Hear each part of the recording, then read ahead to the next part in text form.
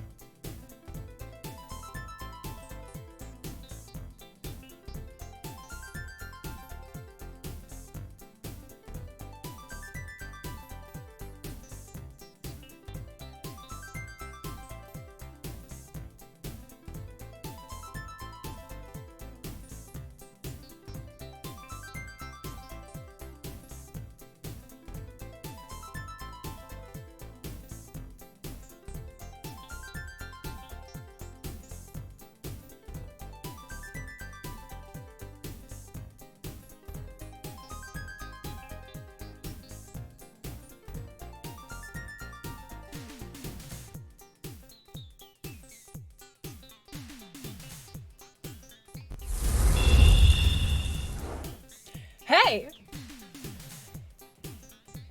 I'm just dancing. How is everybody? I was just dancing to the music. Pardon me. Pardon moi. Hi! How are you doing? Having a big emote. Oh my gosh. Silent one flex dead. I like that one. That's funny. That's funny. Hello! Supersonic, Nathan, Effin Cooer, Mysterio. How is everybody doing? Void Gender. Nathan, thank you for resubscribing. Welcome back to the fold. Hopefully you've been a happy busy and not a unhappy busy. I need to hang on. My voice is echoing. I need to close my door. Oh, I wasn't closing the door on you though, Pumpkin. I still love you, Pumpkin. I love you. Okay. Sorry. Sorry, I closed the door as Pumpkin was staring into my eyes and I was like, no. Anyways, it's been a busy month. Where's Zek Frost? I'm pretty sure they're around somewhere. Oh, right there. There's Zek. There's Zek. I'm so excited that it is Thursday. Thursday is my last day of the week, and I'm so excited. Yeah, don't shut Pumpkin out indeed. Man, Zach's just a celebrity, and I don't even know how. I mean, I get why, I just don't know how. Pumpkin! Pumpkin! I got a, oh, I didn't do the sleeve. That's fine. I got a little steamer for ironing my clothes because I have never done that before, so. Hey! Hey, Barking Mad! Thank you for resubscribing. Welcome back to the fold. I'm doing really well because it is Thursday. Because it's the end of the week, I'm feeling great about it being the end of the week. I'm tired. There's been a lot of Final Fantasy VIII for me recently. There's been a lot that I'm figuring out things that I just finished doing the Mist Minutes podcast with Sierra Mist earlier today, and that was really fun. That was like a highlight of my day. I was so excited to be on Sierra's podcast, and they're an incredible interviewer. So I suggest here, let me shout them out for you. Definitely go follow and check out the podcast is going to be up sometime this weekend. I'll let you guys know when it is.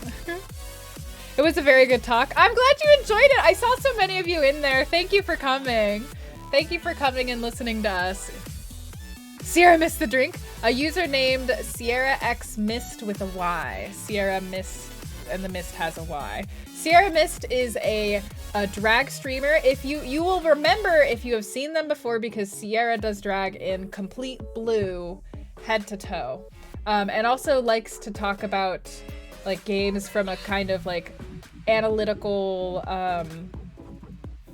kind of like an academic lens. Like likes to use their academic background to analyze games. So I'm a big fan, and yeah, I shout out because I bet y'all would like it. Don't worry, Lapis. The VOD is up, and it will also be available for consumption over the weekend in podcast form.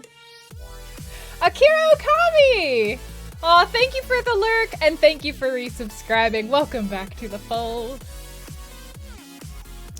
You could probably, can you scroll up? Sure. Sure. I'll shout out again. Oop. Oop, there you go. There you go. But yeah, so that happened. I believe that was aside from the Patreon video, that is the last thing I have slated for this month of January. And that's a relief. That's a relief. There was a lot to do. Yeah, they are streaming right now. The podcast was the beginning of their stream, and now they're streaming The Sims. Must feel great? Yeah. It's nice. I already have a bunch of stuff slated for February, but it's nice to...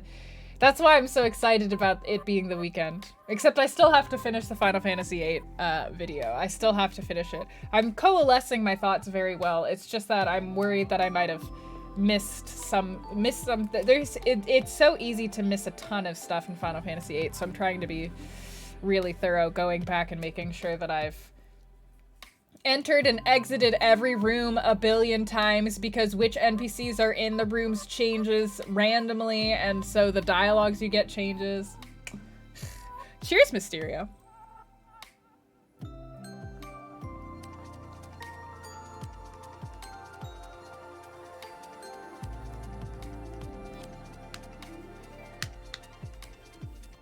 You got some mail? Oh, it's late birthday presents. That's fun.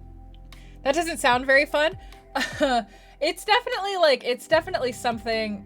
It's gonna play into my larger theory about like where they were. It's gonna play into my larger theory about Final Fantasy VIII and like the video as a whole and what we're gonna talk about in it. It's definitely gonna very heavily play into that. But you want to redeem it, but you really am? Hello, Nathan Coupal. Thank you for the coupon redeem. When we first start playing Final Fantasy IX today, I think we're going to be grinding for a little bit. And Dawn, we're gonna have some like side quest kind of things to do today, Cupo. Hello, Dawn. Oh, that's such a thoughtful gift, Lapis. Your friend, oh my gosh, your friend. Your friend crushed it with that gift. That's incredible. Change the lights to whatever Supersonic wants. Well, Supersonic, what color you feeling for the background lights?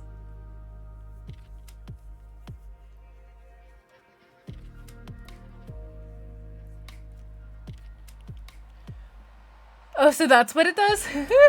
That is what it does.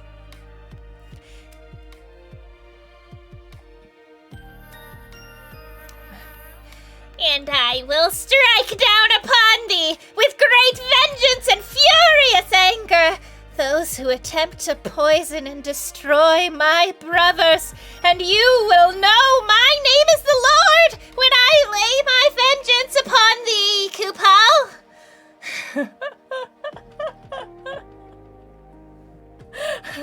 Did it work? Did it work? I'm very invested in this evil Moogle character that you guys keep having me play. Yeah, Warmonger Moogle. I'm very invested in it. I like it.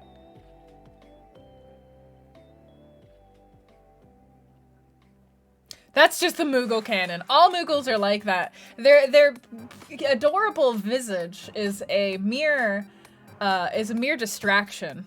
Samuel L. Jackson couldn't have said it better. Well, all right. I feel satisfied with myself. What have you guys? Do you guys have any like good? We're not doing our good things, but I'm just curious. Do you guys have any like cool things that you're excited about? Orange color. All right, let's get the orange going. I'm very excited about this weekend. I'm excited to get my to finish setting up my room because I haven't yet. There you go, orange. It's nice, bright, and orange. Plumbing accomplished today. Well, thank you, Mysterio. Along with the picture, you got a new gaming chair. Oh, it's quite comfy. Which gaming chair did you get? Oh yeah, Zach got a promotion yesterday. Congratulations again, Zach. So much cool things are happening.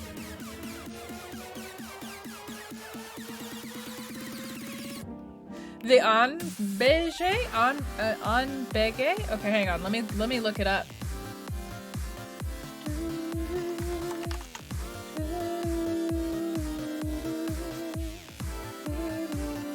Oh, I've seen this one before. Actually, you know what? I don't know if I've definitely seen this one specifically. I remember that logo. Got it. I'm glad it's super comfy. To put up your LED strip lights like a TikTok teen, right? Everybody has the same LED lights. Not that I can talk. Although none of these are LED lights. They're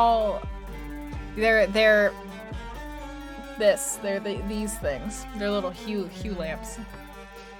The medium released today, and you're hyped to play it later. That's exciting.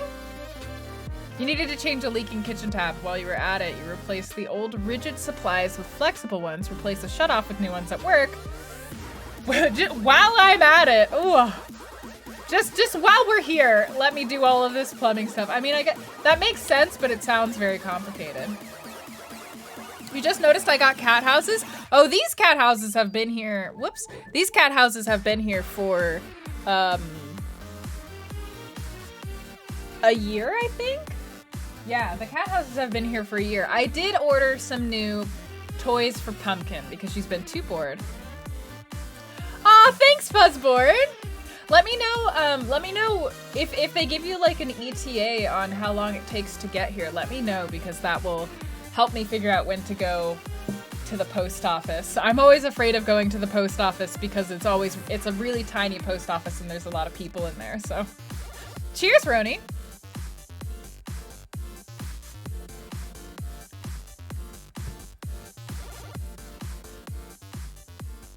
Oh, that's very annoying, but Nathan, my goal would be I would just block that you don't need to talk to them. They're not getting it. You don't need to talk to them. Oh, that's so exciting! I hope the next week goes by quickly for you then, Dawn. That's what the block button is for. All right, thank you. You did it the lazy way. Oh, don't apologize, Supersonic. You can leave whenever you want. My stream is a show that you can tune into whenever you would like. You are not, you do not need to apologize for whether you want, for whether you are here or not. But yes, I'm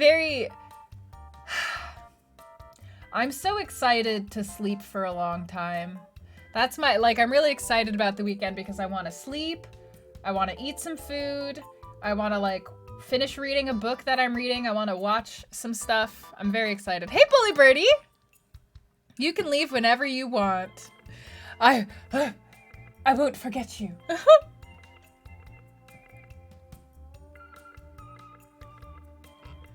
My hair looks really nice. Ah, thanks. It's cause I did it. I washed my hair and I did it all especially so I could be on Missed Minutes. It's because I was gonna be on Sierra's podcast, so I knew I needed to look good.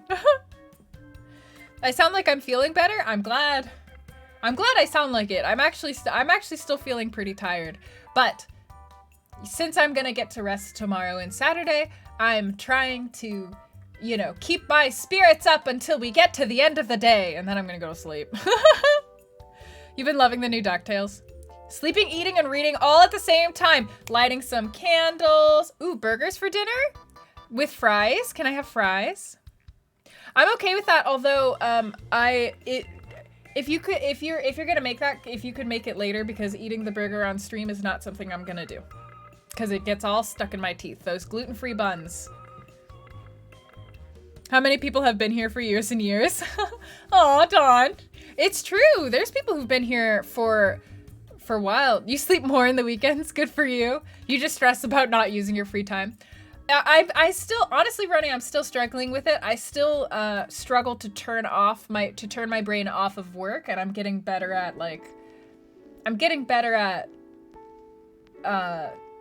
disassociating my resting time from my working time, and like just taking a step back from the idea that I need to be using 100% of my time 100% effectively. You know what I mean? You are a new. Well, I don't know how many. Let me see. I think I can check how long everybody's been following. You're not that new, Chase. Yeah, it's. What? Sorry, I'm like clicking on people. I'm checking how long people have been following. Wow, yeah. Yeah. For almost a year and a half, 14 months. Yeah. I feel like a year's a long time. Been a minute, right? I wonder, Voidgender, if it'll show you the... Voidgender, I think it shows... Well, actually, no, I can't remember. I thought Voidgender, I think it might show only when your name changed. I can't tell. I guess, yeah, we have follow age. We have follow age to show people. Stream Elements and Nightbot fighting. Weekends is when you really struggle with that. Yeah, I fully get it. That's why I'm going in on like, no, this is my weekend. I'm not gonna work. I'm gonna turn off all the work things. I'm not gonna answer emails. That's my whole situation. It does get a little stressful though, because people, like, I won't respond for 2 days and then people will be like, hey, could you please respond to my email? And I'm like, I was taking my weekend. I'm sorry. Like, I'm not being irresponsible. I just don't want to answer work emails on the weekend, you know? It's one of those things. I need to get better at communicating to people, like, I will not respond between these days kind of situation. Watching Steins Gate on the archives was wild in that respect. Didn't expect to recognize so many names, right? While I was going through all the archive videos, yeah, I was like, wow, look at all the names. You've only been following for a week. Autoresponder? Yes, yeah. I just need to set that up. You're right. I should just, hey Siri, remind me to set up autoresponder for my work emails. Hey Siri, remind me to make an egg appreciation command. There we go. There we go. Let's see what we got. 1 year, 4 months, almost a year and a half. Dawn, also almost a year and a half. Dawn, very close. Egg, yes. Egg. It's been, yeah, we have people who are, like, there's a lot of new people who've been around as well, but then also a lot of people who've been here for quite some time. Fold Vet's up in here. We still have some people who've been following for years. Zek, you're the Fold Vet, following since 2017 here. We've got, there'll be time for you all to become Fold Vets in the future. There will be time. 3 years, 9 months, and I mean, that's close to like when my stream anniversary is at that point. Like, we haven't actually been streaming for 4 years yet, but we are getting close. Stream with local indie game makers as a yearly way to promote indie content. Stream what? Like their games?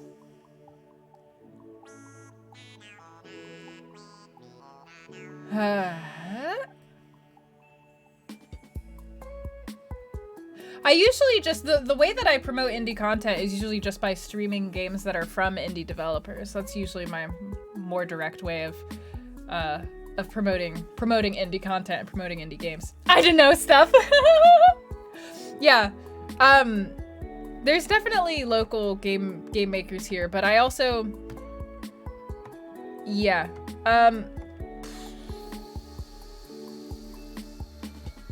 I'm not against it, but I would have to find a way to do that like fits, that doesn't take up too many spoons, is what I'm trying to say. So usually I shy away from stuff that would like involve, first of all, me going to other physical spaces, or people coming to my house, because unless I know somebody, I don't want to let them into my house, and then me going out to other areas can be really tiring. It's fine. We don't need to get into this conversation, but like, it's not a bad idea. But and I do things with indie game studios and indie devs, like Waking Oni, by the way, who is a game dev and somebody that I've worked with before, and like I publicize a lot of Road City game stuff, and you know, I do my thing for indies. I'm not sure that necessarily. Yeah, it would depend on the person, is what I'm saying. You love that egg. It feels like so much longer. Well, that's 2020 for you. That's 2020 for you, for sure. It feels like a long time. Yeah. And it's a... Oh, no, don't worry about that. That would not get the numbers up. No offense. I'm not... Indie game content does not pull in as many viewers as more well-known content, generally speaking. And like interviewing people also doesn't necessarily tend to do that well on Twitch specifically, unless you're interviewing somebody who's like way bigger than you. But it's okay. We're good numbers wise. We're doing really good. That goes into like this whole conversation about how growth works on Twitch, and that's a much longer conversation, but the long and short of it is Twitch makes discoverability extremely hard. But we're doing perfectly fine on that front. Nah, it was 12 months. Fortnite with me.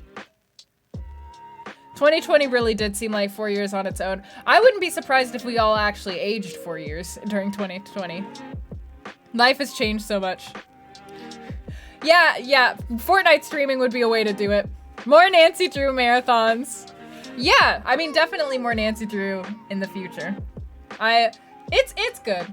I'll ask for suggestions when I and I like to hear them, but I'll ask for suggestions when I want them. I'm not a streamer who focuses on getting numbers up. I don't like approaching my streams from a numbers-oriented perspective.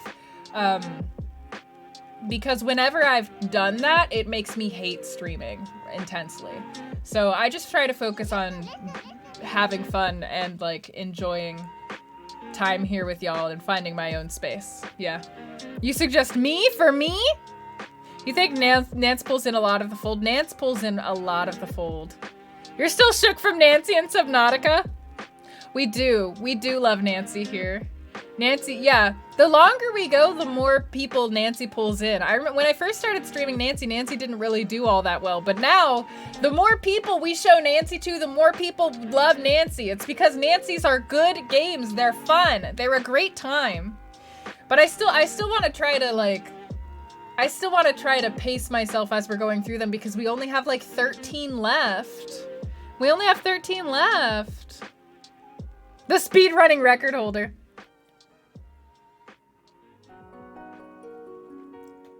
Without Nancy, we would fall apart. Am I Nancy? Me too. I missed out on Nancy as well. Nancy is always both fun and chill. You usually put on the Nancy VODs to fall asleep to. Oh, Daxmore, thank you for resubscribing. Welcome back to the fold. That makes complete sense to me. Nancy Drew games are like very interesting, but also very chill, and like wild stuff happens during them.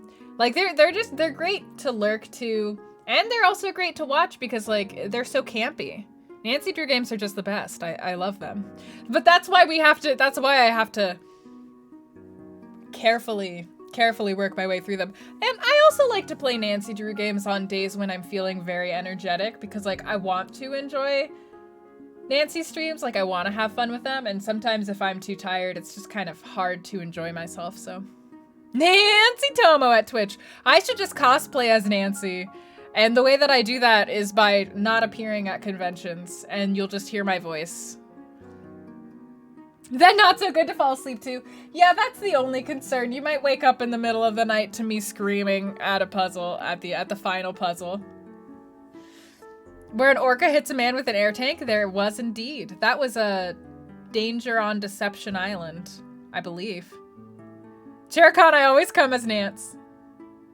Nancy emote, yes. See, this is what I'm saying. This is why we gotta get partnered. That's why 2021 is gonna be our year. We're gonna get partnered and we're gonna get the emotes. All right?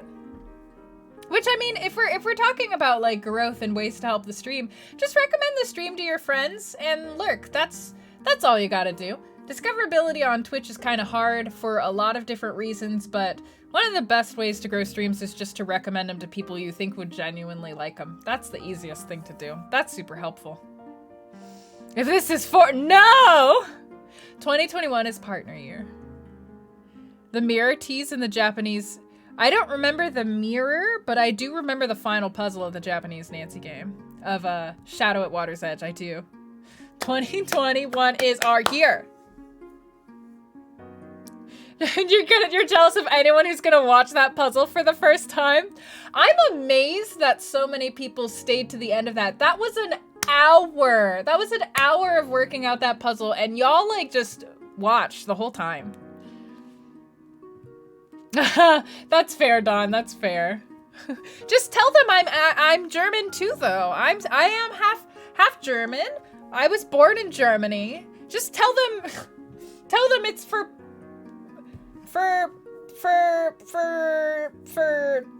I'm just like struggling to justify. It's for their own good. It's for the good of Germany. Why would you do that, Chase? That's so rude. We do not need your negative vibes. Do it for the book. Yeah, Evo just got so many good emotes. Evolicious. Drag streamer Rainbow Arcade, very fun. If you will remember, Evo is the one who has the transformation sequence as one of their alerts, but just got partnered and got a bunch of cool emotes out there. It's very exciting. Yeah, Evo's great. So there's so many great Rainbow Arcade streamers out there. Yes.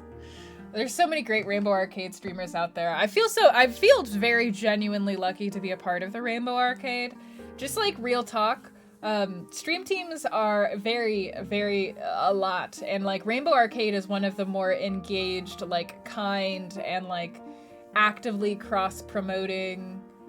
Like everybody I've talked to has been pretty great spaces. Yeah, I'm so happy that I joined the Rainbow Arcade because they're all fantastic. Yeah, exactly, Lapis. So if you're ever looking for more good content and representation, Rainbow Arcade is where you go. It's where you go. Sure seems like it from the outside and from the inside. And from the inside. Let's see, how long are we? Oh, okay, cool. We can start playing the video game today. Whoa. Oh, okay, sorry. All right, sorry. Twitch did a thing, and it's fine. It's fine. The stream is fine. Hey, Blackguard, how are you? Just in time. I waited just for you. Then again, we're not necessarily going to be diving into a story right away, so there won't be too much to miss. But maybe that's not what I should be saying.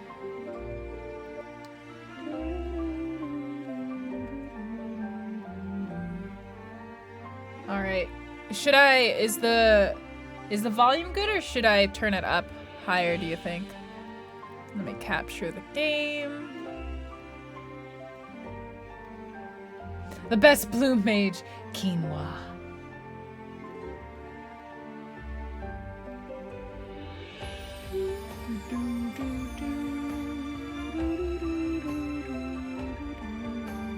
All right, there we go. And transition. I think it might be playing in a different... Turn it up, Cupal. Okay, let's see.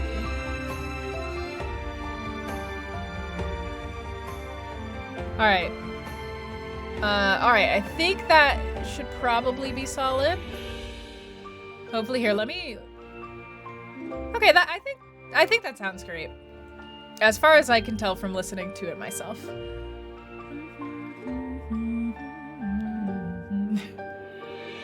I'm so bad at that! I do that all the time, Dawn.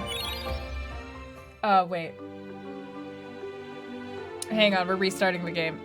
I clicked the continue button instead of clicking the proper button that I should have clicked, which was the load game button. The continue button is so misleading in Final Fantasy IX. It's so misleading in Final Fantasy IX.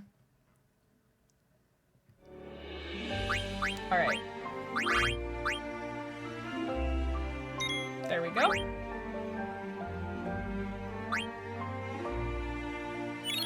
Not much. You missed me anti-hyping things. All right, so this is where we were at, and we were grinding. But before we continue grinding, I actually have a different idea for what we should do right now.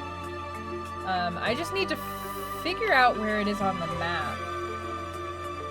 There's Coos Marsh, Clara, Grismaluxgato, North Gate, Dali, Prince Dali, fabulous he.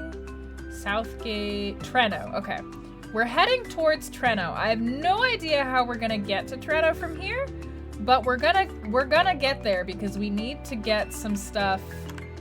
We need to get some stuff from the auction. We need to get some stuff that's become available at the auction. So that's what we're doing. We've got some more grinding to do. It's because I've been playing Final Fantasy VIII again, and like I'm back in the beginning of the game of Final Fantasy VIII, so I've just been grinding in Final Fantasy VIII, and it's making me like, cool, let's just clean up some loose ends here. Let's go to Treno, get some objects. Kina was underutilized for sure. I know that this is to... Oh, Lindblom Harbor. How do I... Maybe this is the best way. Yeah, I feel like they should have used quinoa much more effectively. Chippy boy, thank you for following. Enjoy your apprenticeship here. We out here getting to work. We out here gonna go buy some expensive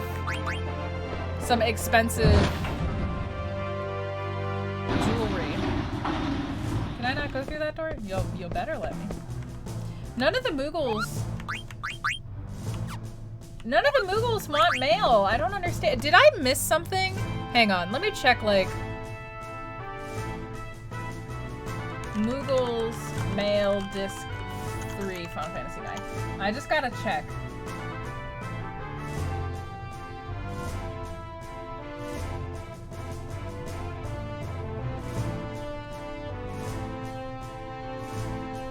Okay, this is not helpful.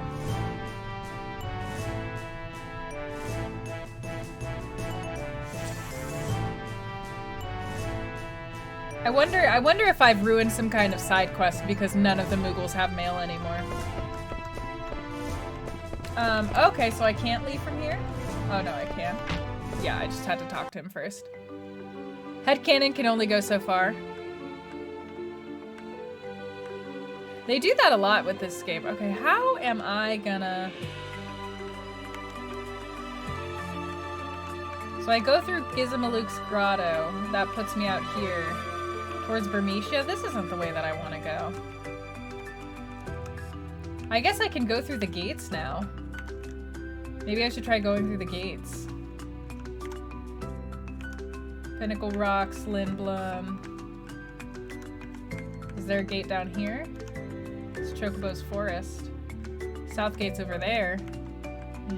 Oh, sorry, Firthin, I don't actually have a command for it, but the mods that we're using are the Moguri mod and the alternate fantasy mod. They're both in, they're both just in the title of the stream. That's the title of them. I put the title of the mods in the stream every— oh my god, Ziggy's dead. Oh right, I remember. I remember why.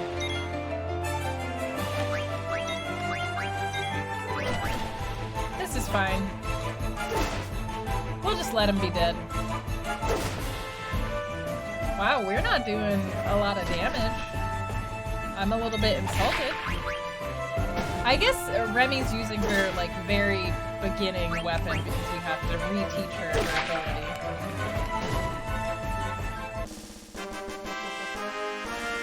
That's fair, Lapis. Most people don't look at stream titles, I have learned. I've learned over time. A good little bit of a twist on the original. Yeah, so like the Moguri mod is the one that makes everything look really gorgeous and replaces the soundtrack with this orchestral music that we're hearing right now. Alternate Fantasy is supposed to provide some like gameplay balancing tweaks with how the battles work and how some of the skills work. I haven't seen much of an impact from it aside from making stealing way easier. But I'm also very over-leveled, so I think that might be why I'm not noticing.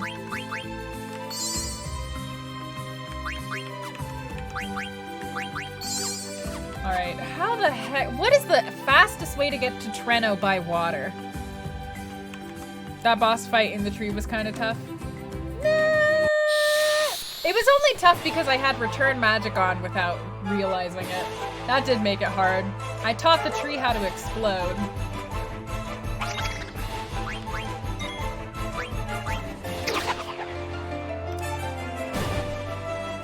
Definitely easier to speedrun if you can steal easier. What it does for stealing is it makes it so that the maximum amount of times that the game will allow you to steal before giving you all of the objects is 10. So within 10 turns, you're gonna have guaranteed all of the things you could possibly steal from somebody. Probably in less than 10 turns, but like max, it'll only take 10 turns, which is nice. I don't have like a walking map for how to get to Treno.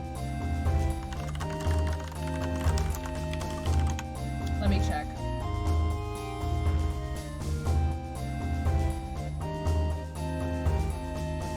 Oh, can I?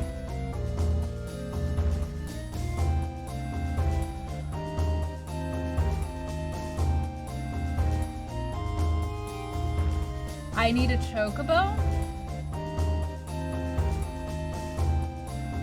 Okay, I guess we can't go to Treno because I don't have a Chocobo. It seems like that is going to be the situation. So that's fine. I don't want to go do the Chocobo side quest, to be honest with you. Chocobos are great, but I don't know, for some reason most Chocobo side quests in Final Fantasy games haven't really gotten me. They just haven't really interested me that much.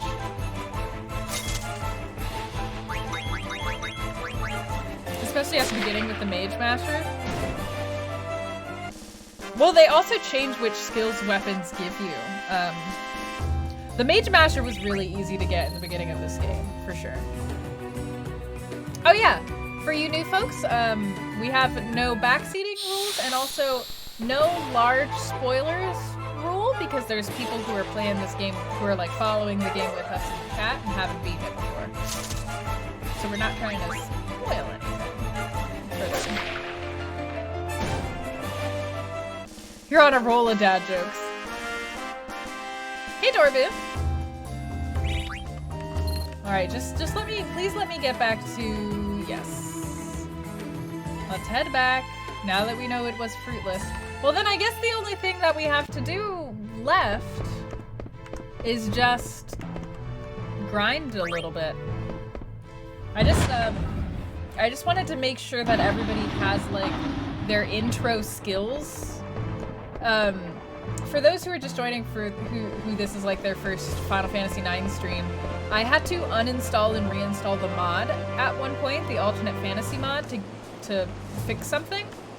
And any of the altered abilities, it made the characters unlearn them. So there's a lot of just beginner level equipment stuff that they don't know anymore, but that would be useful for them to have.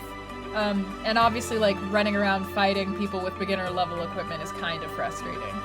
So, thankfully, we have the level 5 death blue mage learned, so we're just gonna go farm some,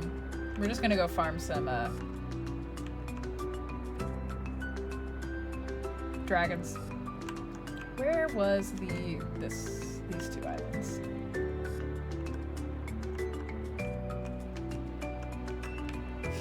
And enjoy the fries. All right. Thankfully, like, this batch of people that we're working with are pretty close to done. You'll be here all stream. It has much more game to it with full tangible rewards. What do you mean, coffee painting? I don't think I've ever progressed past the very beginning of the quest.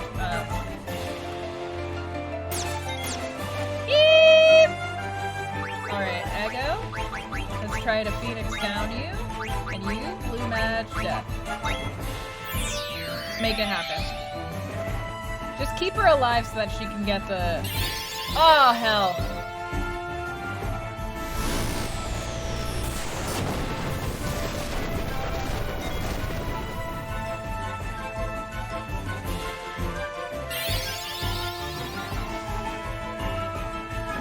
Well, at least Remy and Quinoa, the two people who need the least amount of AP.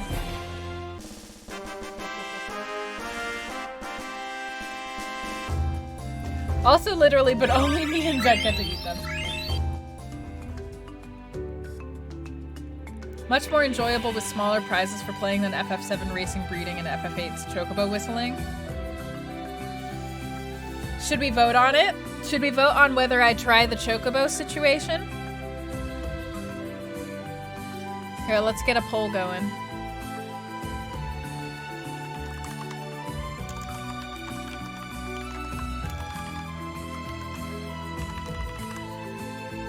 All right, good luck. It is up to you. Let me revive my... Oops. Not you, because tents don't revive people. Let me get everybody back to life.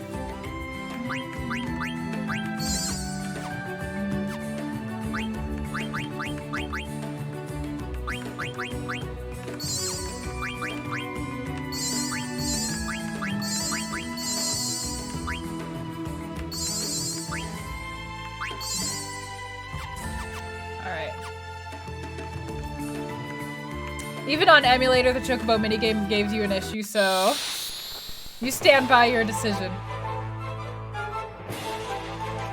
Whoa! That is a heavily leaning poll.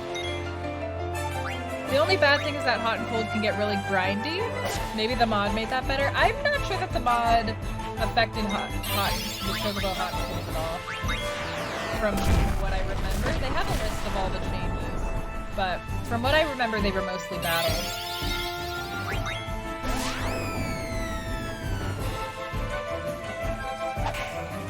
Freya can't attack because Freya's lance is imbued with ice.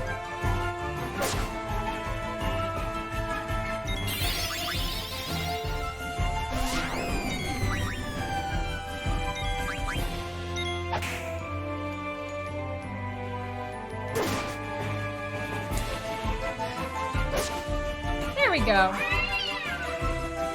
It's a very one-sided poll, a very lopsided poll. Yeah, Alternate Fantasy also adds cut content back into the game.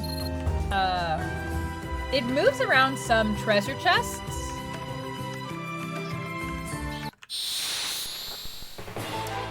That's what I remember. Yeah! Oh, yes, Keema, get there first, please. Alright, we good. Get in there! Get in there! Get in there! Eat that dragon! Eat that dragon!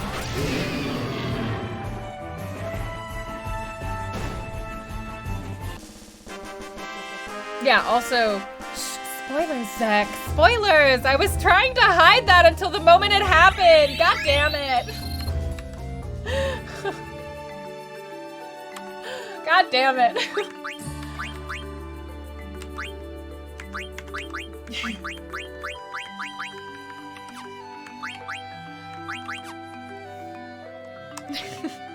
This is the second time Zek's done that. What? Well, good try. Good try. All right, Chocobos has definitely won out with 80% of the vote. 13 people wanted us to try the Chocobos, so we shall try the Chocobos today. Remove the appreciate Zek command. Unappreciate Zek today. It's time to unappreciate Zek. Yeah, I also have better Twitch TV and it also prevents that, yeah. Okay, I think... as soon as Freya learns Dragon Killer... But I still need to, like, move these people out of the way and get... I need to move these people out of the way and I need to get, like, Dagger and everybody back in here. As well. An appreciation post!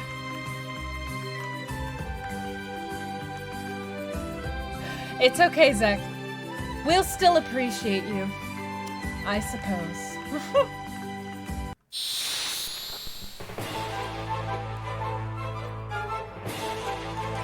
Good.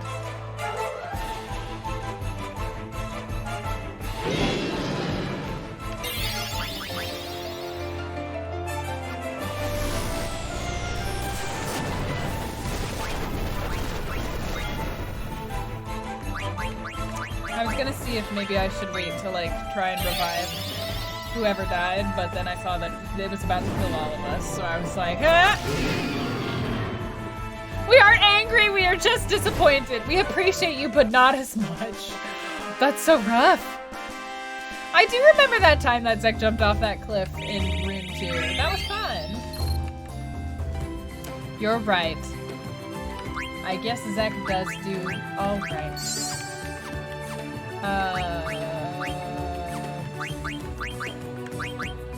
Grinding this is just gonna use up all my ethers, and I don't have a way to buy more ethers. In this game as of yet.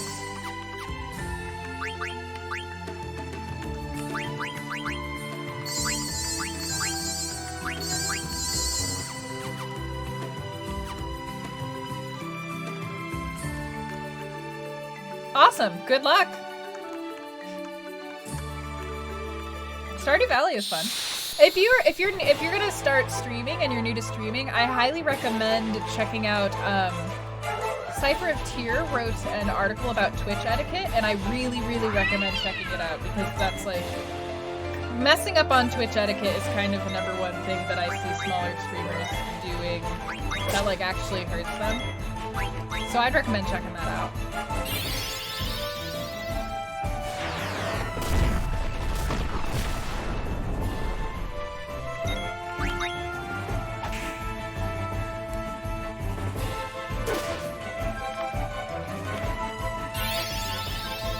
I can link you the article if you'd like it.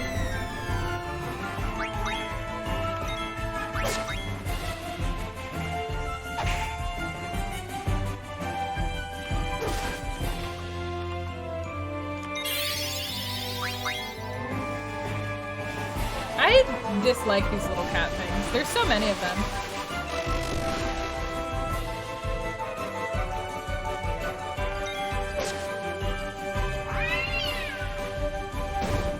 There we go. I think if you think you'd like it, definitely give it a try. My recommendation would be not to invest too much money into streaming before you've actually tried it, because you want to make sure that you enjoy it before you invest a lot of money into like buying new setups and stuff like that. Because streaming can get really expensive, and I've seen a lot of people buy like hundreds of dollars worth of equipment only to realize that they don't like it within like a month. So I would recommend just trying without spending the money.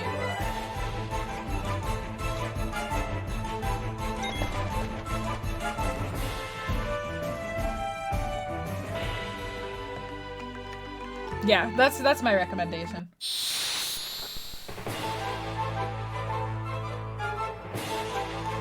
He don't like it. He don't want to be there anymore. That's why he running. Okay. She alive? Ah! Ah! Okay, well this is not what I wanted. Okay.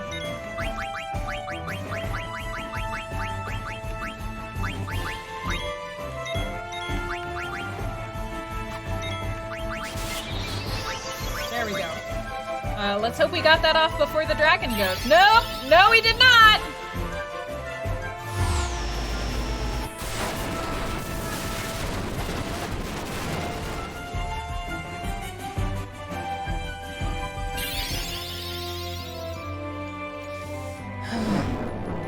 I'm just... Oh.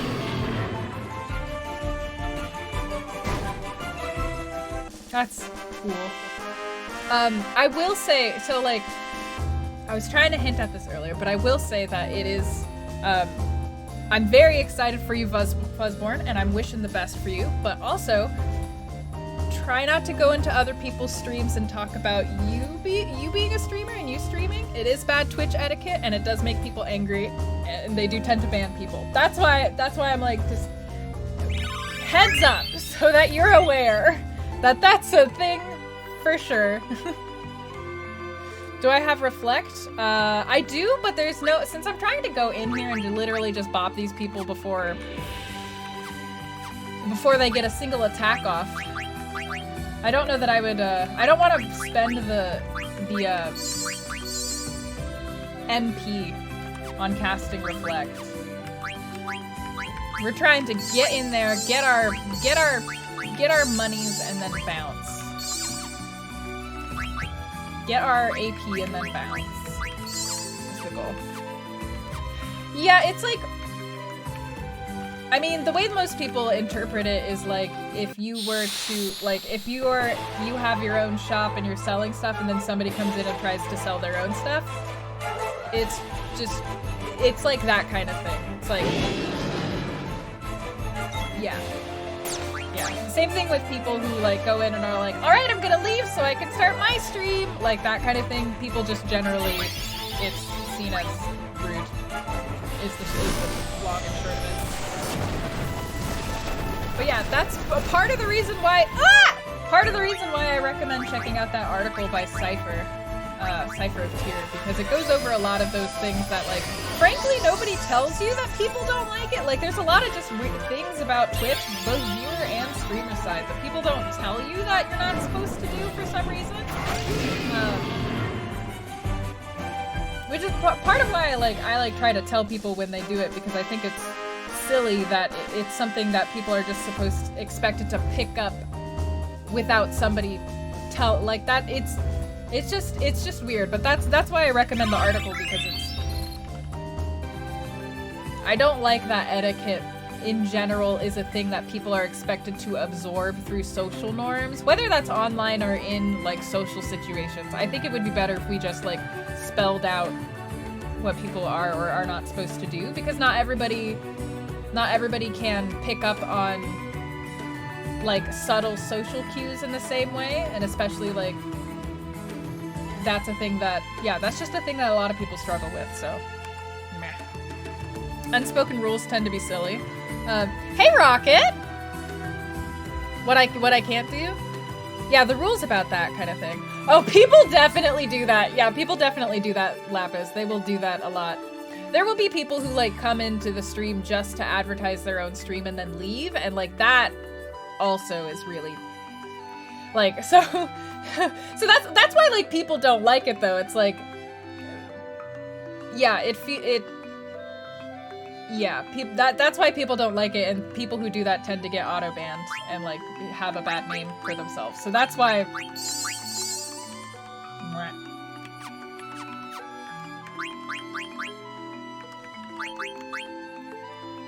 you've seen chats where there's no moderation and it's a nightmare. I mean, that's definitely true. Your content is the only sales pitch you need. Exactly, Fuzzborn, exactly. And there's and I see why like some people do stuff like that because like I said at the beginning of the stream, discoverability on Twitch is really poor. Twitch is one of those platforms where like the more numbers you have, the more numbers you'll gain. And so it's like a snowball, but that means that small streamers in the very beginning, like the algorithm doesn't recommend you. You need to like network on your own and find your group of people who can like help you out. And just the beginning of Twitch is really hard. So I understand why people then like, there are certain people who are like, well, I really want to get big and I really want to grow, and they'll start doing things towards growing. But generally speaking, like, I think if it feels like you're contributing something of value while you're trying to pitch yourself, then I think people will be fine with it. Like, if you're streaming with somebody and they're comfortable, and you ask and they're comfortable with you, like, advertising your stream at the end, or they shout you out, that's fine. But a lot of new people try to come in and just try to take without necessarily giving back to the community. Like coming in and being like, come to my stream, I'm streaming now, like that kind of thing. And that's why people don't like it. Streaming is really like, in order to gain growth, it's collaborative with other streamers, really. Or you need to bring in an audience in from outside, because in the beginning, Twitch doesn't really help you, is what I'm talking about. FF9 is one of the best. Oh yeah, bots. Bots happen all the time, but they do happen a lot when you're small. Yeah, exactly, Lance. What rule was I talking about when I came in? Something you couldn't do and didn't know you couldn't. Oh, yeah, I was talking about. Oh, wait, hang on. Did somebody answer already?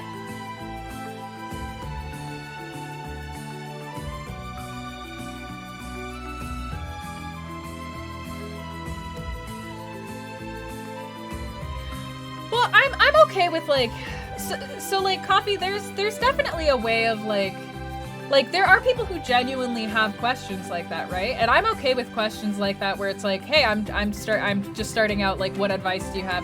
I'm okay with stuff like that. But then you're right, Coffee, there are people who will abuse that.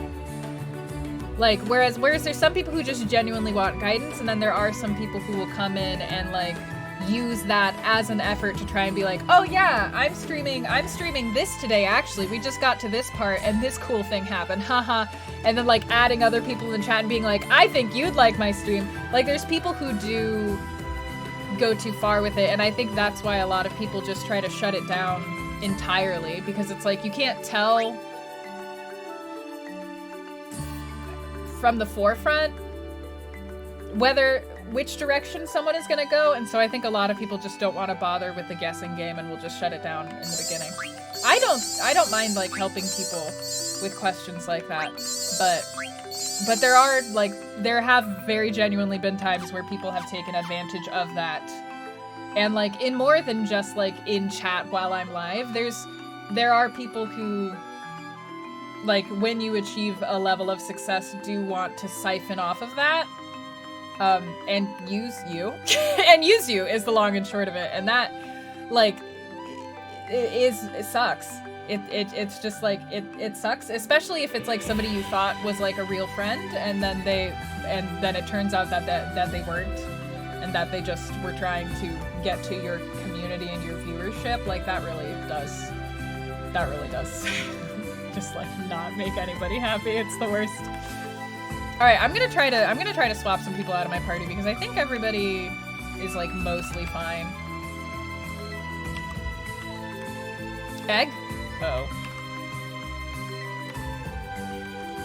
Networking is important. Do you think it's about showing content that people can relate to without knowing you're relating to them? I feel like I get what you're saying by that, Fuzzborn, yeah. I mean, in truth, like, when you start streaming, you're just gonna be putting out, like, your vibe and your own unique thing to the world, and then you'll attract people who enjoy whatever, like, vibe you're putting out into the world and who want more of that, and those will be the people who become your audience. So, like, it's not even necessarily about relating to people without them realizing that you're relating to them. It's just about finding people who enjoy your vibe, I think. And that's why, like, streamer communities tend to be a reflection of who the streamer is. So like, generally speaking, as I've noticed, if you have nice streamers, then their chats are nice too, you know? And if you have a streamer who, like, maybe doesn't care about being inclusive and stuff like that, their chats can be pretty hostile. So, you know. Join your OnlyFans. You often help newer streamers by giving tips and help set up. You give a list of good cheap tools and gear. Yeah, exactly. It can often be innocent, but even so, if you walked into a store, please tell me things so I can be your competition, it would be a little rude. It would be, yeah. Yeah, that's fair. I think everybody will have a different tolerance for it, for sure. Hang on, I'm gonna take all their equipment off before I get rid of them. I'm gonna get rid of Ego. And then I'm gonna get rid of Remy, but I can't get rid of Kina because Kina's the one who is currently killing the dragons for us. So I don't know. I know Razor has a lot to learn. I know we haven't seen Bucket in a billion years. Let's start with them and see. What are you doing? Can you talk yet? No? Alright. Cool. Maybe the trip will be good for the princess. Yeah, maybe. If someone else's content creator we might think will be like, if someone else's content, do you mean like if somebody's already in chat, or do you mean like if you just like want to recommend them? Blackguard. There are better places to gain that knowledge than a live stream. That's also fair, yeah. That's also fair. There's lots of videos like on YouTube and stuff. Not every streamer is in competition with one another. I mean, but we're talking in the context of like coming into somebody who is already live streaming and then talking about your stream in there. That would be interpreted by like most streamers on Twitch as like rude and like trying to undermine your stream. So I think that what Chase says in the context of like in a live stream makes sense. Aw, thanks, Fuzzboard. You find yourself looking at newer streamers on retro, like, output settings? Yeah, figuring out OBS at first is a little rough. Oh, we can teach her Berserk. That'll be fun. You tend to think it's fine to mention people I've rated. Oh yeah, people that I've rated before are fine. I think like, so actually, no, wait, this is an area where I can provide some experience because I've, like, listened to other streamers talk about, like, how they wish their chats would handle things, so I can talk about it now. We don't, I've never really run into this problem with us, so it just has never occurred to me that it is a thing. But I have seen, like, when it comes to recommending other streamers and, like, when to do that, generally, from what I can tell, streamers like to be recommended other streamers off-stream, or when they ask. And, like, generally not otherwise, unless, like, you know that, like, you know, like, you guys know a lot of streamers that I like, that I'm very comfortable with shouting out whenever they come in here because I love them and their content.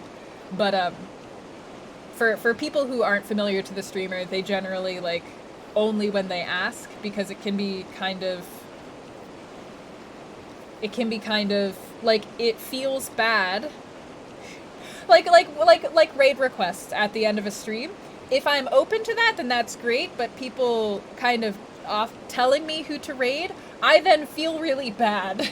Because I'm like, oh, I wanted to raid this other person, and, like, now I feel bad because there's like, the person you recommended is probably really cool and probably deserves a raid too and has, like, not enough numbers, but I was gonna go do this, and now I'm picking between these two people, and I feel like an asshole.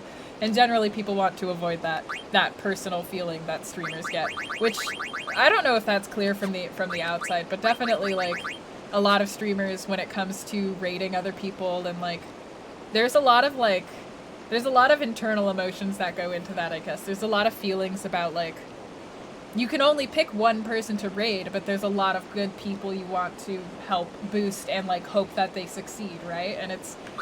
And oftentimes streamers are already picking between their friends. And it's like Thank you, Coffee. Thank you for linking the article. A preferred party build, party member, FF class in general. I like Berserkers. As far as classes go, I like Berserkers. As far as party builds, though, I wouldn't say that I have a definite one.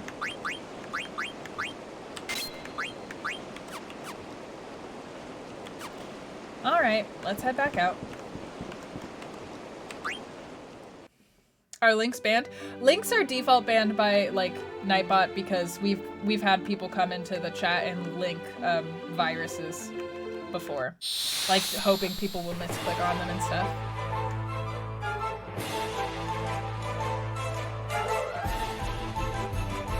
It's okay to recommend a stream if the streamer brings it up first in conversation. Yeah, that's a solid way of thinking about it. We're just leaving. We're leaving. It's gotten you to leave many streams. I'm sorry, Lapis. I'm sorry. The mod appreciation. Hey, Thundertaker. You had some people who needed some etiquette lessons. Yeah, and like I get like the whole frustration about online etiquette really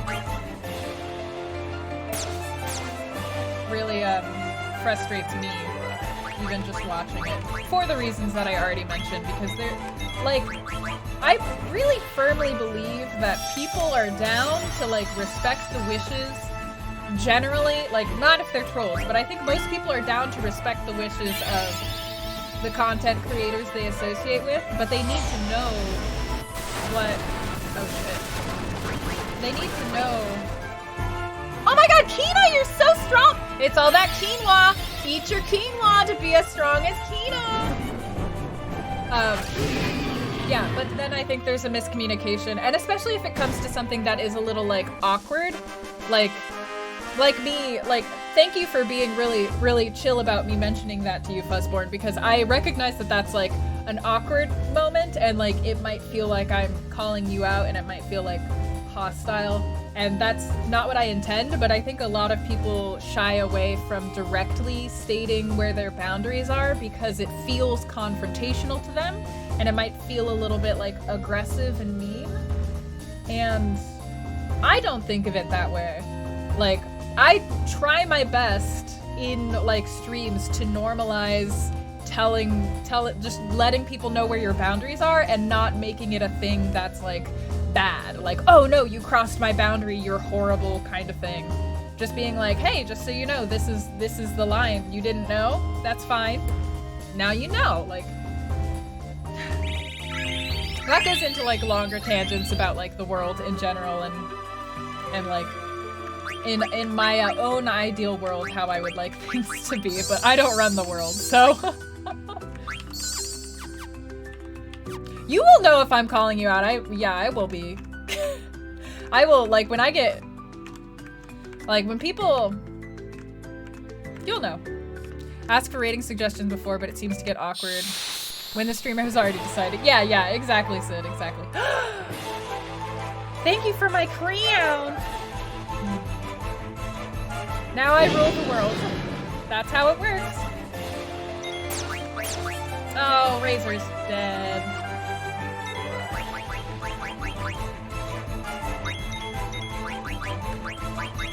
I don't think he got that in time. I think the dragon's gonna go another round. Kupo? Fuck you, Kupo! Fuck this dragon and its fucking Thunderghost! Is Quinoa gonna survive again? Eat your quinoa! This is a recommendation. Kupo? Kupo? How long will I have to talk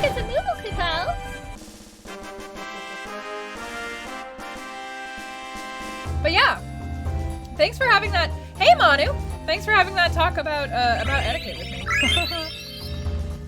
It's fun. There's lots of things that I also had to learn as a streamer by doing it and then having people tell me not to do it. And I was like, wow, I wish I would have known not to do it before this. Now I'm suffering.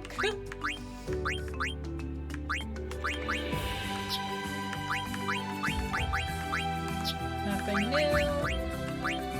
We get anything new from you off of these running shoes? No, nothing. Nothing new. Okay. The forward conversations are the best. Hey, Flu! What's your good news? Oh boy, Sid! Thank you for subscribing. Welcome to the fold. You can come join us in the Discord if you want. Your sub will give you access, lifetime access to the Discord.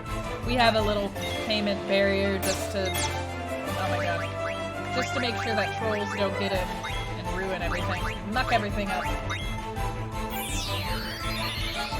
Yay, Blue! Oh my god, I'm so excited for you to eat, to eat food. Hell yeah, congratulations! When are you going shopping? Shopping for food. Potentially the best kind of shopping.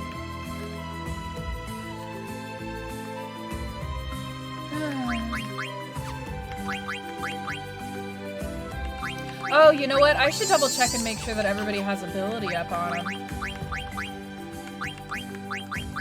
MP plus 20, level up and ability up. Good job, Dagger. What about you, Bucket? You don't even have ability up right now. Great. Be like Kina and eat. You're about to leave for a week? Oh, well. Oh. Enjoy whatever trip you're going on. That sounds fun.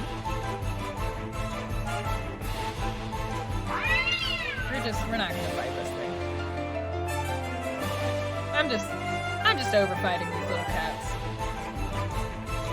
Is this the fastest way to grind AP, or do you guys think there's a better way to grind AP? Staying with your partner for a week? Okay, awesome. Having basically a staycation. Wow, we're really struggling, aren't we, here?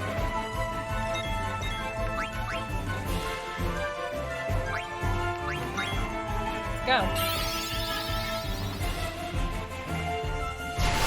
Final Fantasy IX is the best, Kupo! That was for the second Koopa redemption.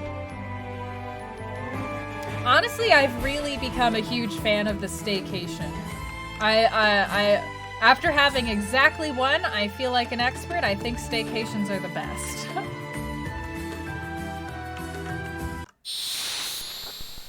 I will say that, like, having this crown on my head basically makes me feel like I'm, like, balancing a book on my head for good posture. Which, by the way, did people ever actually do that? I haven't found anything that suggests that that happened in real life and not just movies. Is easily the best of your series. Not your fave, but very...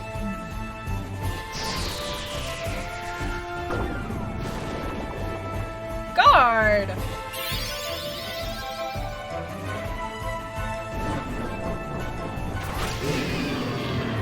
You just called it not go.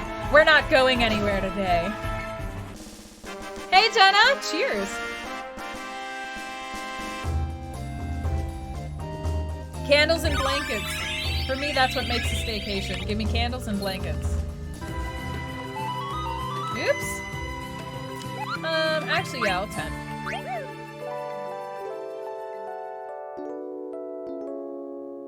Which, speaking of, hang on, speaking of candles, I'm gonna light a candle, and I would like you all to tell me which candle you think I should light. These are the candles that Zach got for me for my birthday. Which, like, man, you guys sent so many great birthday presents to me, by the way. I've just been, like, luxuriating in all of the cool things recently. It's been awesome. Also, I don't think climbing Dan is here, but like the little tiger thing for massaging the tops of my thighs has been awesome. So, the different smells that we have here are baked bread, crazy cat lady, mermaid magic, you're a wizard, unicorn puke, and gimme coffee.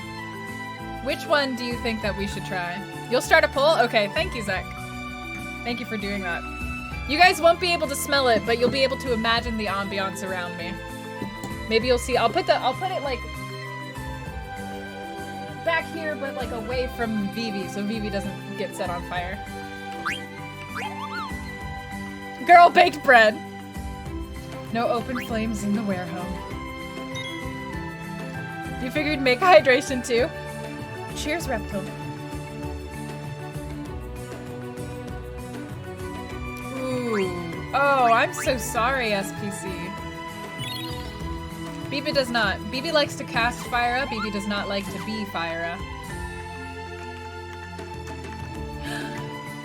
There's the poll.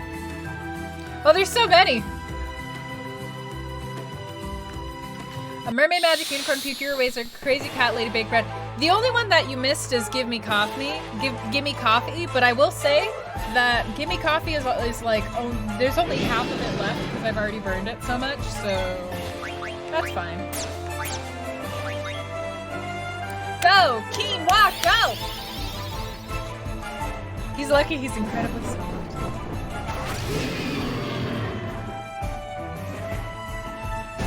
Ooh, there's so many ties right now with the candles.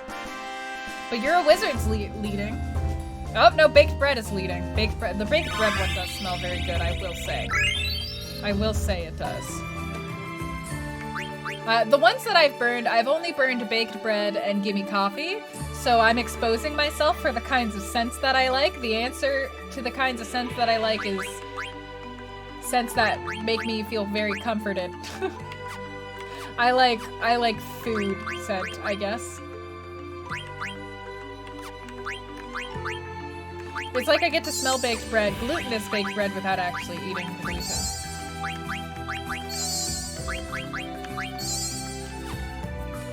Enjoy your lurk, Mysterio. Yeah, you get to smell it too. Make me choose. Not that again.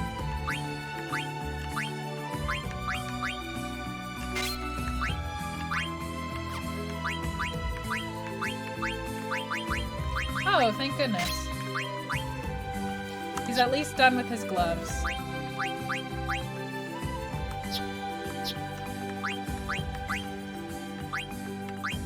Is there really nothing else? I don't...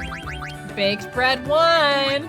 Well, you guys know what that's gonna... Hey! Oh my gosh, Sierra! Hello! A raid, this is fine. A raid, this is fine. Thank you all. Hello, Sierra. Thank you so much for the raid. Welcome in. Everyone, Sierra, I was talking about missed minutes earlier on the stream, and I mentioned Sierra earlier on stream, and now they are here with us. I was on Sierra's podcast earlier today, missed minutes. I'm just sorry, I'm a little bit flustered. So hello, welcome on in, everybody. For those who I guess missed the podcast, my name is Kara. I go by Chertomo online. I'm a narrative designer for video games, and I also am a variety streamer. I play cozy chill games and narrative-based games that I then like to analyze, and I do longer, like, hour-long narrative analysis videos on my Patreon for anybody who's interested in that. But otherwise, hello, welcome on in. We are playing Final Fantasy IX right now. You've caught us in a fairly chill version of a stream. We're just kind of vibing and chatting right now because I'm grinding a lot of stuff. We had a bit of an oopsies with the mod that we were using, and we're trying to correct it. Yeah, but we're just chatting and hanging out right now. Link the Patreon! Thank you, Sierra, and also thank you, Zach, for, yes, reminding me. The best Final Fantasy! You are correct. This is the best Final Fantasy. Oh my goodness. I love what sounds like a music mod. So that is the mod. We're grinding Grand Dragons right now is what's happening. That is the Moguri mod. So as we play this game, you're gonna notice that everything looks gorgeous. It's not because this is the remastered version. It's because of a mod where the person who made the mod went through and hand painted all of the backgrounds to upscale them to like modern resolution.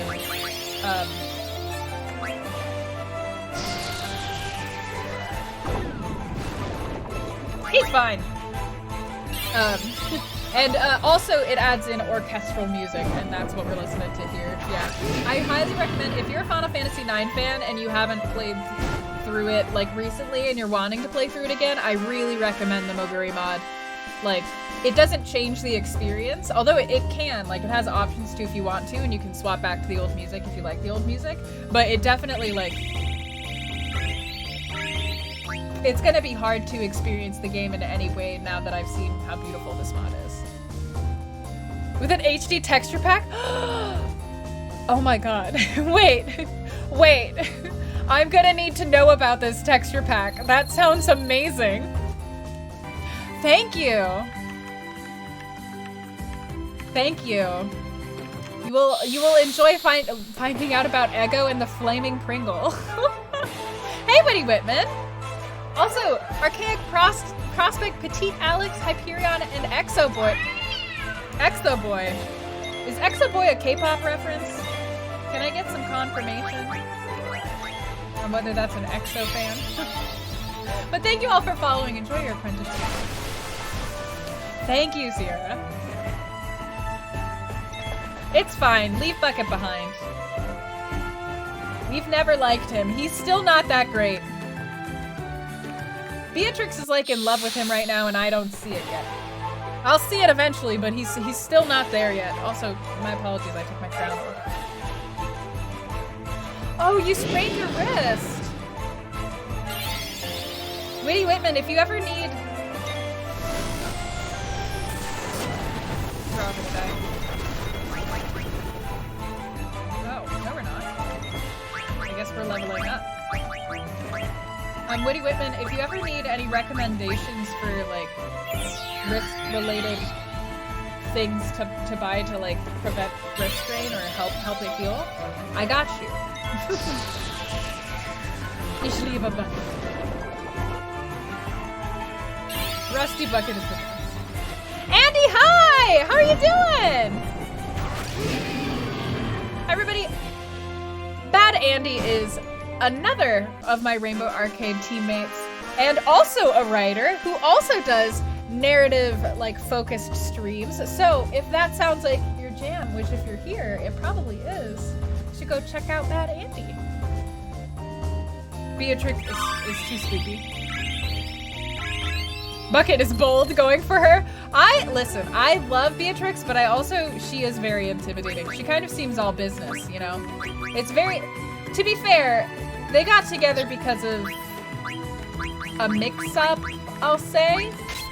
So, it's not necessarily that he got the courage to go after her. Oh my gosh, there's so many Aeons we need to get. It's not necessarily that he got the courage to go after her as much as it is like a Shakespearean level joke. But, I would also be very, very intimidated to hit on Beatrix. She could just run me through. Beatrix is, yeah, too good for anybody in this game, it's correct. Hey, Blasty! The fact that she's intimidating is what makes her appealing. Now, that's very fair. Oh. I'm gonna run out of Phoenix sounds.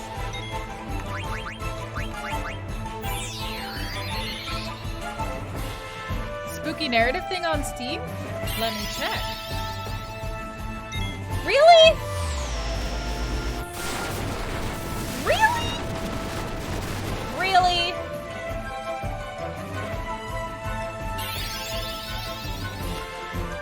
That was was unfair. It was clearly my turn next. But it's just Ziggy. Nobody cares about Ziggy if he's dead. She could just run me through. Here, let me check the thing on Steam. Medium! Discover a dark mystery only a medium can solve. Travel to an abandoned communist resort and use your unique psychic abilities to uncover its deeply disturbing secrets? Dual reality puzzles. And survive encounters with sinister spirits and explore 2 realities at the same time. Interesting! Aw! Aw, Kev! That's such a nice note! Aw, Clone Trooper Kev has just gifted me the game Medium, which I don't think I've taken a look at this before, but it does sound very intriguing. Thank you very much, Kev. I'm gonna have to take a look at this, maybe see if we can stream it sometime. Although if it's spooky, it depends on how spooky it is, whether I'll just like be like, Spooktober. I'm very afraid of spooky games. That's the game, yeah. The one that you're hyped for as well. Interesting. I'm curious. I'm curious about what perspective. Meteor? Meteor. I mean, this dragon's doing enough damage.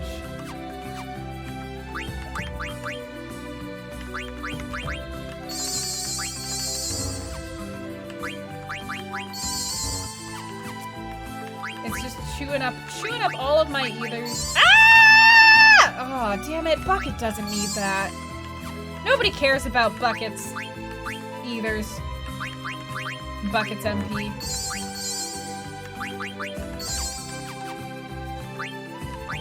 Alright, what were you working on that you just finished? Your locomotion?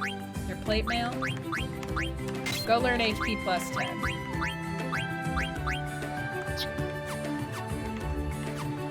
No spiders, so all good. Well, that's fair. There's no spiders in it, that's already a huge plus, in my opinion.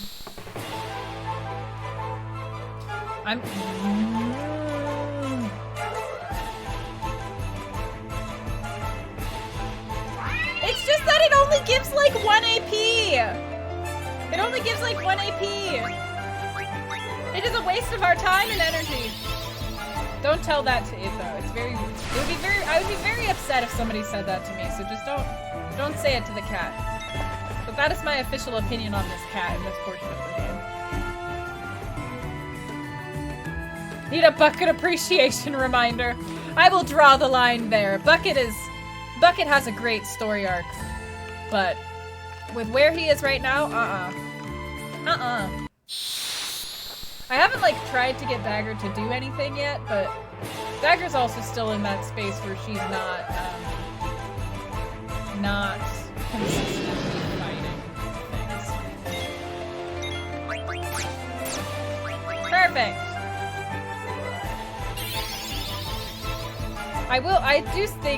I think I gave Bucket too good of a name. His name is too appealing. It makes him seem so friendly and cute. That's why they gave him the name Steiner to begin with. Oh, good job learning how to reflect. Alright, so if I were to start this Chocobo quest, where would I need to go? Also, I totally forgot. I got distracted by the raid, but we had just won. You had just requested me to light the baked bread candle. So,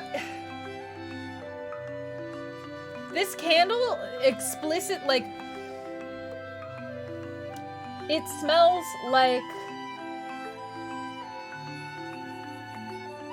this candle smells like slightly stale crumbs that came off of a deeply buttered biscuit.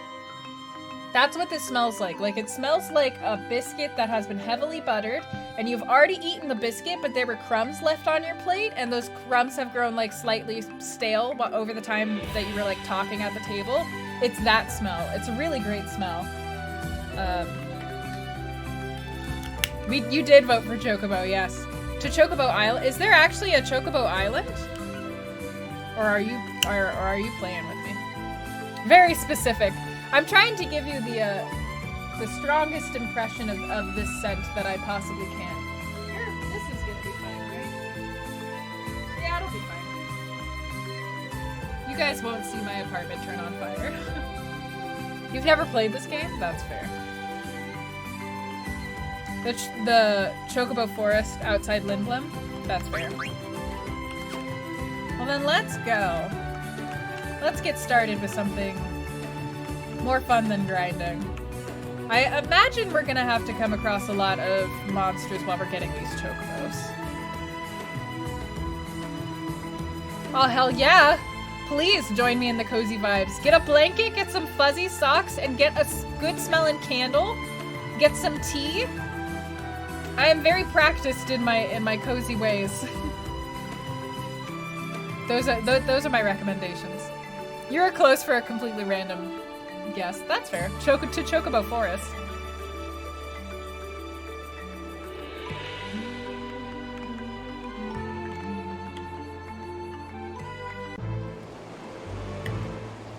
I will say that between Final Fantasy VIII and Final Fantasy IX, one of the things that I think that they learned was that they can't rely as heavily on NPC dialogue to carry the lore and the world of the story forward. Final Fantasy IX kind of returns more towards Final Fantasy VII in that way. I think in Final Fantasy VIII they tried to utilize NPCs in an interesting way, and then they underestimated... Well, I'll save that for the Patreon video, but they I don't think that they anticipated the way that fans had learned to play their games with Final Fantasy VIII. Final Fantasy VIII was trying to teach them how to do something different. And I don't think people were open to that as much because they're just, you know, used to playing a game in a certain way. Alright, where's the Chocobo Forest? Over here. Alright, we'll be running for a while. Cozy level's over 9,000! I'm wearing sweatpants as well. This is one of my comfiest shirts. Hyperion! God. That's one thing that I'm really sad about is I don't know... I've read some translated dialogue from the Japanese, but I've never been able to full play the game through. Hey! Oh, thank you, Space Hammer! Good night, goodbye! Thank you for the biddies. Squall is a lot better, yes. You can find translated dialogue for Squall and Renoa especially online, but like, I wish I could play the whole game. You can see a little, honestly, you can see a little bit between Final Fantasy VIII Remastered and the original Final Fantasy VIII. They correct the dialogue in certain instances in the remaster that I think help a lot, actually. But, yeah, there's definitely, because of the character limit in English text, there was so much more subtlety that they could get across with the original Japanese text. Food! Very similar scent to what you described. Alright, perfect. That's great. I've read that article! Yes, I've read that article. It's really good.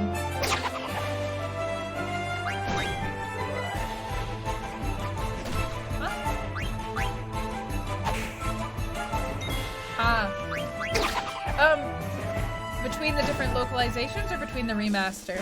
I've definitely noticed it because there's a prominent... The easiest place to notice it is when giving the password to the guy in Timber. When he originally said, boy, the forests of Timber sure has changed. That was the original line in the original Final Fantasy VIII. The forests of Timber sure has changed. It's like grammatically incorrect, and now it's proper. It says the forests of Timber sure have changed. That's like the easiest place to catch it because it was a typo in the original and they fixed it. But I've been noticing it in like other subtle areas with like the usage of like ellipses and whatnot regarding the remaster, yeah. But the owls are still around. Kapow! I'm Mene, master of this forest. This Chocobo is my friend Kapow. His name is Choco. And this is...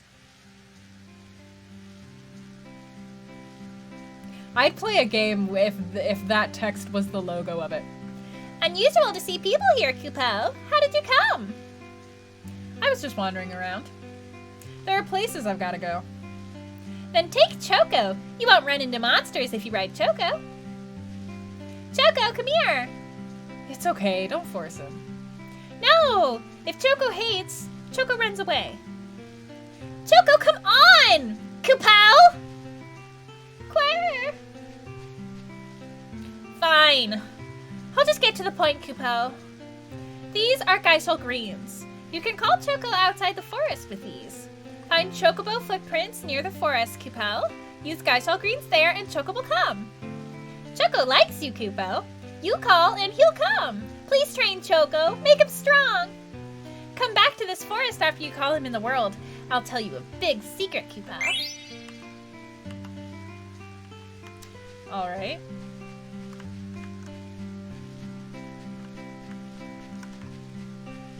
Maybe the Chocobo named himself. Hey, fastest thing alive. Hello. The username and emote combination slays me every time. Oh, good. Well, I hope the test does well then.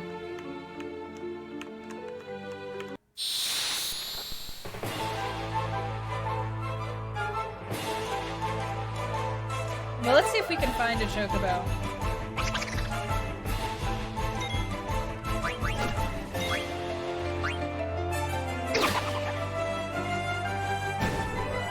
Fatal spoon. It is a fatal spork.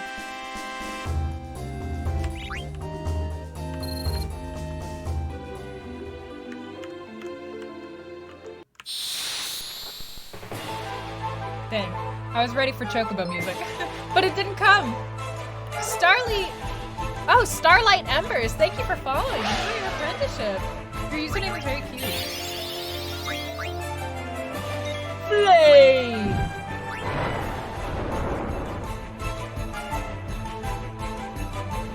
Who's prancing? Ah, quinoa is. If only I hadn't already eaten it.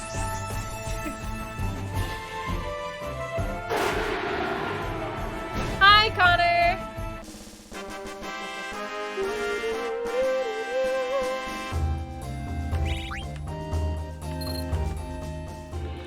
All right, we're looking for the Chocobo.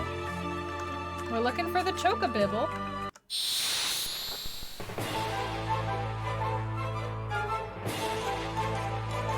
Do I use them on the footprints or do I run around until a Chocobo shows up? It said to use Geisel greens on the footprints, but yeah, I definitely was like, that means use the item from the menu. Got it. Well, whoa! Oh my gosh! Another Rainbow Arcade raid? Bird of Chess, hello! Hello, thank you so much for the raid! Whoop. Guild Wars 2 this time. I've heard Guild Wars is a wonderful MMO. I've heard like Guild Wars is like just a really strong MMO. Especially, I don't know if they still do this, but the last I heard about it, you didn't have to pay a subscription for it. Bucket. Hello, welcome in everybody. Thank you so much. My name is Kara. I go by Cheratomo. I'm a narrative designer for games and also a variety streamer. I like to play chill and cozy games and narrative-based games that I then like to analyze with my perspective as a narrative designer. I also have a Patreon for like longer, in-depth analyses of videos. I'm working on one for Final Fantasy VIII right now. So if any of that sounds interesting to you, drop a follow. Yeah, it's no subscription. See, that's like that. I've heard like, and I've played Final Fantasy XIV a lot, and I really enjoy Final Fantasy XIV. Don't get me wrong, it's really solid. But Guild Wars 2, I'm like looking over the Final Fantasy XIV fence, and I'm like, ooh, that looks fun over there. That looks real fun. I don't necessarily have. I don't know if I can dedicate myself to an MMO, but I'm so curious about it.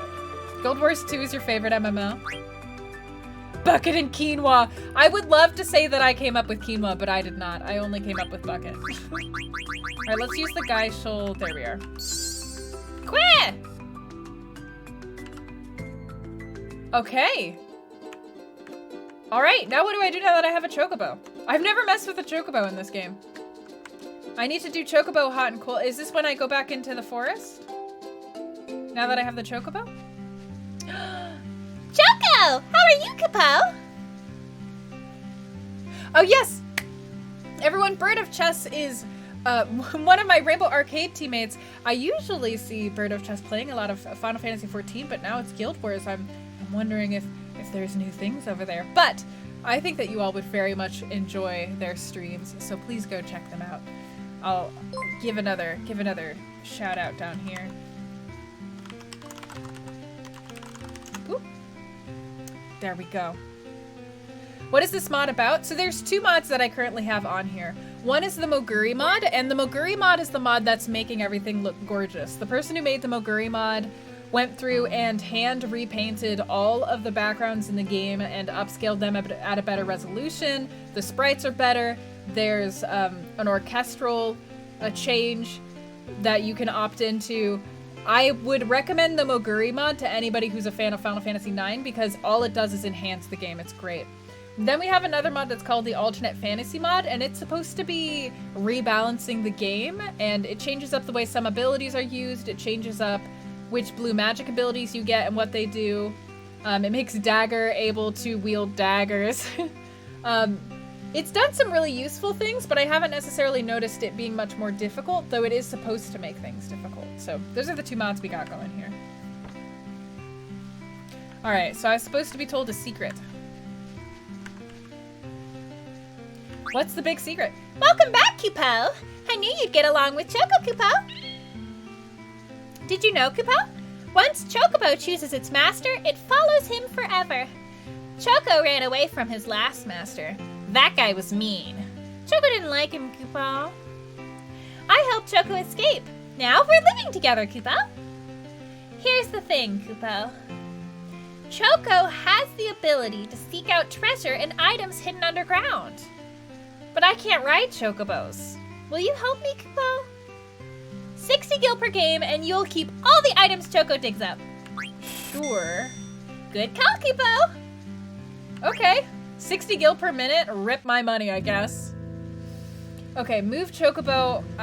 B is dig? Okay, maybe this is B. Choco lets you know how close you are to a treasure. When you find it, just dig, dig, dig. Okay. Que means they're nothing. Que means it's far away. Que means you're close. And que means you found something.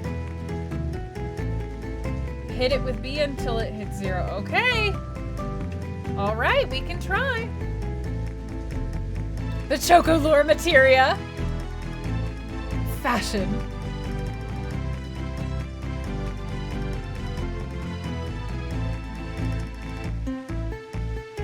I would believe you, but Fuzzborn, there's a whole race of people who look like Kina. Oh, hey, Cece. All right, let's oh.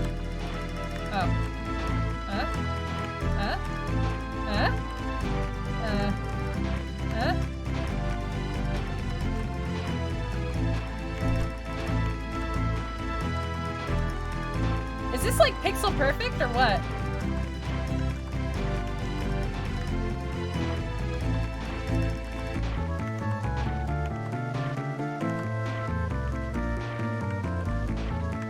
I'm doing a terrible job at this. Where is it?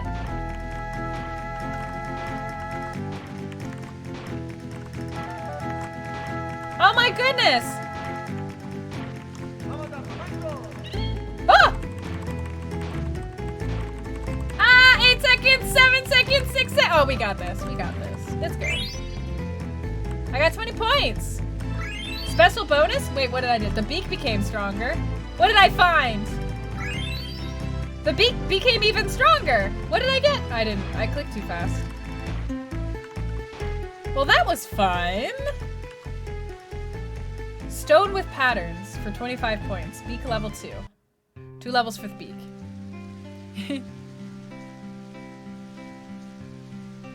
They are both blue, though. The song is what made you learn flamenco guitar? That's incredible. I love that song so much. What's a stone with patterns? Can I see, Kupo? There's a picture of some location on the stone, Kupo. This place must have tons of treasures. Why don't you go out of the forest and look for this place, Kupo? It's free of charge, of course. Go outside and press V while you're riding on Chocobo to choose which stone you want to find. You can dig with B. Let's call the stone the Chocograph from now on. Okay. There must be tons of treasures. Okay. So should I keep playing the game here or should I leave? What do you think? We see the queen. We do see we see Amaranth. We see Kina and the rest of the Q's marsh folks. I feel like that we've run into another person who had blue skin, but I don't remember who. I don't remember who. I'll play it again just because it was fun.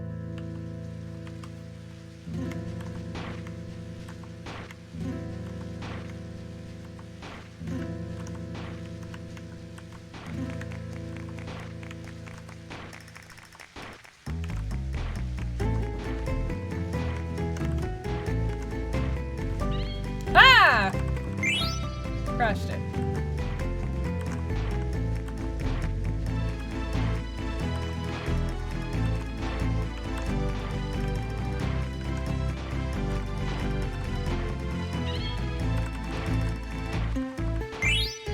Oh, money. Okay.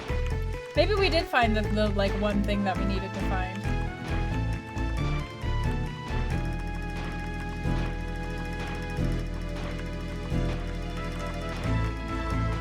Did we? Keep searching here for a graph. Got it.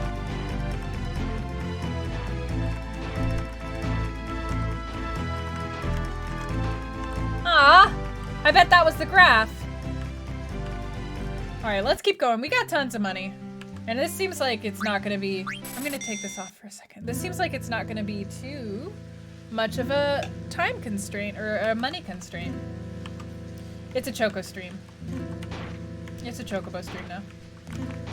Is there still something up here? No.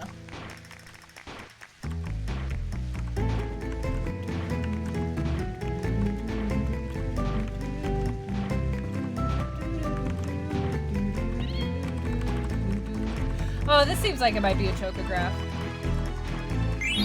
No, it's money. I mean, never gonna be upset about finding money, but... Ah.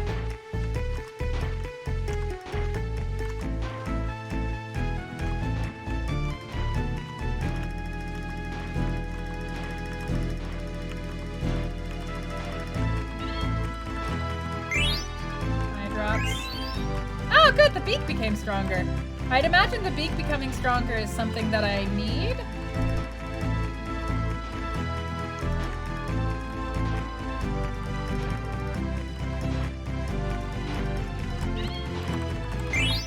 Ooh, crushed it. 1 second left.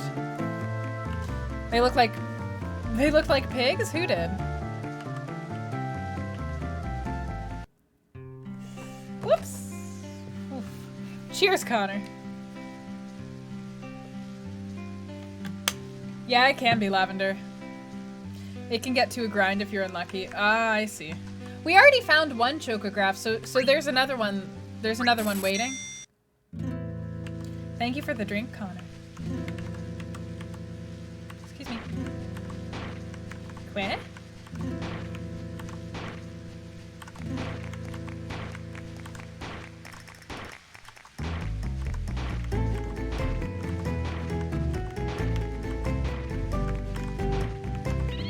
Aha! Soft. Yeah, asking for direct information.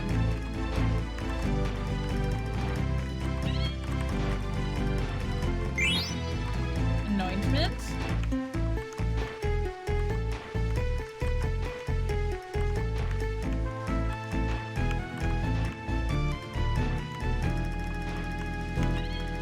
Oh! Crashful greens. I mean, I guess it's not bad to get crashful greens. Wow, we're getting pretty lucky with this. Yes. Huh? A bonus time after 4 discoveries? I'll double the points from here? And 10 extra seconds? Oh my gosh!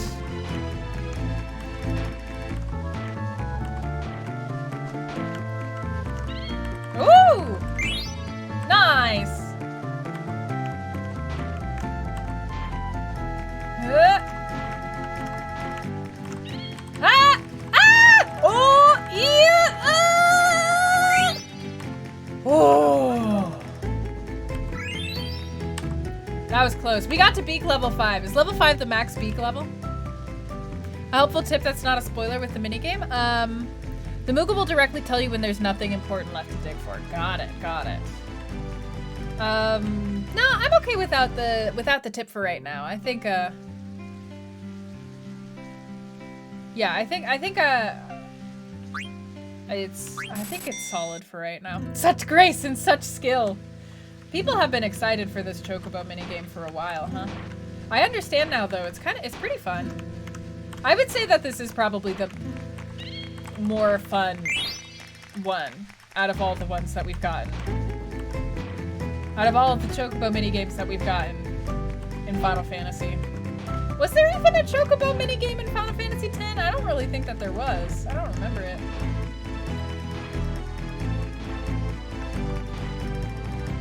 What's the max level for the beak button press?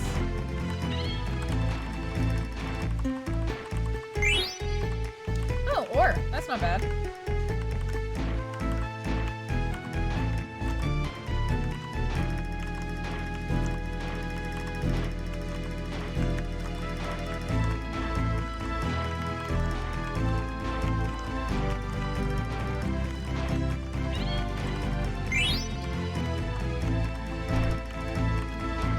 Man, this is gonna be a struggle to find the other Chocograph.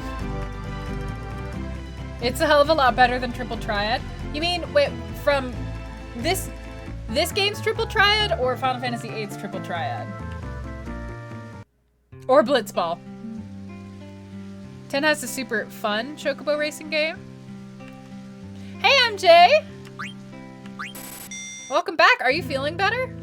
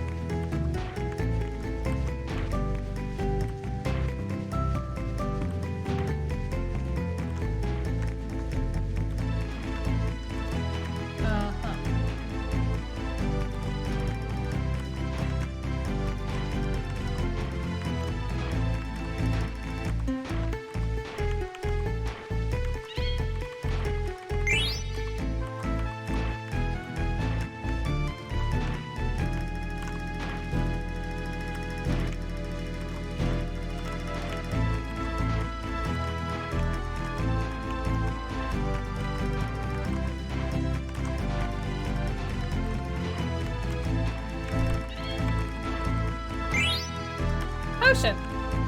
That's good. That's all useful. This is Final Fantasy IX, yeah. Oh, this game has Tetramaster. Oh, got it. Oh, so Triple Triad from Final Fantasy VIII is the one that you don't like. I prefer Triple Triad with the right rules, though. I don't like the different rules, but like I don't like Final Fantasy IX's card game minigame at all. It's very frustrating to me, especially because they don't fully explain it in game.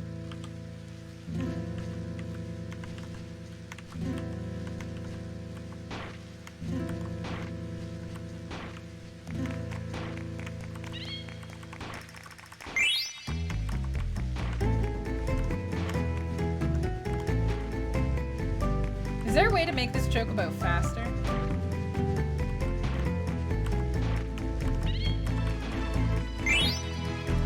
Do you think that I maybe need to finish the first Chocograph before I'm able to do the others? Does anybody know the answer to that?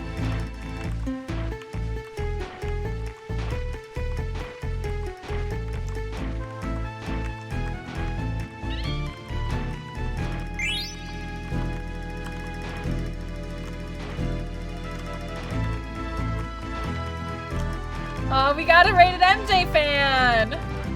That's awesome! Yeah, everybody, you should go check out MJ's stuff on YouTube as well.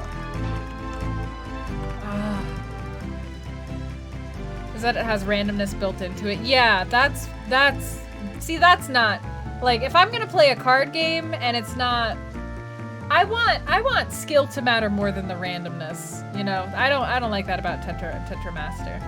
Couldn't hurt to go do it. A full wizard robe and hat? Your roommate sounds like a badass. All right, well, yeah, let's go take a look at the chocograph then. Stream side, ability required. Okay. Okay, sure, we'll go. Jella Mirage, and also Metal Jesus and Trissa Cakes and Mickey Bobiki. I'm sorry I missed you all, but thank you all for following. Enjoy your apprenticeship. And Jella, the more recent one, thank you as well. Okay, no, okay, how do I exit the screen? There we go.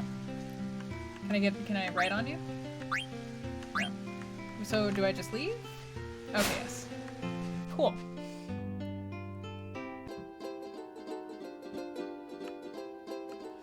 So now we gotta go look for this area.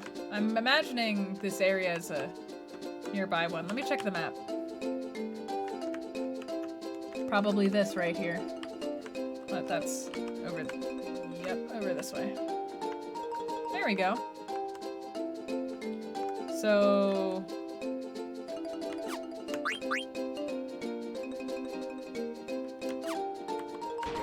Ah!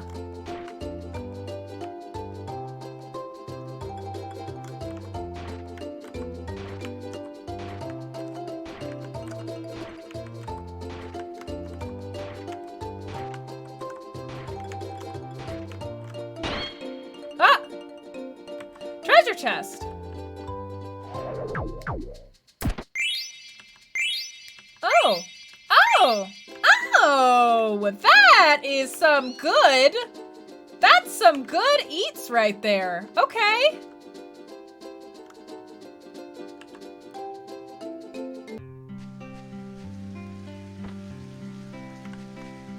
Hello. I would like more chocographs. Is this the only place I can get chocographs from? Again, real question. Ah.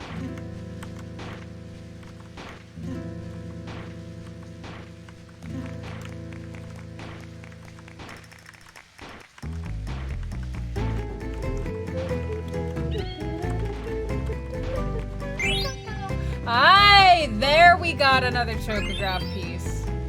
So yeah, maybe I didn't just need, maybe you have to do them one at a time.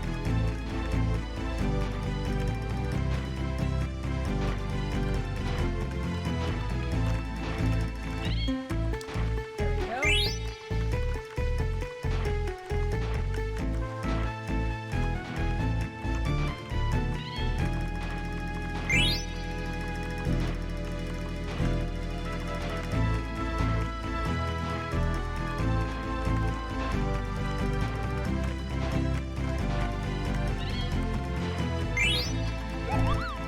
Kubo, that's amazing!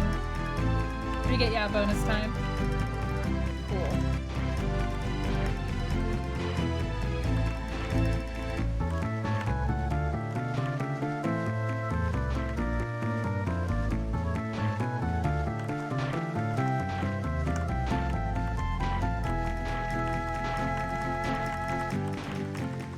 Dang. Alright, well we got the next chocograph piece, so that's what's more important.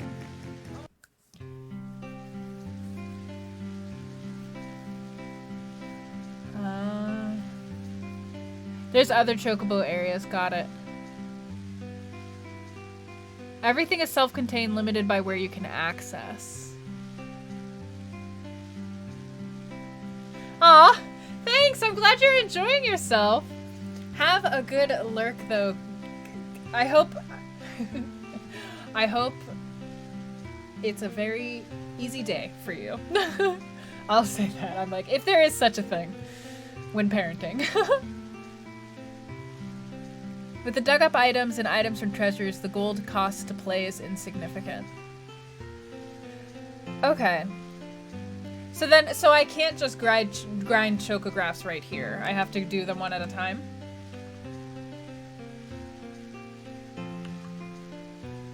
You're supposed to collect the pieces. Okay, so we've got pieces to collect. Sure. Yeah, there's that about muting, and then as well, if you raid into another streamer's stream, so if you come in via raid, It won't count your review towards any streamer who's going towards partnership unless you get rid of the raid referral. And the easiest way to get rid of the raid referral is just to click the profile picture of whichever streamer's stream you're watching. So, any smaller streamers that you're following who are going towards partner, we'll appreciate that. Spread that information beyond. Do it for me if you would like. I would appreciate that. But yeah, pass that knowledge on.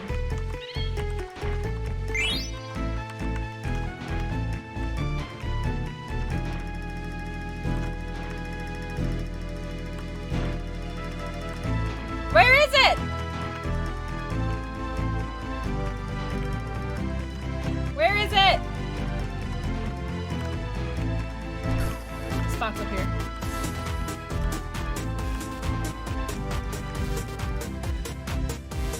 Hey, Tanks and Monkeys, hello again! Welcome back, hi! Tanks and Monkeys is gifting 5 subs to the community, so welcome to the Fold Average Joe Bro, Dextralicious, Sweet Leet, A Real Dandy, and Chai! Hello, thank you so much for that, Tanks and Monkeys. Welcome in, everybody. Anybody who'd like to come join the Discord, please feel free to join us in there. We have a sub barrier to try and keep the trolls out, but once you have access once, you have lifetime access as long as you don't get kicked out. Not one at a time. You can get like 4 or 5 at least before he says the forest is empty. Okay. Finish your voiceover. All right, good luck, MJ. I hope you can get it done. You fell behind. You feel behind, but you need this. You need time off. I mean, yeah. Listen, the whole taking time off, becoming more productive thing is true and real. So don't ever feel bad about taking time off. You'll be able to catch up to your work. It's far more important to take care of yourself. Just please, please take care of yourself. Tanks and monkeys, or tank sand monkey? No, I think it's tanks and monkey. I guess I shouldn't pretend to know. The music is the best! I love this song so much. It's one of my favorite Final Fantasy songs ever.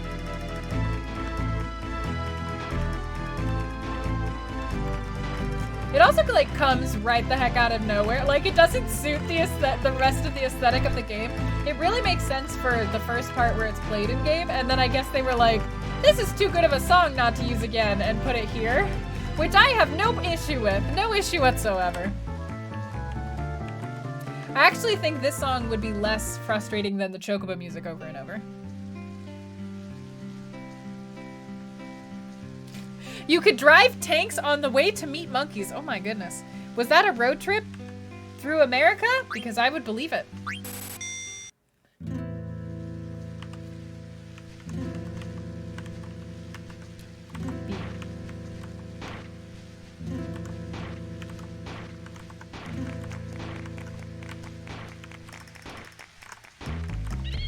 There we go. There's one. We're still just looking for the other half of the chocograph. The other piece of it, I guess. I don't know how many pieces there are.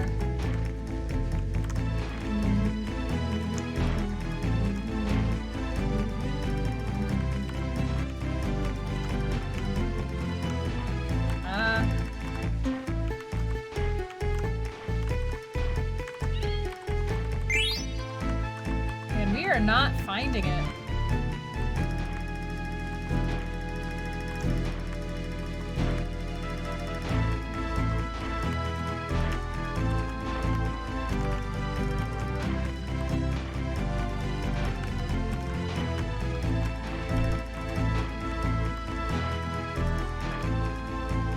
Oh, rough.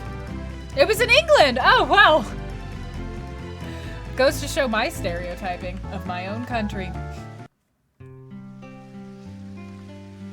Alright. We're keeping going. It's the side quest stream. That's what this is. Side quests are some of the best parts of RPGs, though. If you got some good side quests, like a lot of times I care more about side quests than I do about the actual story of what's happening. Side quests are just able to be with how they like function in game development, side quests you can often get like much more succinct, solid stories because side quests are easier to. Pumpkin. Oh, you can't see Pumpkin. Hang on, I'm gonna show you my cat. She's getting up there, but you can't see her through my camera. This beak is gonna be so strong. Never gonna have a brittle beak.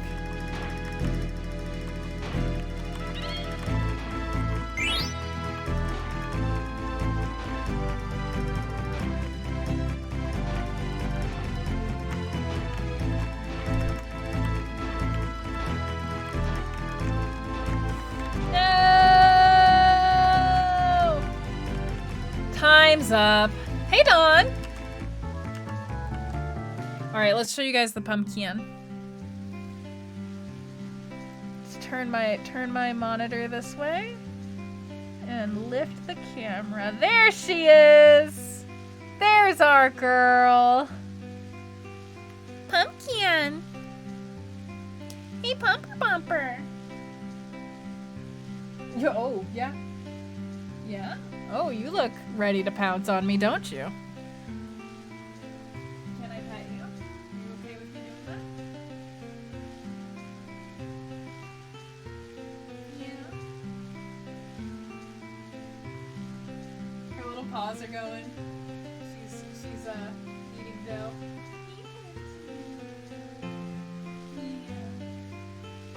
Oh yeah, look at their paws going. You're feeling real relaxed up here. I know you like your snack. No? No more pets?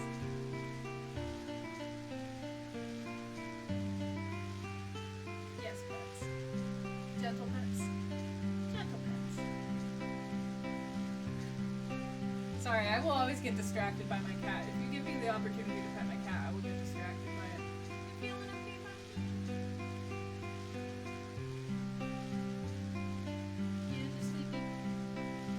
Yeah, you bringing your face down to me? You wanted to bump my hand? No? Aw, little love bite. Okay, I won't bother you too much. I love you, Pumpkin. Best girl. Pumpkin is best girl. Anna, hi! Thank you for shouting out Anna. One of the most fun streamers on Twitch. Go follow Anna, damn it. Those larger open area spawns are so hard. You eventually get a feel for the spawn points. Got it. I'll just like, you guys can't see my face very well, but like, do you even want to see my face when you can see Pumpkin? That's the real question. Pumpkin just raided the stream. Indeed.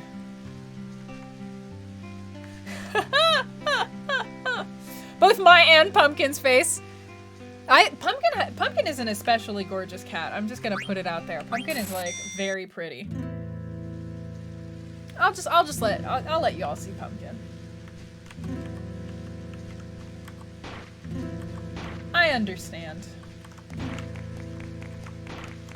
Que?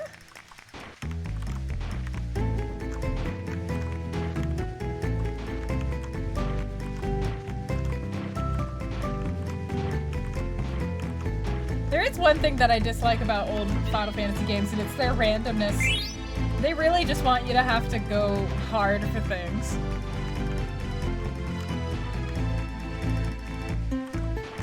This is my first time pretty much ever doing this minigame. I think I did the minigame once, and that's it.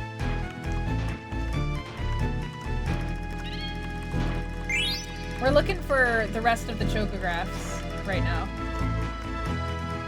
If we can find them. That's awesome, Lapis! See, you're doing just fine. You're gonna find a new job right quick, I think. It's hard out there, but I think it's just a matter of time.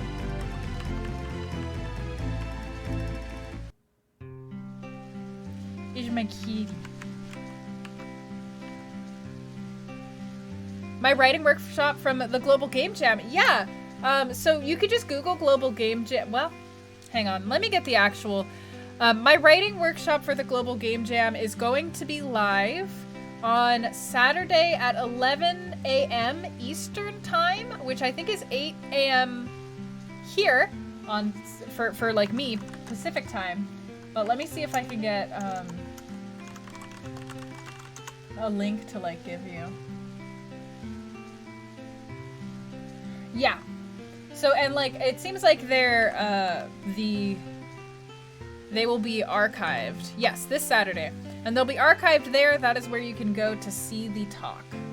It'll be live streamed and then archived there, as far as I can tell. I think it might also be on Twitch, but I don't have that link for you. So yeah, YouTube it is.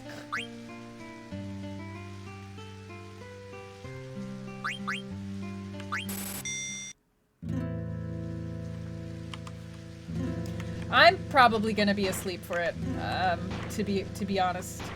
Is that rude? Maybe I should wake up early. Should I? But that's my weekend. I'm like, I want to sleep in on my weekend. I'll see. I'll probably try to show up for it, if it's on Twitch as well.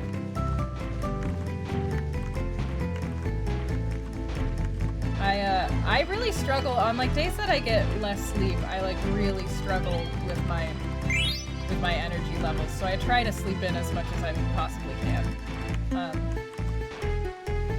Generally. I know what I say already. Yeah.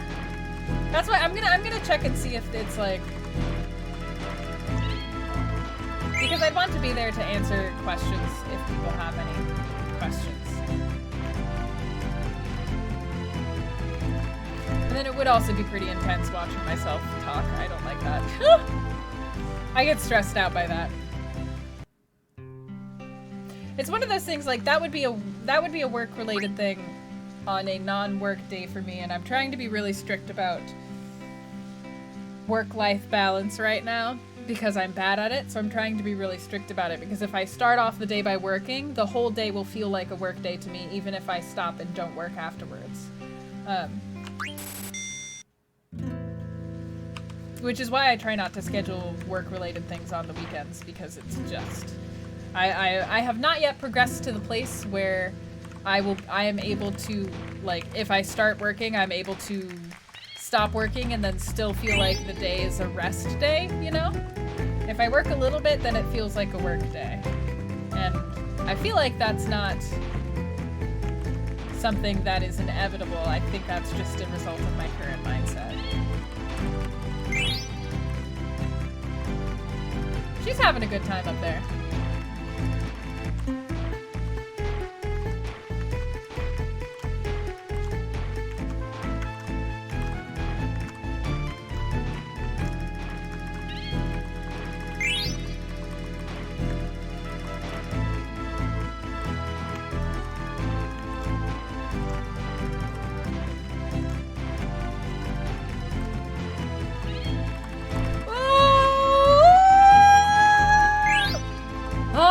We got a chocograph. Oh, thank goodness. We finally got one.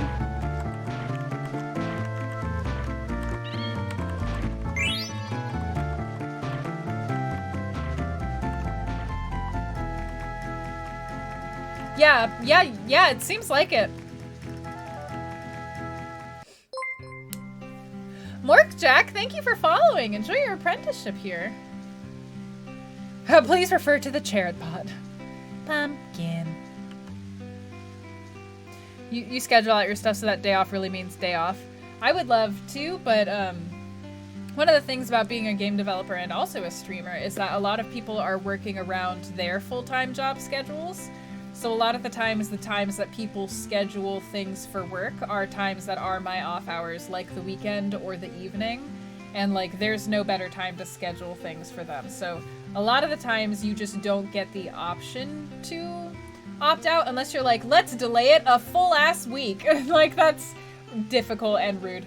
So that's why I'm trying to get better at like separating out the space within the same day, because it's not sustainable. Like, as much as I would love it for that to be a thing I could do in this industry, it's not. And so I have to work around it if I can.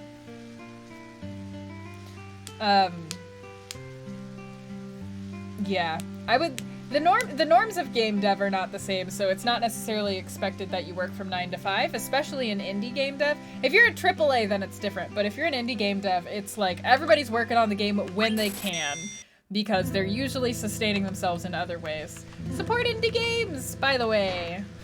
Support indie game devs, by the way. Most of them don't make much money.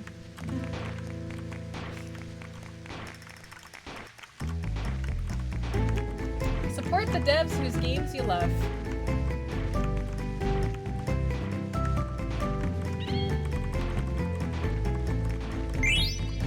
Phoenix Pinion.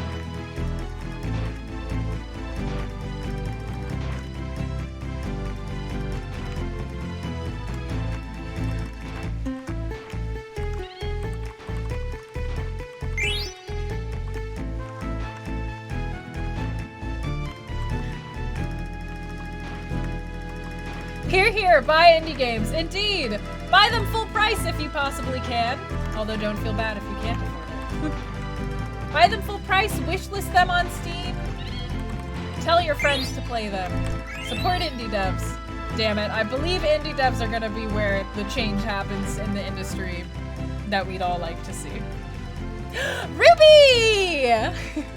Hi, Ruby! Clients like when you work overnight, except when they prefer you work over the weekend, except when they want it done without business hours so they don't have to work nights or weekends. Yep. Yep, that's fair. Yes, yes, yes, everybody, Project Ruby is a wonderful streamer, also from the Rainbow Arcade, and who some of you will remember when I was on their podcast, Breakfast at Ruby's. Please, especially if you are in a time zone where, like my streams run a little late for you, Ruby streams tends to stream earlier in the day than I do, and is like a great option for people who, like, based off of time zones, you want something to watch when you're at work and all that. Definitely shout out. It's a little reunion. What time is it for me? It is 5:30 here for me. I live near Seattle. So yeah, I'm Pacific time here. Was that a reference to a Disney movie? What time is it? Wildcats.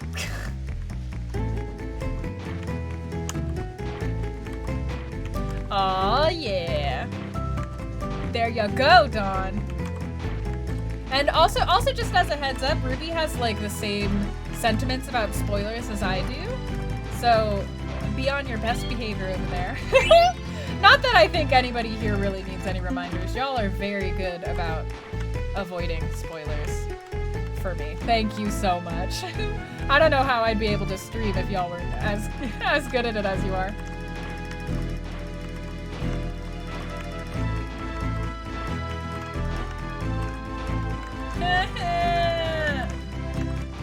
Alright, I'm about to go take a break and go look at those chocographs, because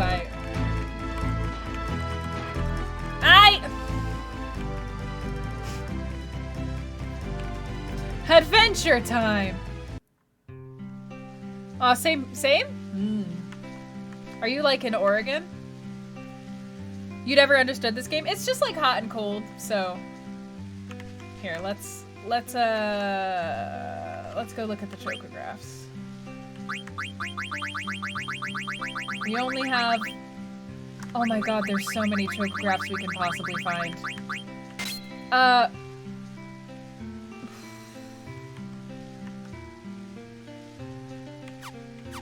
I don't know that I can make it over there. My chocobo can't like run on water, I don't think.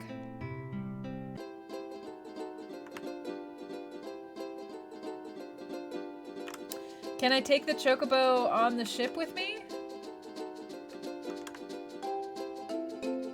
Okay, so I guess I'm not gonna go get that chocograph yet. I don't think I'm gonna do that. Well, back into the forest with us!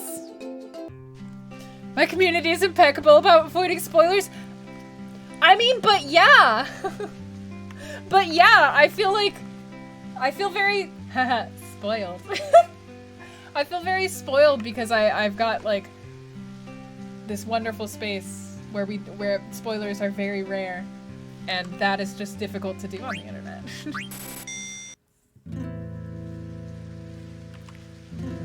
Also, yeah, I get like really upset when spoilers happen. It's true. It's I can't contain my like disappointment. I'm like, excuse me, I thought I saw a big que. Did I not? But I thought I saw a big que. Big que down here.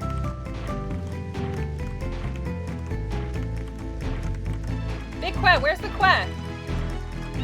Que?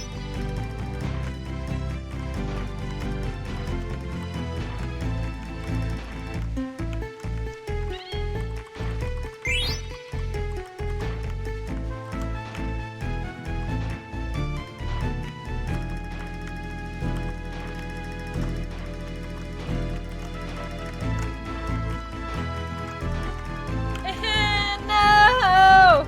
Please! Please, I beg of thee!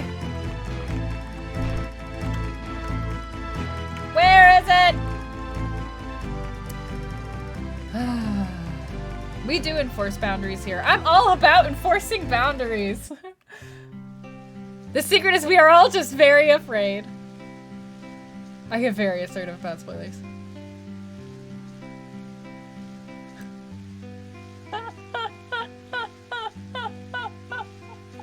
I'm sorry, I don't want you all to be very afraid. That's not what I want, but also... I mean, I can't lie. It does frustrate me. And I try to contain my anger, but still...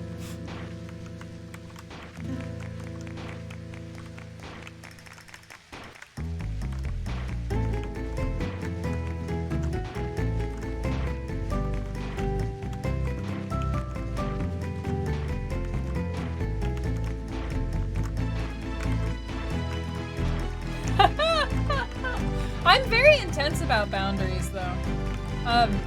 For those of you who are like in on the missed minutes conversation, we were talking about my game To Be With You, which is about, it's a semi-autobiographical game about abusive relationships.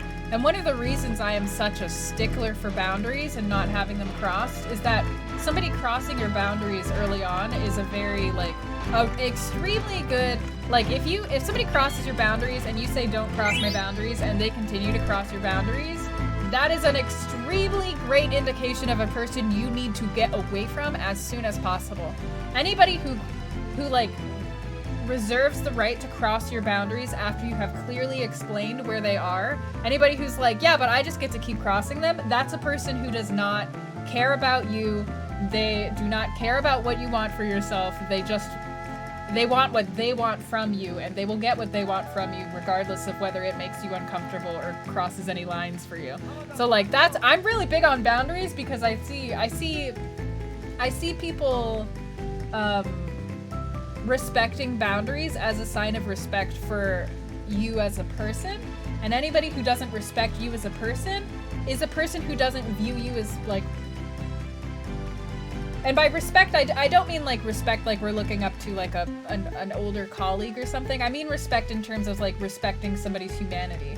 If somebody doesn't respect you in that way, then that's a person who is going to treat you like an object because they don't respect you as a human. And for me, that's a dangerous person. It doesn't matter whether they do anything, like they don't have to do anything dangerous to me for me to label them a dangerous person. And the sign for me is crossing of boundaries. Who? We treat spoilers very seriously. Anyone who spoils shall feel the wrath of 1,000 suns and 100 Mughals! Kapow! We need to build a boundary wall. This is my boundary wall, don't cross it. Oh, it's not 1,000 needles? 1,000 needles. You're right, that was solid. 1,000 needles is a good suggestion. It's too late. It was already redeemed. Man, What are you guys thinking? Should we keep Should we keep looking for chocographs or should we move on? What are you feeling? Are you all having a good time here? Ah! Where is it? There we go. Just vibing.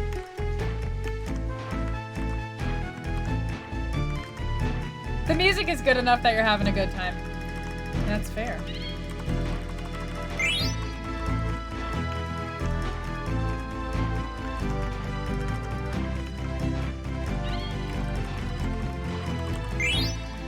Dang it.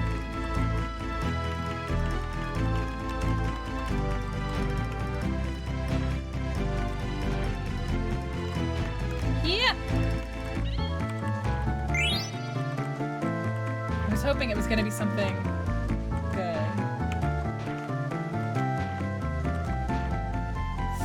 Time's up. The touching one. Sonic said, wait, what is happening? Pumpkin is up there being cute. Oh, Sonic says touching is no good. Is it that one? The one where he says it like that? The community is mature enough to handle it. It is true. Also, though, I feel like if you're not mature enough to handle it, I feel like you probably wouldn't last very long here. We've had some people who before, like, when I discuss things about, especially when I discuss things about, like, you know, gender, sexuality, race, feminism. We've had some people before who have, like, openly admitted that they feel uncomfortable with the topics, but generally people stick around still and discuss them and gradually grow more comfortable with them, I think, from what I've seen.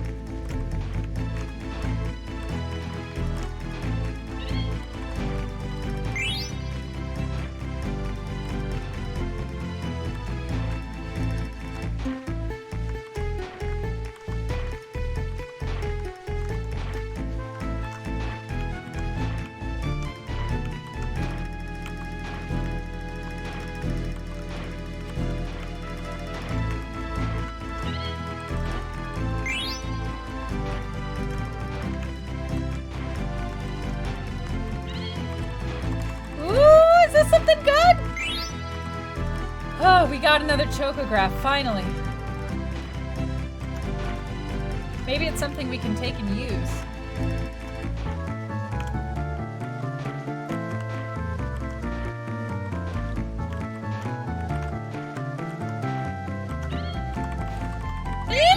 Got it.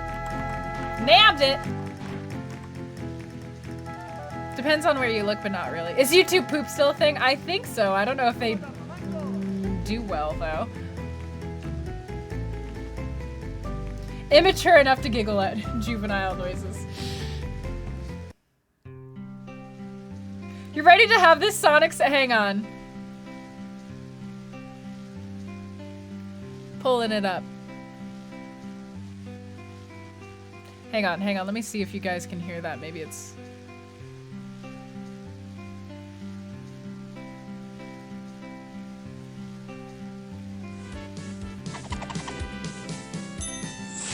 There's nothing more cool than being hugged by someone you like. But if someone tries to touch you in a place or in a way that makes you feel uncomfortable, that's no good. It's your body. No one has the right to touch you if you don't want them to. So what do? First, you say no. Then, you get out of there. Most important, you gotta tell someone you trust. Like your parents, your teacher, a police officer. Okay. Sonic, thank you for that. I mean, it's good advice. It's good advice. Sonic was not wrong. Sonic was not wrong. There. Let's look at the chocograph that we just got. I miss those days of like Saturday morning cartoons where they just had like a less Sailor Moon says. Like I miss those days. It is a good lesson. And you know, there's kids who definitely didn't get taught that, so. That's no good. Between mountains. Alright, I mean, let's go see if we can find this between mountains one. Go tell an adult, Chase! Sounds like part of a video you have to show your class twice a year.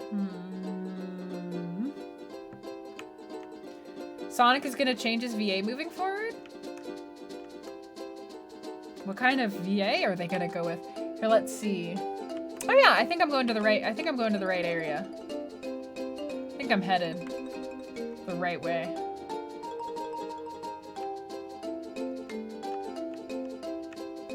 No? Maybe not. We'll see. Oh, hell. Guess not. The Sailor Moon memories came flooding back. Did I do that?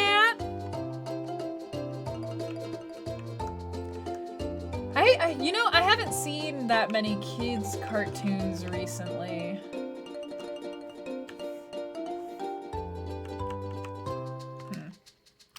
Places where mountains... Maybe it's over this way?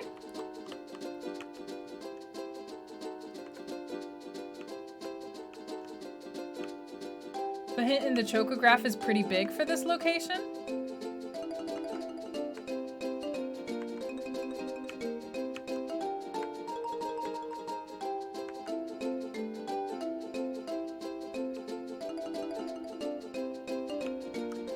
Is it like over here somewhere?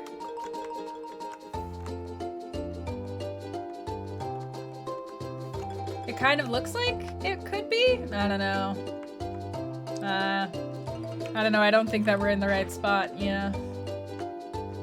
I have no idea where this one is.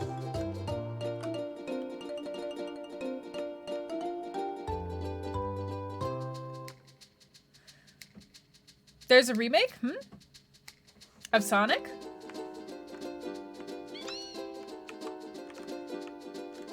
Yeah, I feel like this is... Maybe I don't have access to this one yet. The world map is not necessarily... Oh, unless it's... Maybe it's...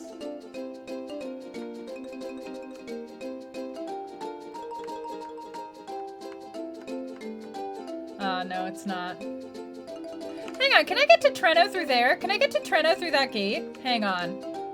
Hang on, we're gonna try to get to Treno.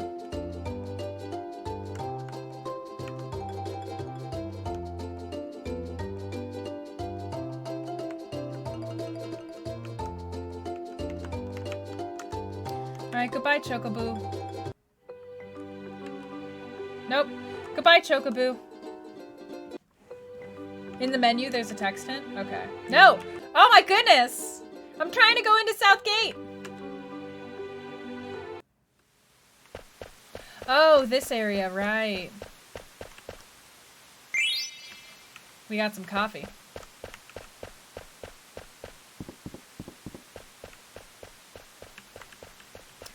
Right.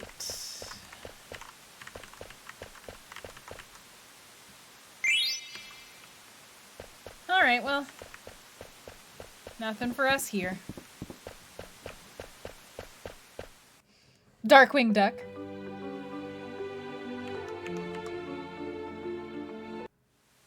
Dang it, now I'm not going to be able to ride the Chocobo. There we go. Don't park your Chocobo directly in front of a building. The game doesn't like it. Are we sure it wasn't over here? It kind of looks like it. Well, no, it's not up here. Alright, let's see. Hint in the menu. Go look near the mountains facing the ocean on the southwest, north, south, east, west, southwest side of the Mist Continent. Alright, well, I should be able to do that.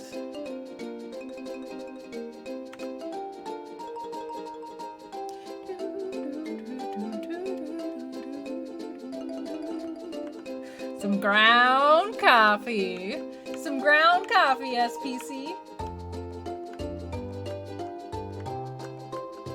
So, over here?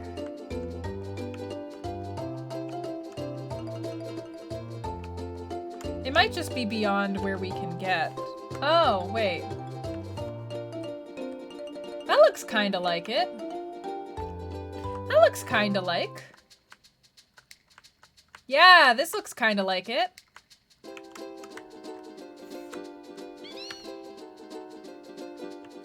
Yeah!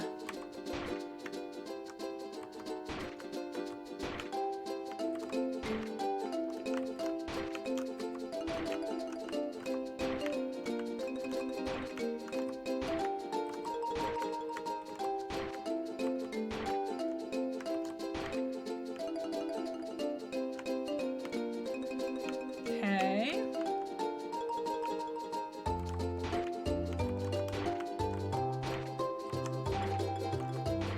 It's somewhere around here, no? Ah! Treasure chest found! 5 potion, 5 high potion, 2 tents, 2 cotton robes. Oh, that's it? Man, the other chocograph was way good. It helped, thank you. Thank you, coffee. Too much coffee. All right, oh my goodness. It's been almost 3 hours and I have yet to take a break. All right, it's, would you guys like me to leave you with this Chocobo music on in the background while we take a break? Is that like cheerful and happy? Or is that frustrating? Yeah, I know Mysterio, I'm sorry. You're always reminding me about break times. You're so used to it. I forget. And sometimes my brain just skips over Nightbot because Nightbot always like says stuff in the chat, so sometimes my brain always skips over it. Anyways, we're gonna take about a 5-minute break. Go get some water, go use the bathroom, focus on something in the distance so that your eyes won't be too strained. Stretch, get a snack, all that kinds of thing. I'll see y'all. Can I? Oops. Whoops. Oh my gosh, I did it wrong. Okay, can I? There. That's paused enough for me. All right, I'll see you guys in roughly 5-ish minutes or so. All right, BRB.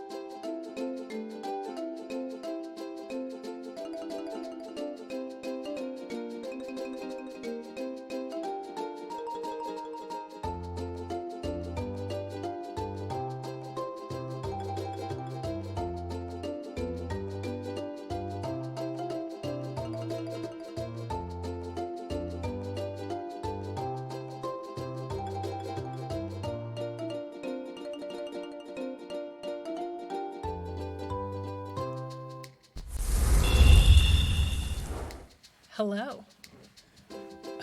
Me and Pumpkin are back, and I have a heating pad that I'm trying to fit over my shoulders, if I can. Here's the issue with heating pads. Does anybody else use heating pads for tense muscles? Here's the issue with them. You want to heat your shoulders, and you can't. Because you're sitting here, like, trying to, like, get it to fit over your shoulders. You know what I mean? Is there some kind of shoulder-specific heating pad? Be warm. I have, I struggle with chronically tense muscles, basically. I struggle with chronically tense muscles, and I have a bit of a, I think, a tension headache right now. I can tell it's a tension headache, so I'm just trying to get at it. Google magic bag.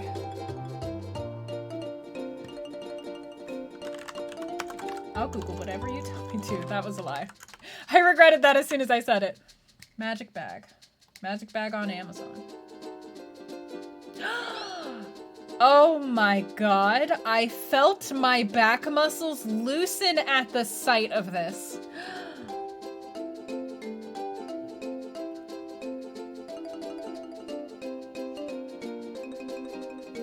Amazon's choice, huh?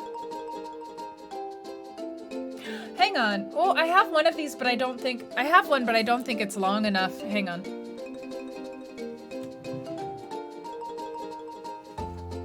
I have one, but it only fits over my forehead. Dang. Yeah, I need a longer one. You're right. You're right. I have this, and this thing... Let me tell you, this over your eyes when you're having a migraine... If you have migraines and you struggle with, like, eye situations, that you get one of the, like, just warm it up and put it, beautiful. Spritz it with water with lavender essential oils and put it over your eyes and you're blissfully in heaven. Yeah, I should get that makes so much sense. I should get a long one for my back. That's a great idea. Thank you. Will Pumpkin wear a hat? No. Pumpkin, I have tried to put exactly one coat on Pumpkin and she was so unhappy. She does not like it when you put stuff on her. She gets very upset. Eyes are a huge thing for me. Yeah. You just found a shoulder what? Hang on, send the link, Zach. I'm curious now. But what if you send her a crown? Oh. I mean, I can sure try to put it on her head, but I really don't. I'm just warning you not to get your hopes up. That's all. I too once had my hopes up for Pumpkin, and yet.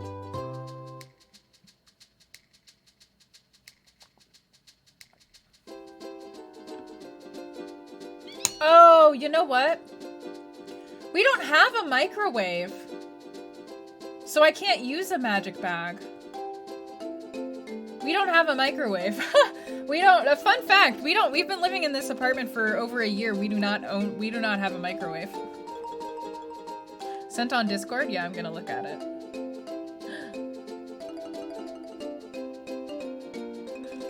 Oh my god, this thing is thick.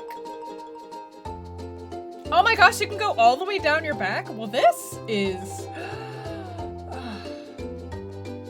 This looks heavenly too.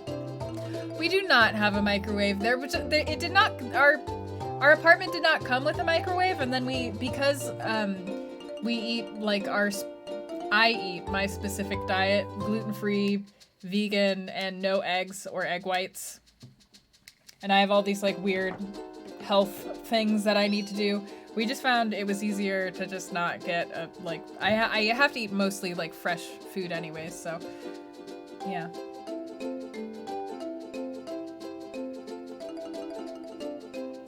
Anyways, whoops, that's not what I wanted to do. We're going back into the forest. You don't think you've had an apartment without one? Yeah, this apartment is old. Was built in the 1970s, I think. Get an air fryer. I've had an air fryer before. I didn't like the effect that it had on my, maybe I had a bad one, but I don't like fried food that much anyways. I'm okay with baking things in the oven. I actually really prefer a lot of foods baked. Like carrots. Baked carrots are just candy. That's how far my taste buds have changed, by the way. I like can't have like candy anymore. It's so sugary now. Because I also like no sugar. I really try not to eat that much sugar. So it makes my joints hurt. Oh my gosh, there we go.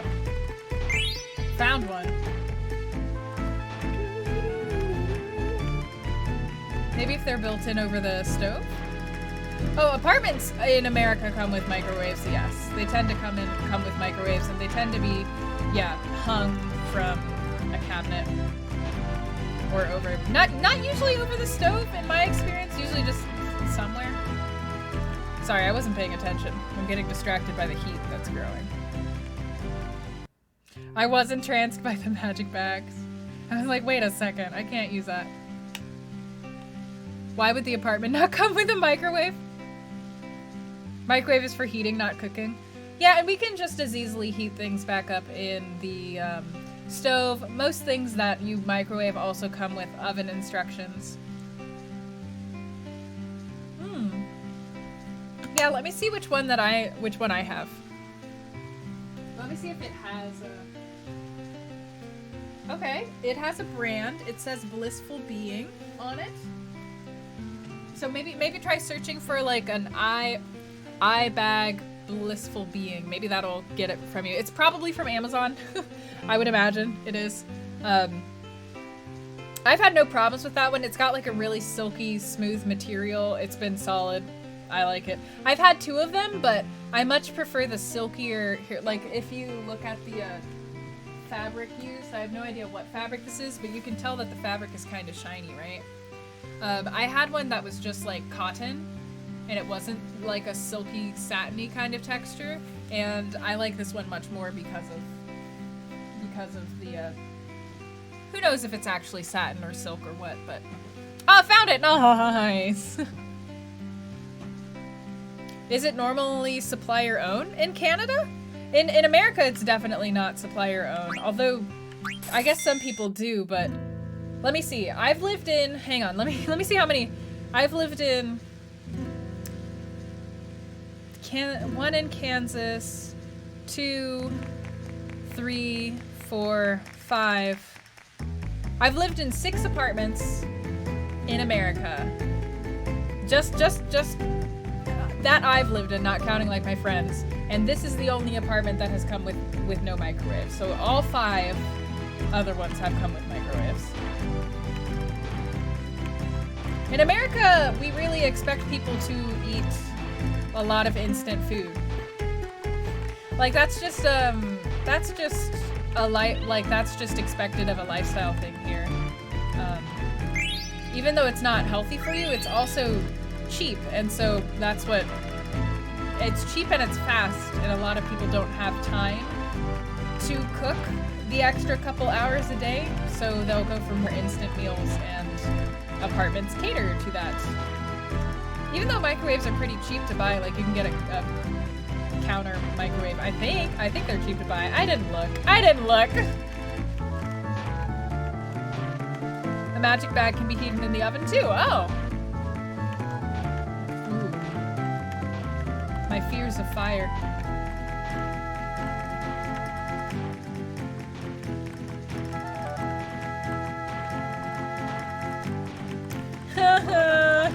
It's always that area that messes me up. An okay microwave. But see, that's the issue now. Like, if you want us, like, are cheap microwaves any good? Or do they do the thing where they, like, nuke one portion of your food and the rest of it's cold? You know what I mean? Brady of Time, hi! Use an eye mask and freeze it for your eye strain headaches. It works for you. I heat mine, but like, yeah, absolutely. Like anything on the eyes is just bliss. I could use it right now, frankly. My eyes are straining a little bit, in fact. America just really wants you to go grab that instant fast feed. Well, we do. We want you to do that, and then we also just like everything about our lifestyle, starting with the way that our cities are planned, kind of leads to this, you know? Like, a lot of people's commutes are pretty far. We exhaust ourselves, like we wake up really early, we exhaust ourselves at work, we run to work, exhaust ourselves at work, we're not eating well, so we don't have like stable energy throughout the day to begin with, and then you come back and like the number of hours that Americans are working is just going up over time, not matching the pay, because like people are working multiple jobs to make ends meet, people are working overtime, their jobs demand overtime that people don't get paid for, that kind of thing. So then yeah, it comes down to the end of the day and a lot of people just don't have the energy left to cook for themselves.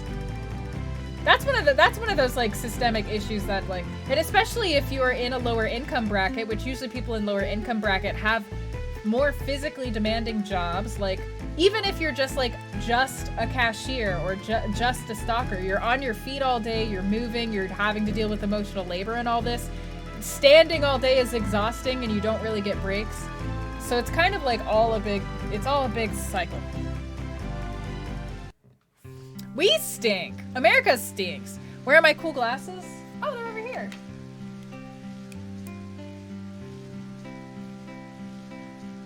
Here, I'll just take my eyes off. I'm just gonna take my eyes off if you don't. I'm gonna take my headphones off for a hot second. I think you can still see me decently fine. Just because I can't wear these glasses and the headphones at the same time. But I'm not missing any particular things. On your way from your old job to your apartment, there were 6 food stores. Grocery store, 1, and hidden by trees.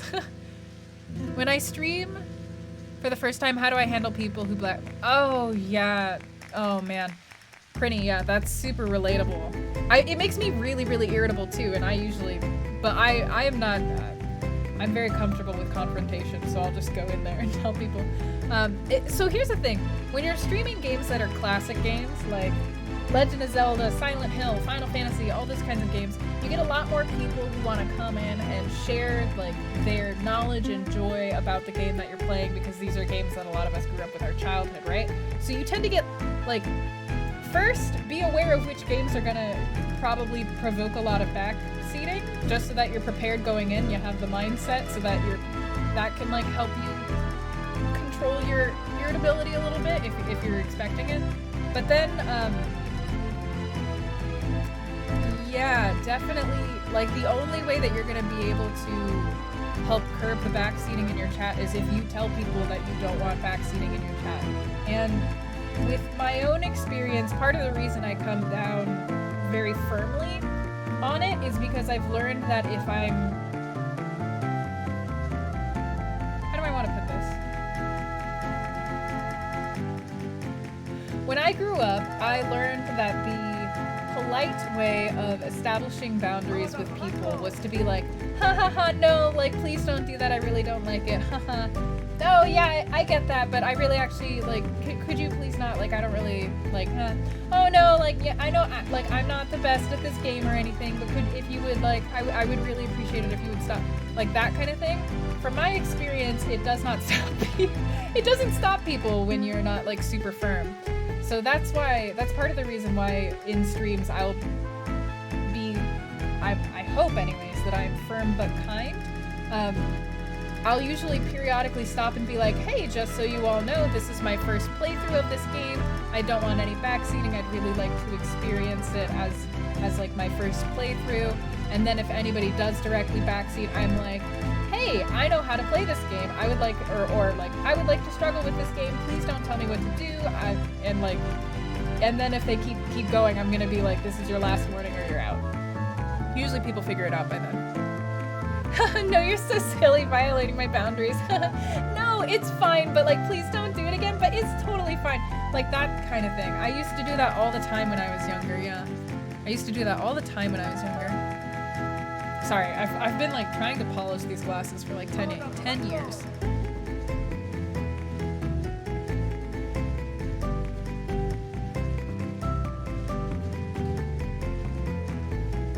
Fast food does make a certain amount of sense from like, yeah, from certain perspectives. All right, here we go.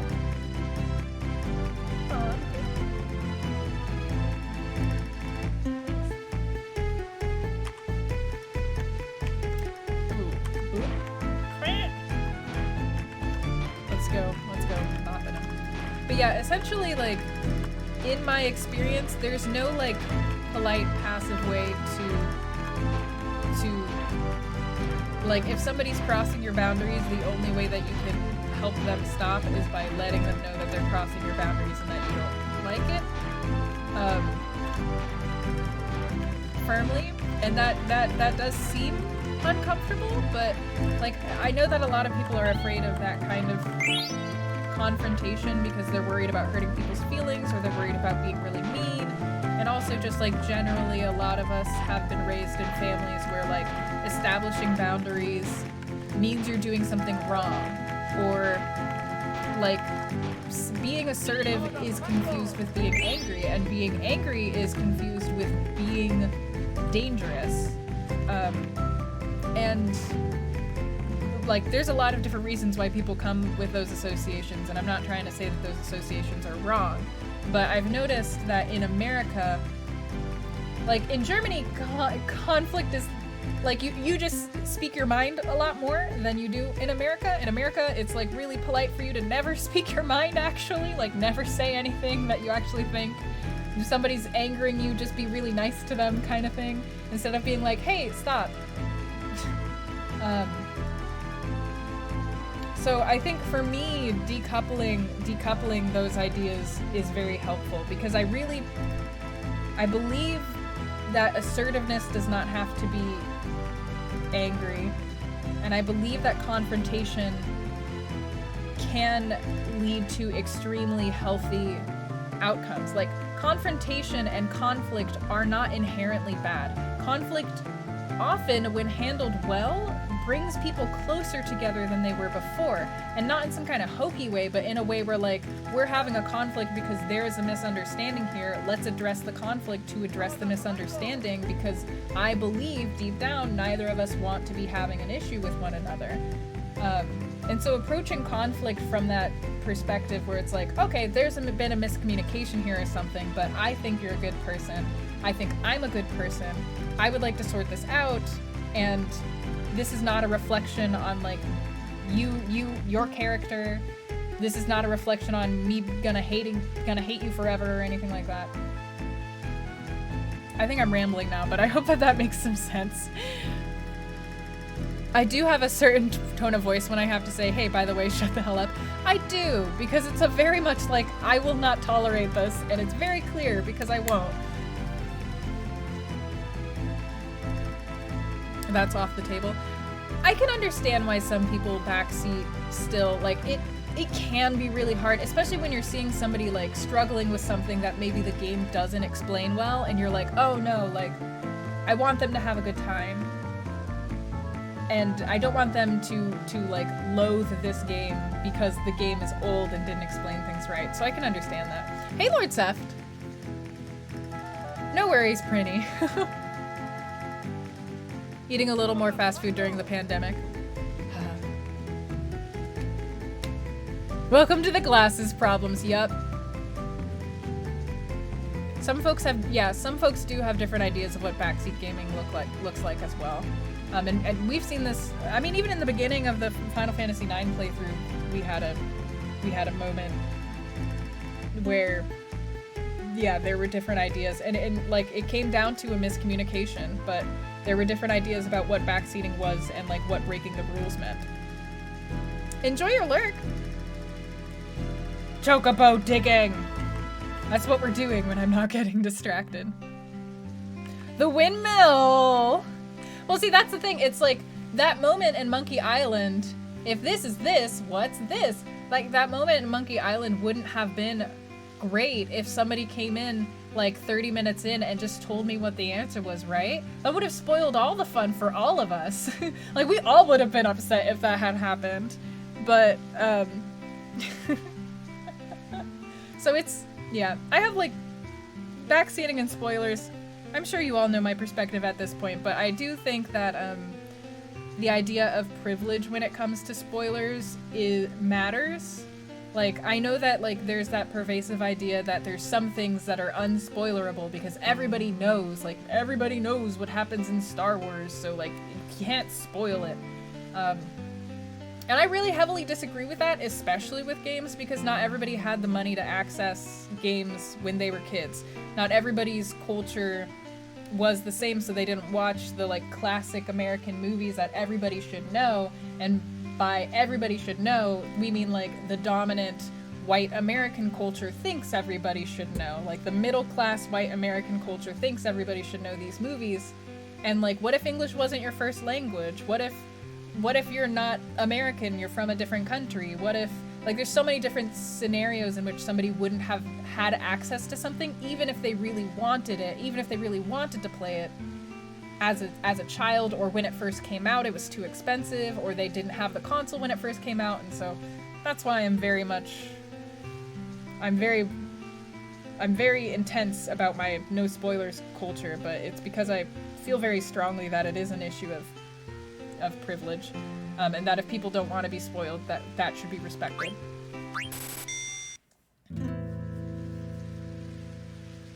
You'll ask, oh hey, do you want a hint since you seem stuck? Yeah, like that's a really good way to handle it, Prinny.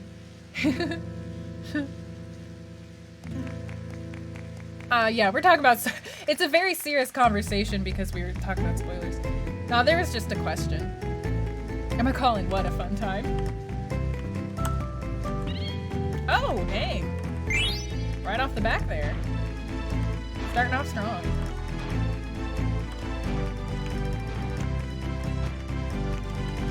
I've just been in the mood to have a lot of deep conversations today, so that's why it's like, this conversation seems really serious. It's just because I like serious conversations. No one's in trouble or anything. But I feel that though. I feel like oftentimes I'm a very serious person because I'm like, let's get real. Let's get down to the root of the problem.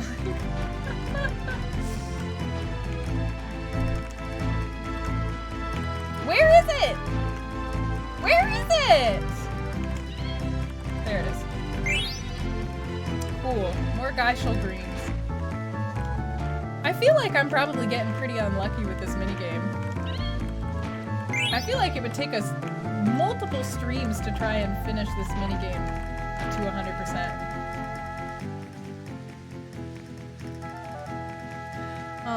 Oh no! Who just told you the puzzle solutions? I hate that. I hate that. I hate that so much. That's especially when it's a puzzle game. Like that's where the fun is. If you're gonna tell someone exactly how to play the game, you're basically just like giving them a to-do list and then expecting them to have fun with the to-do list, you know?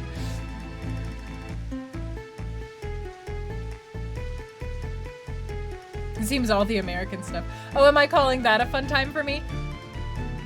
It wasn't a fun time in the moment, but it's really fun in hindsight. Like it was such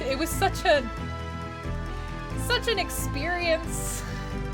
It is kind of hilarious. I feel like it's the kind of thing you might only see from somebody as stubborn as me.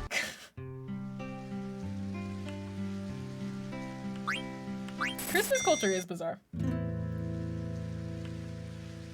It's in the game grind sort of way, no hard distraction from the game to draw it away. I'm not 100% sure what you mean by that. I think I might have read your comment too late after what you were responding to remember.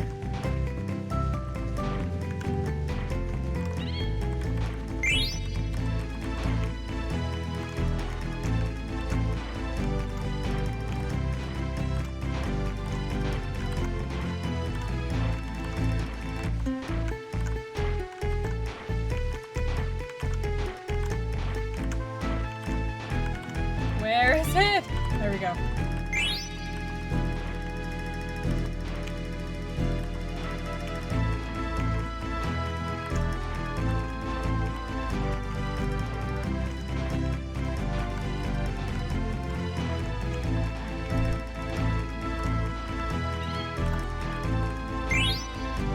We have found so much pointless stuff.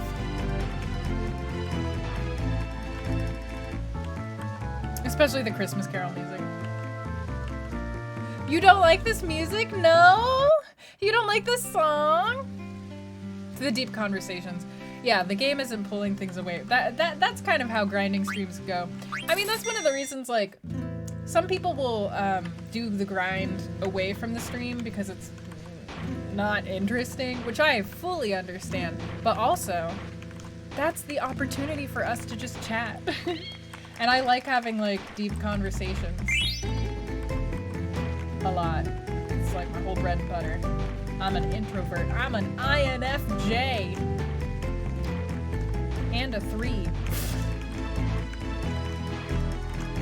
For those who prescribe. Who prescribe? Nope, not remembering which word belongs. Ooh, a question.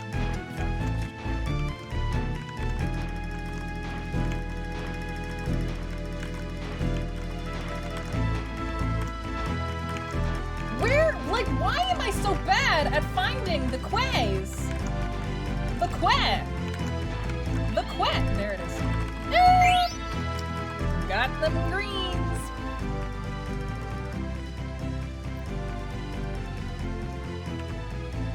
That's very real, Chase. Like the, what was it? The poop stick.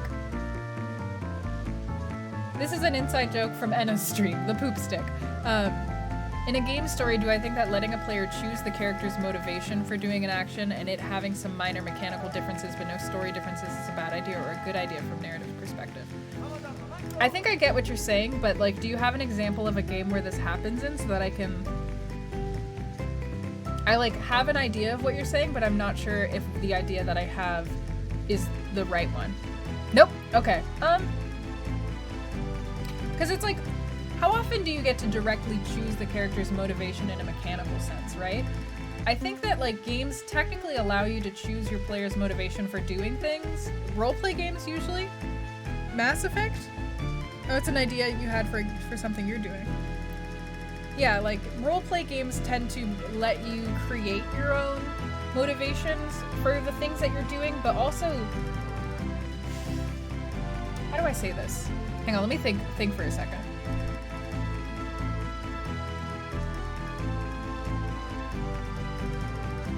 They're not built into the game.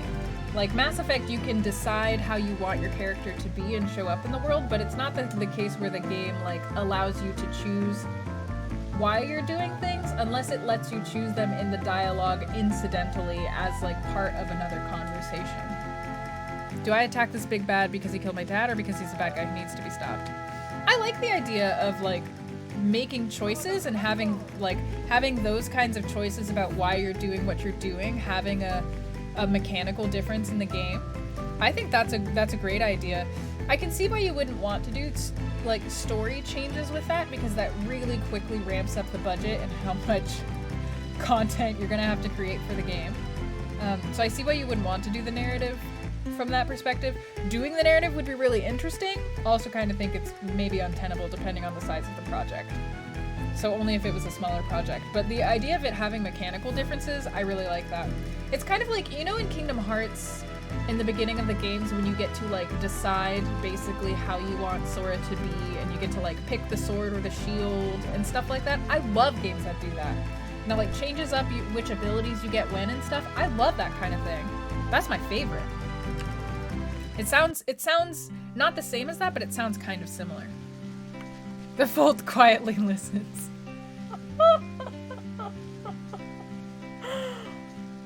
Like making choices that basically have no actual effect. And there's a lot, yeah, so like those are called, oh, I can't pause. Whatever. I forgot what those choices are called, hang on. Oh, the illusion of choice? A lot of games will present you with the illusion of choice by giving you choices that don't have any real narrative impact on the game and that don't show up again later. People will do that because it can get really like so. Okay, so a little bit of a narrative design spiel real quick because it's like one of my like pet peeves that frustrates me is that like a lot of companies will shy away from doing that kind of thing in games because they look at like, oh, making dialogue choices here affects a dialogue choice down the line, and that's like that gets complicated. That can be it can be complicated implementing that amongst different departments. It can be frustrating trying to beta test for that kind of thing, especially if it's like in hour 3 you make a choice that in hour 47 has a result. And also I think a lot of companies default to thinking that the impact that it has to make on the game has to be major. Like, they're still stuck in the Fable mindset where, like, if you're gonna make a choice, it's like you let this person live or you let them die, and then that affects a whole area in the game later on, and like it makes this whole big thing that you have to create. For me, I think that there's a happy middle ground where you can have choices that present the illusion of choice, but then you have little flagged moments later on in the game that call back to it. And like, that's the thing that I like. That's my jam. So I think that people get stuck in thinking that meaningful choice has to mean that, like, mechanically, gameplay-wise, you see something huge that's different. And that's a lie. But I also think that the players know when you make a choice and it doesn't actually impact anything, and I do think that when they figure that out, that rings very hollow. Like, it'll take a world that felt really real to them, and it'll make it feel fake, and it'll pull them out of the story. So I think that there's the happy middle ground where you're not changing huge swaths of the game, but even just having a character make like a nod to something, to a choice that you said 15 minutes ago, and like make a reference to it in their conversation to make what you said feel real. Little things like that go a long way, I think. Hey, NPC.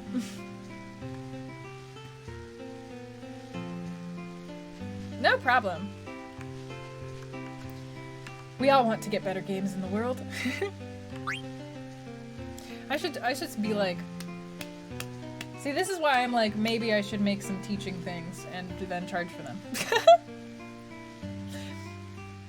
Radiant Historia. I've never played Omori.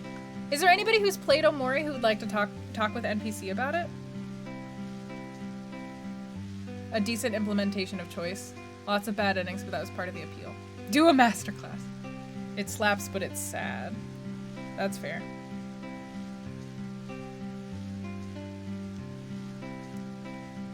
The first Infamous did a good job at having your choices matter story-wise. It can still be directed to the good or bad guy choice. Whoops, they both converge again in 5 minutes. Yeah, that happens, Coffee. But it's for budget reasons that happens. Like Cyberpunk's prologue. I don't like Cyberpunk's prologue as much, actually. I don't like it when games... For those who don't know, in Cyberpunk's prologue, there's like 3 different lifestyles you choose, and they all have different intros to the game, but then they coalesce at some point, and then you're just playing the game. I don't actually like that, because I've yet to play a game... Maybe Dragon Age Origins was I think Dragon Age Origins was decent at it, but I'd need to go back and replay that game to make sure. But there's like, I've seen a lot of games do it, and I don't think that they do it very well, where like it feels like the intro to the game is just an extremely long extended tutorial, and then once you get into the point where all the things converge, that's the part that feels real. And for me, if you're gonna break the intro to the game down into these different portions and like tell us that doing that for your character matters, then I want the intro to feel much more integrated with the rest of the game, so that it's almost seamless to me when I get access to where the rest of the game is, instead of how it normally feels in a lot of games, which is that you go through your own intro and then you hit the point where all of the intro points converge and suddenly the game is huge. And like suddenly there's all these things to do, and like suddenly you're really playing. That frustrates me a lot. Camera's blurry. Whoa. Oh, it's not anymore. A lot's been happening. My masterclass on narrative design. You had a lovely time. You ended up playing Stardew. Aw. They were both so good. Yeah, so if anybody has played Omori and wants to talk to NPC, I'd say go for it in whispers, or there's also the Spoiling Cauldron in the Discord that y'all can chat together.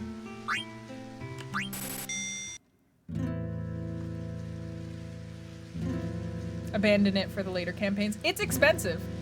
it's expensive and it takes planning, and like honestly I think it's hard to do well. And again, I think for a lot of companies the major issue is just communication between departments. It's just like, it's hard when you're navigating large groups. Like for AAA games, when you're navigating large groups of people and large teams and like, there's executive meddling. It's wild. I just want y'all to know that game development is very cowboy still. It's really just people trying to accomplish things in any way that they can, and like, while sometimes you get the fortune for that to be really planned out, like usually you plan everything out in the very beginning of development and then everything goes to poop and you're just trying your best to keep the game together before it heads out the door. So like, it can be really hard to stick to plans and to have teams do the things that they said that they were gonna do, and features get cut and story beats get cut, and the gameplay department got stuck on this like very early thing that they were trying to do, so you know, all of the things that we thought we'd have ready are now delayed by 3 months. It's a whole situation out there.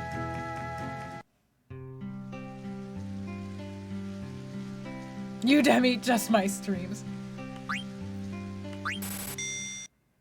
Games are very difficult in the same way that movies are difficult, basically. In the same, pretty much the same way. Expensive, hard, time zones, communication, budgets, executive meddling, deadlines, small to large groups of people, to even single projects. Single projects can be easier to manage, but then like, good luck. That game's gonna release in 6 years, depending on the size.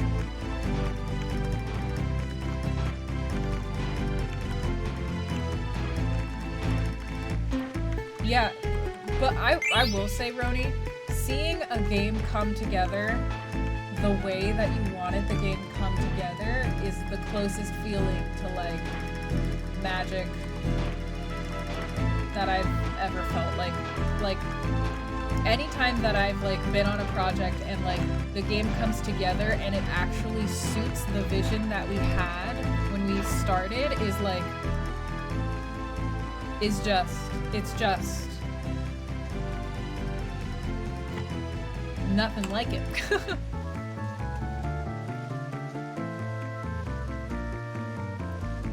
Yeah, see, that is a big issue with like consoles and PCs and stuff like that. It's like, you see all the time. I mean, I think it happened even with Cyberpunk's development. I think they talked about that was one of the reasons that it got delayed so much, is that they started off making the game and then like halfway through they realized they needed to transition everything to basically an entirely new engine because the new, you know, the new consoles were coming out and they wanted it to be out on the new consoles, and like even developing 4 different consoles is a thing. Like, you imagine back when the Switch was the Wii. Consoles are different, and fun fact about game localization, different console publishers have different copyrighted ways that they refer to keys. So I don't remember which ones are which, but like this button, Nintendo has a way to refer to it, and then Xbox has a way to refer to it, and then PlayStation has a way to refer to it, and they're all different, and you cannot reference the wrong one because it's trademarked, and that's illegal.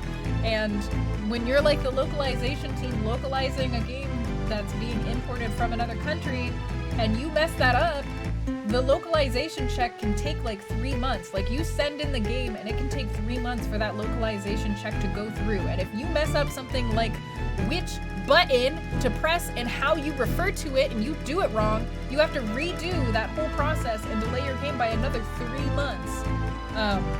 Fun fact about why localized games can get delayed. There's just a lot of like weird nitty-gritty stuff with game development, y'all. There's just a lot of weird nitty-gritty. This is wild. It's technically a video game.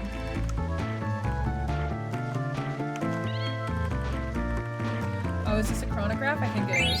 Chocograph! And the beak became stronger. Sneeze. squeezed on the beat, and the beat got stronger.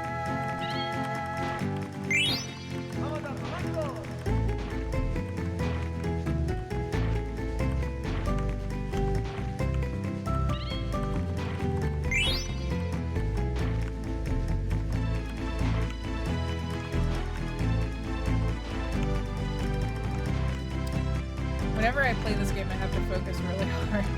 That's why I go on long tangents and then play another game and then go on a long tangent again. I cannot do both!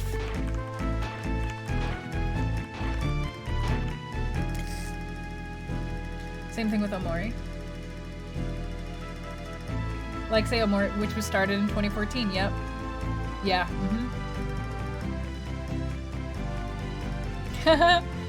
yeah. And yet we all call it the home button.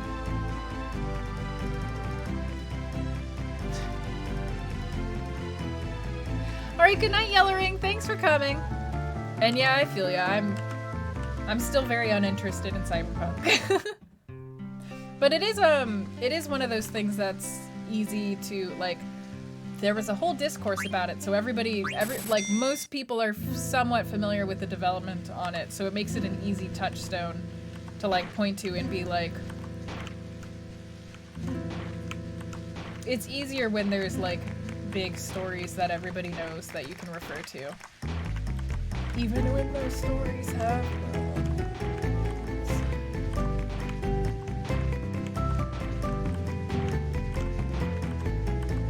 hello? There we go. Hello. Yeah! 2 chocographs in a row! That's what I'm about. I'm all about it here.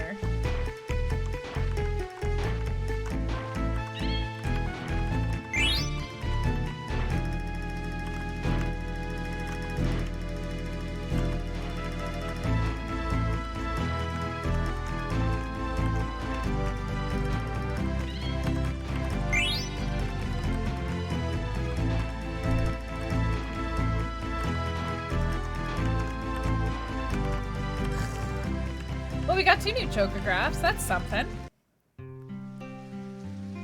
It's definitely easier when it's still coming up in the news, yeah. There's a lot that I don't have to explain.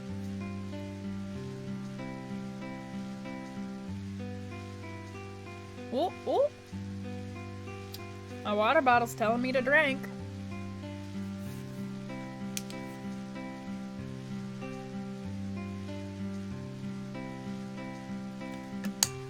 I still need to play Journey. I'm so behind on so many games, but I won't be playing Journey this weekend. I'm gonna just be playing so much Final Fantasy VIII still. Not that that's bad. The problem is just that I keep getting distracted because I'm like, ooh, I'm gonna go draw all my magic. The remastered version has it so that, like, you can speed through the game, and you also can, like, put on a god mode, which, let me tell you, is making this whole playing this game a bunch to make a video about it thing real nice.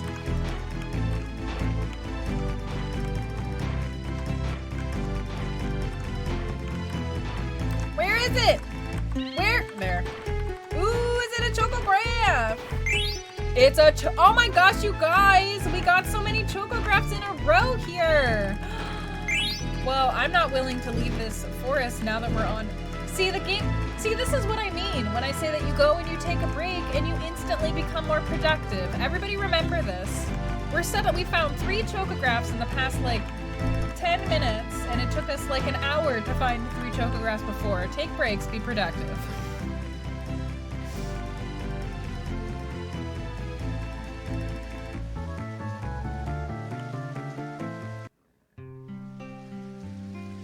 Yes, please no spoilers for the wonderful games you all are mentioning in the chat. As I'm sure you already know, but I can literally never be too safe with that, as we've discussed earlier.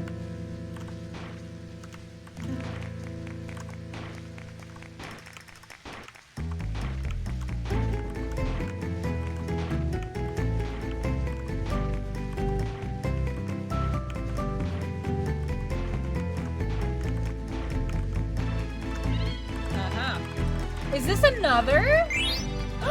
It's another! Guys, look at this.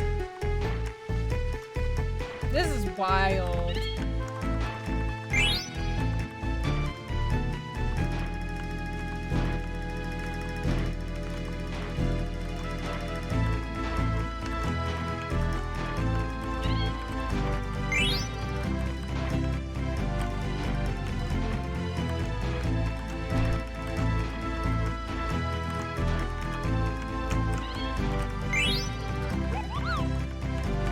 Oh, did we get 10 more seconds?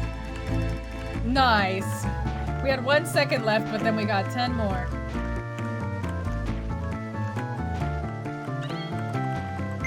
Ooh, we crushed it. We crushed it.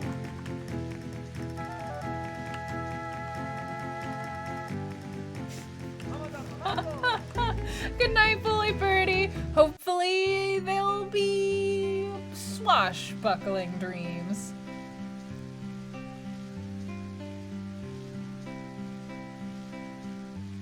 XCOM is a fun game.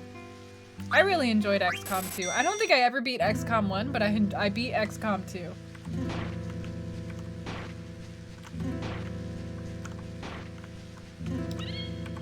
No!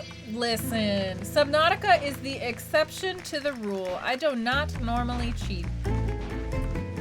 But I will reserve the things for Subnautica because it's like if I have already dove for copper like 40 times in the course of a playthrough, and I know where the copper is, and nothing about the copper is going to change, I see no reason to take up precious seconds and minutes of my life that I will never get back, wandering, searching for yet more copper in the place we already know it will be, with all of the threats we've already taken care of.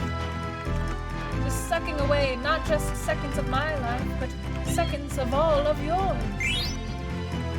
I simply cannot do it.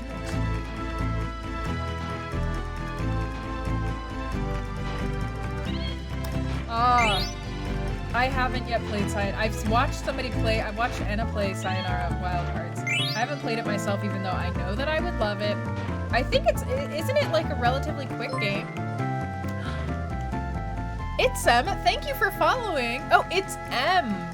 Thank you for following. Enjoy your apprenticeship here.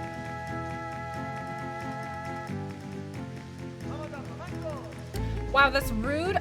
It's not rationalizing, it is reasoning. How even dare you?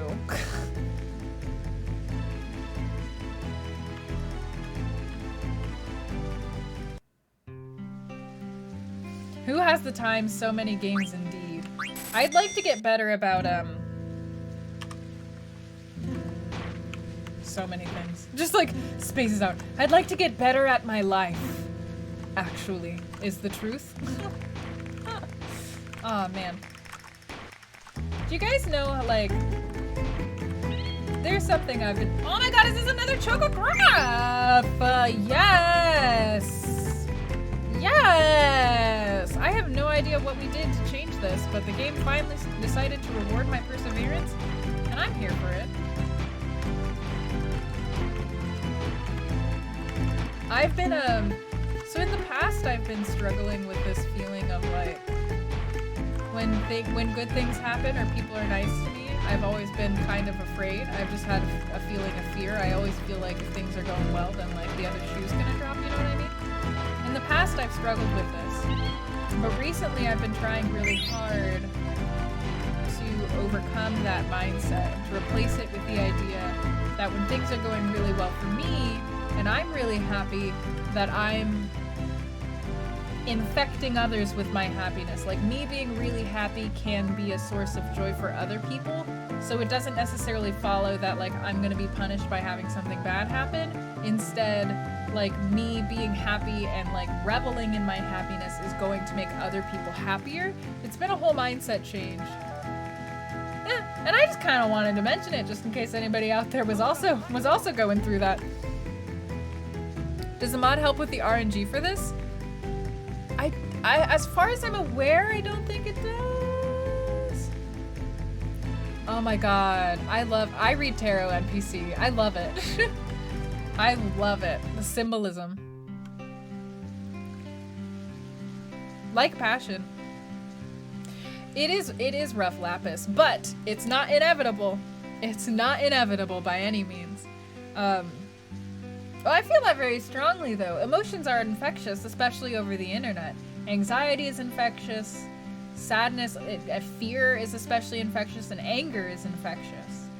But that's why, for me, personally, with my online footprint, with my platform, with my influence, I would like to primarily try and spread happier feelings, especially with, just where we've been for a while. We've just kind of been in a tight spot for a while, and I know that there's a lot of things that are very justified to be scared of or to be angry at, but I think that also what we could use right now is joy. So I've been focusing on trying to contribute joy while also not erasing any of the struggles that we're facing. While not trying to hide any of the struggles that we're my version of joy does not mean that we have to pretend that the world is great. The world doesn't have to be great, but we can be happy in it still. As a method of fighting. It's an idea. But it's warm.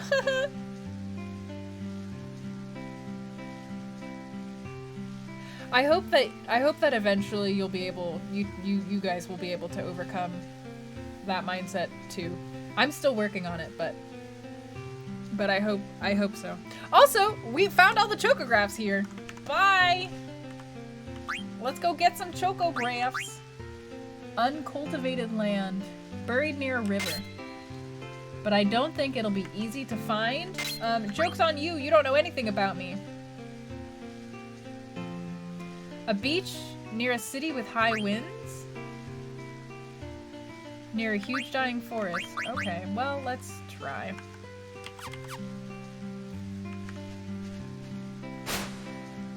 Ooh, nice, Epic! NPC! That's great! I guess you don't have to share anything if you don't want to, if it's very private, if it's private for you, but that it seems fun. They're super weird, yeah. They are I'm convinced that there should be a better way to handle this situation than bras. I very much believe so. You put on a bra and you're like, You're like, I don't know about this. This is the only river here, so I think the other river is probably gonna be up here. I might have to travel through Gizmaluk. I don't know. Healing Shore was the one that you were thinking of. Okay.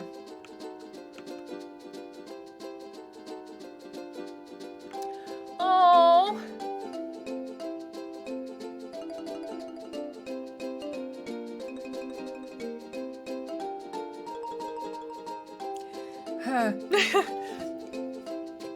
Well, thank you for saying so, Lapis. Thank you for saying so. That hits me in the feels. In a good way. In a good way. That makes me have feelings.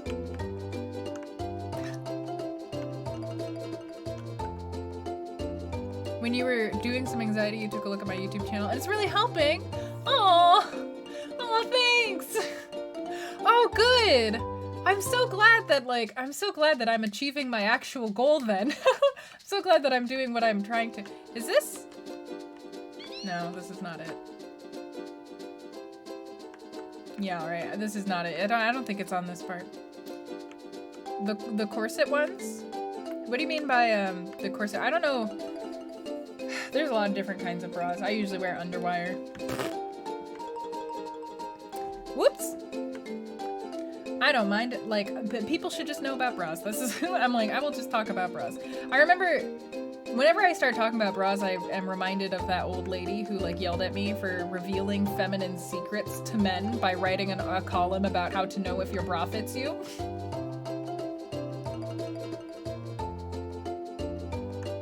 Every now and then I remember. Yeah, it was like an old lady. Like, that bra column got a lot of strong opinions, but like the strongest one came from some old lady who read it and was like, this is inappropriate. You're ruining the feminine mystique for men by telling them how bras work. I was like, what? Are you telling me that women shouldn't know how bras work if it comes at the cost of informing men that bras are the worst? It was a whole thing. It was a whole thing. It came from another lady. It was another lady. It was an older lady who was doing it. Corsets slapped. Corsets did slap. Corsets weren't as bad as movies portray them to be. Historically speaking, most corsets were actually very comfortable. Like if you did that, if you were like not able to breathe with a corset, it's because you were wearing it wrong. Just saying.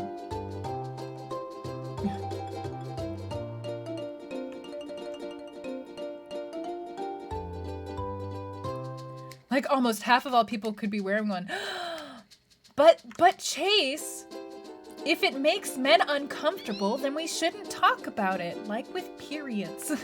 We should just leave half of the world's experience shrouded in mystery because it's more sexy. It's more because we're prioritizing the comfort of one half of us, of approximately one half.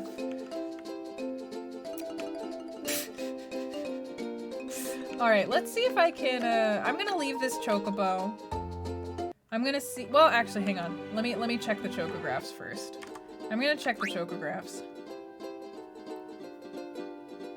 Can we talk about how little they teach men about women? like, as a trans person, I see what you're saying. Even if at first you were feeling a bit like an imposter. Oh, for being here? Oh. Well, I'm sorry.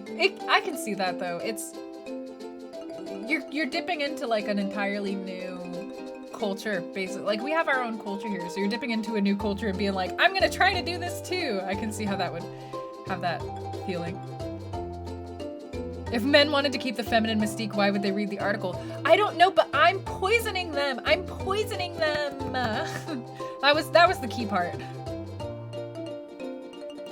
Oh my god, Blackguard, that would be that would be incredible.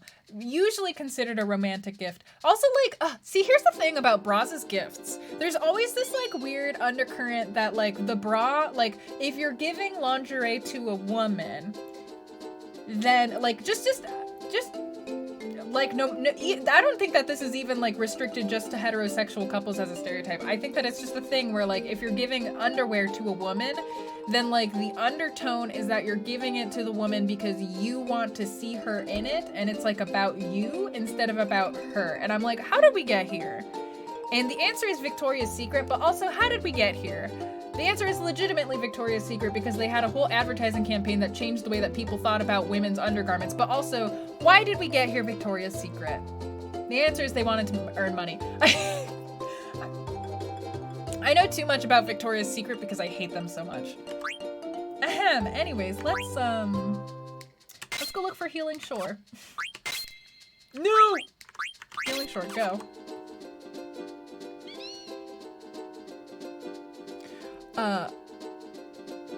But talking about that is wrong because it makes you feel uncomfortable. I mean, you're saying that, Chase, but like I grew up with that, like, don't say anything that makes straight men uncomfortable really hard. I mean, I grew up in like Kansas. I grew up in like a tiny town in Kansas. So yeah, that was definitely the undertone. And the only times that we acknowledged that like women had their monthlies was like during like very stressful school videos that no one would want to talk about afterwards, and like, you know, there wasn't like an adult who tried. Like everybody was just filled with like repressed shame, and so no adult tried to like normalize our bodies for us and just be like, yeah, I mean, half of you got, you know, half of you are probably going to experience this kind of puberty, half of you are probably going to experience this kind of puberty, here's how it functions so you all know. There wasn't like that kind of chill lay down. It was always like, okay, today's the day that we're gonna watch that video. So I hope you all have your parental consent forms. And then they'd like set up the video and then just go sit quietly. And as soon as the video was over, the class was dead silent and the teacher would move on and not talk about it. It's like,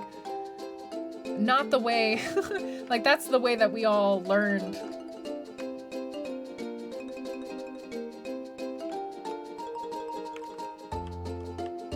Okay, so this thing is gonna be near Lindblom.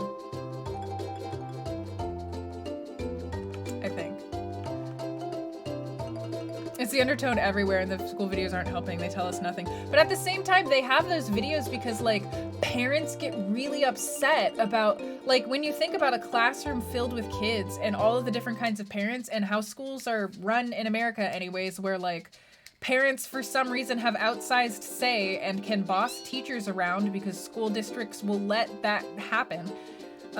There's tons of teachers who like get angry, or parents who get angry about like, oh, I literally don't want my kids to know that puberty exists, all the way down to like the opposite end of the spectrum of like, why aren't we like talking about the beauties of the human body? And then like parents just fight each other about it and it's like, it's a disaster. So they settle on these like, we'll just say what's in this video and as long as the parents can okay this video, it's fine, as like a stopgap measure. But the tea is scalding.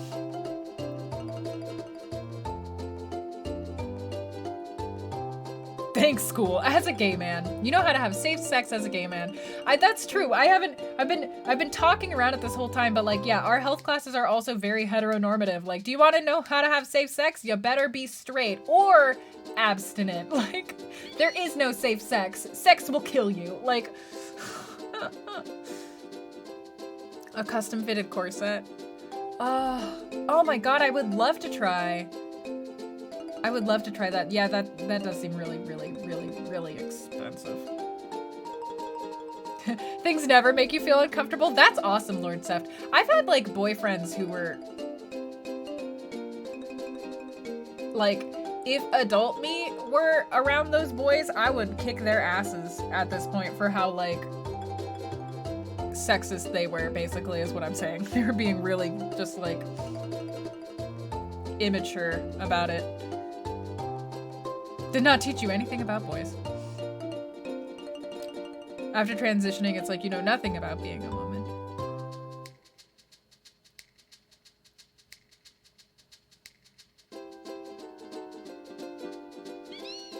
Oh man, that sucks, Jenna.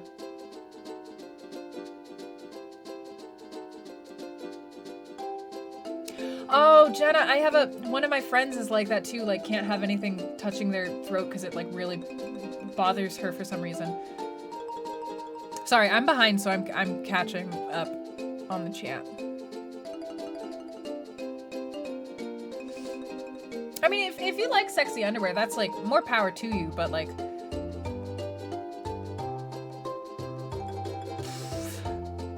just this concept of women's underwear exclusively as like a sexy thing. I think like, to be fair, I think that as you become, hopefully, most of us, please, as you become an adult, like realize the functionality of clothes and stuff and they stop becoming like quite as like fetishized as they were when you were a teenager watching American Pie, R-rated version. I don't know, I've never seen that movie, I just assume. I've never seen that movie. That's awesome, NPC. Good for you. Good for you. Good for your mom. The teacher would just not do health class.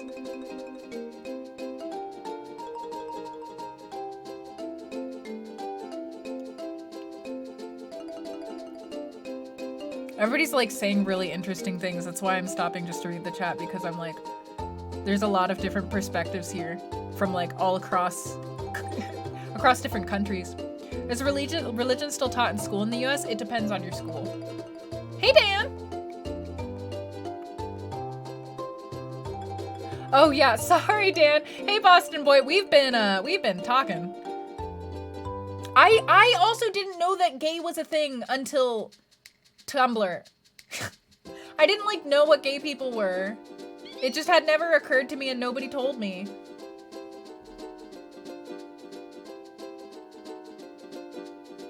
Oh, Washingtons are pretty good. That makes sense. That makes sense. Much better than what you learned in school. Thank goodness. I mean, in my school, they still taught us abstinent-only education, and my health teacher would go to her room, like my health teacher would close the door and teach us real sex ed, and then when somebody came to check on her, she would like default back to abstinence only, and eventually she got caught doing that, so she could only teach health class with her door open, but she still tried teaching us proper sex ed by like whispering to us how like but if you're gonna have sex, please use a condom or some other form of birth control, like, you know, that kind of thing. That woman risked her job for us. Bless her. They support from below instead of putting all the weight and stress on the shoulders. Yup. Yeah, I feel that. I usually just don't wear a bra because I'm just like, I hate it. I hate it. I have like a, you can't tell. I have like a really tiny, I have a really tiny body, and my boobs are actually fairly large for like proportion to the rest of my body. My boobs are actually like bizarre size, to the point that like nobody sells bras. I have to like order my bras from Britain because the UK is the only place that will serve my obscure ass bra size. And like, yeah, this whole situation, I hate it.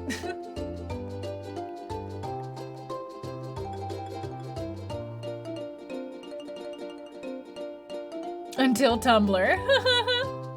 Where was my school backwards? Kansas. Kansas. So like Kansas. Hi, Airbender. Yeah, we're talking about like our experiences with sex ed in high school. We're talking about like bras and stuff. It's fine. We're talking about like how people think we shouldn't be talking about like the other gender's body because there's only one gender, and like that we gotta separate them. The mysteriousness is important. Like we're talking about that kind of thing. I'm from Kansas, and when I was in Kansas, legitimately like right before I started learning evolution in schools, they passed a law making it so that we were allowed to teach evolution in schools. Kansas for a really long time had a bunch of constitutional battles going on that would outlaw teaching evolution in our schools. And like eventually I think we got a law that said that you have to teach evolution and creationism and devote as much time to each. And like my science teacher was like, this is the part of class where I have to teach you about creationism. A fake idea. And I was like, okay. And he was like, I have to teach you about it, but there's no scientific evidence for it. And if that's your belief, that's fine, but I'm not going to teach it like it's scientific. I lucked out in that even though the school rules for my school were awful, my teachers were incredible. And I'm like, definitely part of the reason I'm the person that I am is because I had such good teachers. You walked into real. Yeah, that makes sense. Yeah. Grab your sword and Dance. the hole. Hey, Toasty! Welcome in! Welcome in, Toasty. You love my science teacher? Me too! I also loved my science teacher. He was the best. One time he thought he publicly humiliated me and scarred me for life, and he was so upset that he apologized to me on like 3 separate occasions. But I was fine. You remember spending so long figuring out you were bi? Jenna, the same. Also, though, it took me until I was like 23 to figure it out, so. You're asking because you know the Americans have a strong Catholicism belief, and sometimes this belief can be a big slowdown for more liberal kind of instruction. Yeah, it's not, we don't have a strong Catholicism belief, we have a strong Protestant belief. Like, what happened during the founding of America was that there were a lot of people who came to America because they wanted to practice their religion freely, and like, England was kind of like, you know, England had the whole Catholics versus Protestants situation that was a little rough. So a lot of people came over here, and like the beginnings of America were very entrenched in religion, and certain political beliefs even are like really heavily tied towards Christian religion in generally. Like the Catholics are actually, I think, a minority of the different Christian ideologies that exist here, but you still have kids who are sent to Catholic schools where they're taught religion in addition to their schools. It's just not necessarily a thing that you see in public schools at all. Also, hi. Also, hi, Toasty. Sorry, we're in the middle of a big conversation. Welcome in, everybody, though. Welcome in.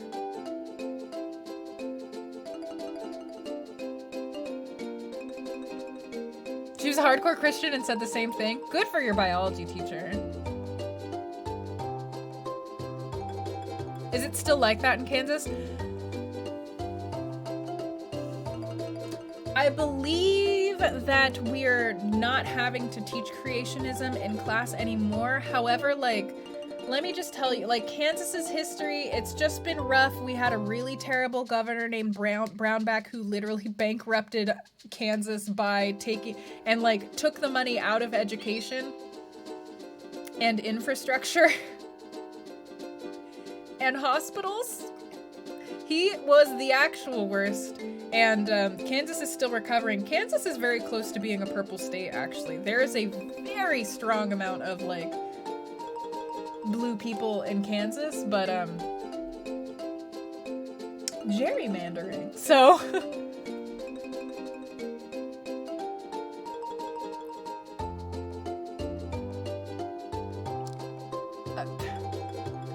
kids.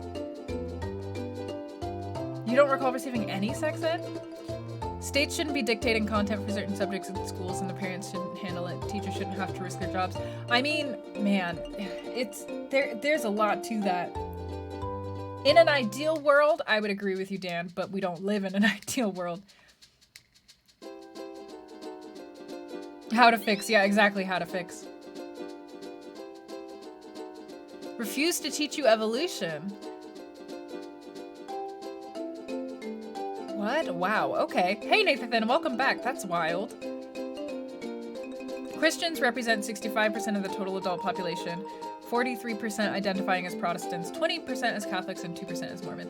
I wonder how many of the Christians who identify as Christian, that 65%, are actual practicing Christians who, like, go to church every Sunday, and how many are just people who are like, I'm Christian, because that was me in high school. I was like, I'm Christian.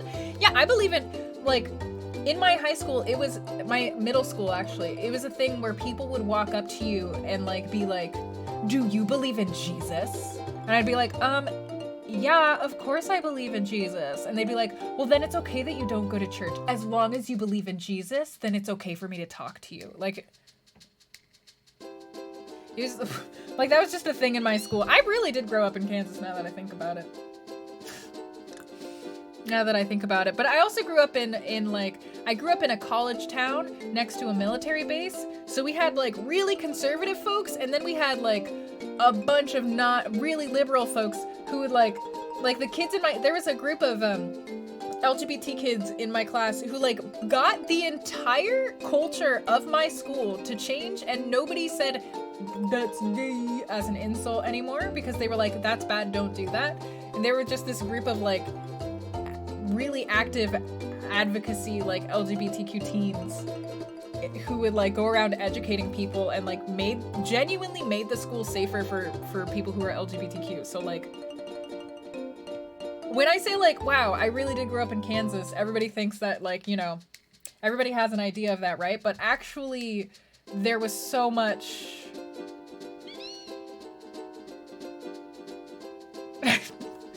gets lost. 2019, got it.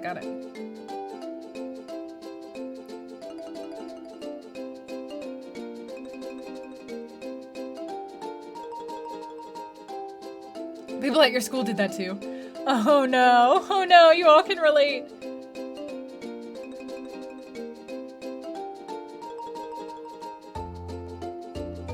The best part of Texas is Houston, you think? You see Utah?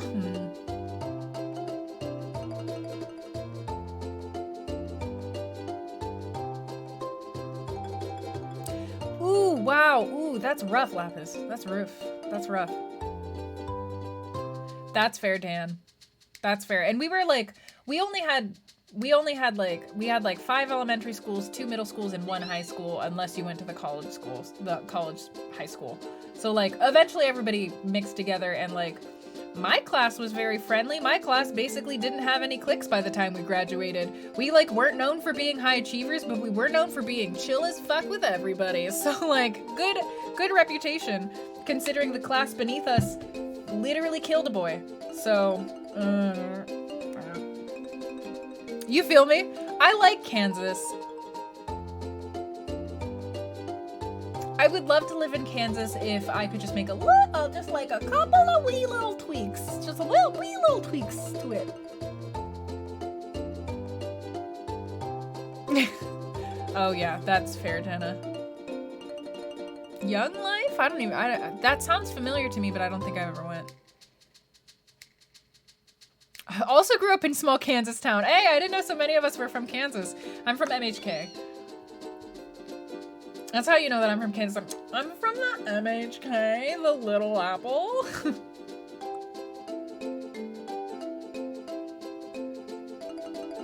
Dallas can burn in hell.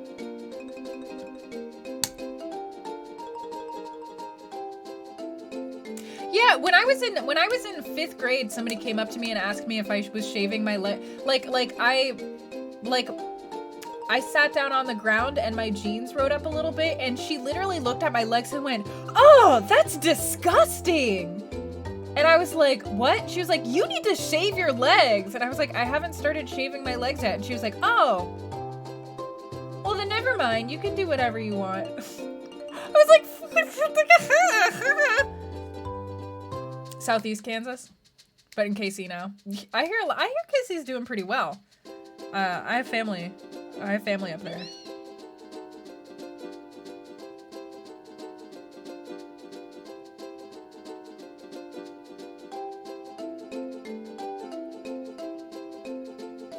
I had friends, like in my high school, I had friends from like pretty much all over. I had religious friends, I had hippie friends, I had Mormon friends, I had definitely LGBT friends. I was like that like chameleon who just like slid through all of the groups in high school because I just treated everybody the same way, and I was like weird, so not everybody liked me, but like I was friendly enough that I could easily fit into any conversation, and eventually people liked me. I don't know a better way to explain that.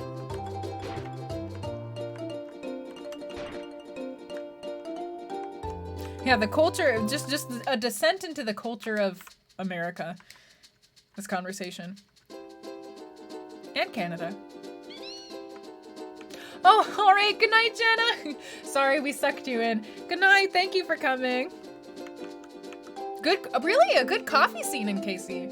I've been actually wondering, like, because, like, I hear that KC is getting better. I keep hearing things from my family, and I've actually been wondering, because I'm up in Seattle right now, and, like, paying for shit sucks. So I'm actually wondering if maybe KC is, like, an option to move back to. I've been considering it, just because it's so much more doable to live there. Is this the area? It doesn't seem like it's 100% the area, but it kind of seems like it's the area.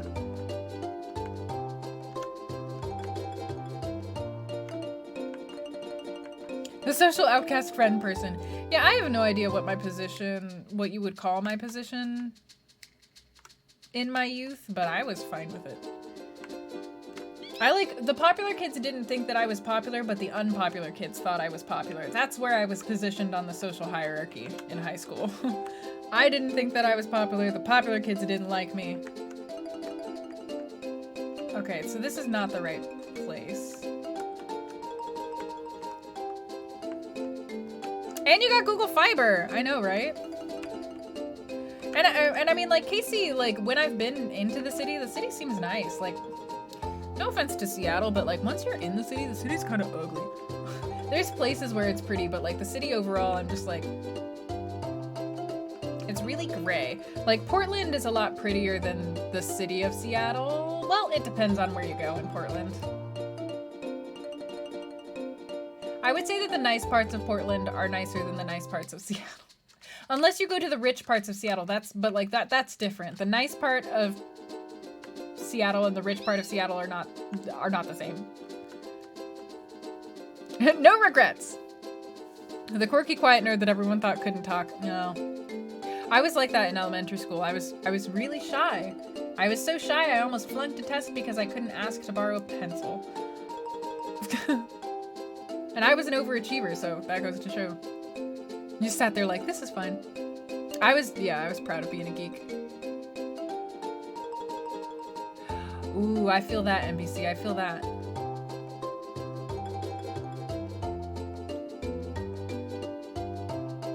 Yeah. Yeah. It's like one specific. I cannot find this Healing Shore situation. It said near. Oh, is it near Dali? It's probably near Dali. That's probably why. But I can't get to Dali from here. I've just been wandering around looking for these. Yeah, I think that maybe I just can't find any. I can go look for the cold field and the abandoned beach. I can go look for those. Over this way.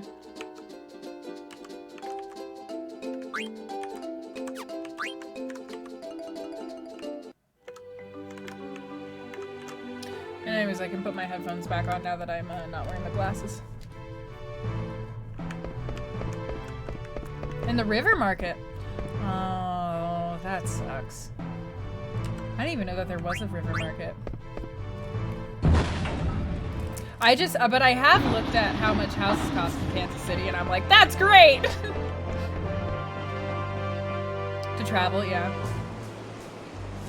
Sure, yeah. What's your guess, Blackguard?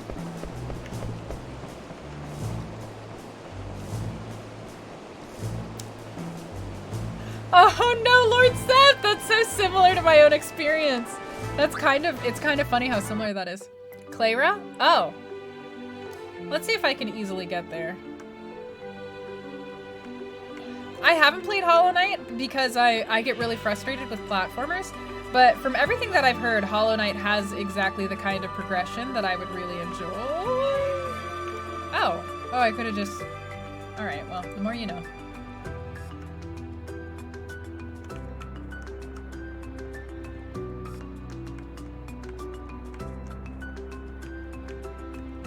One thing that I will...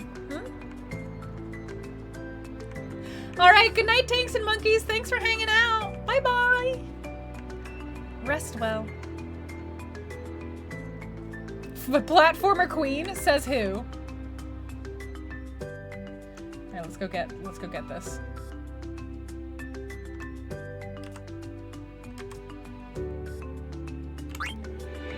I have so many guys like greens now.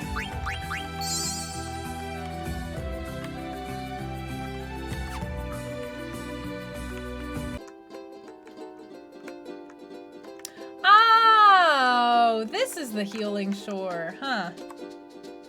Oh.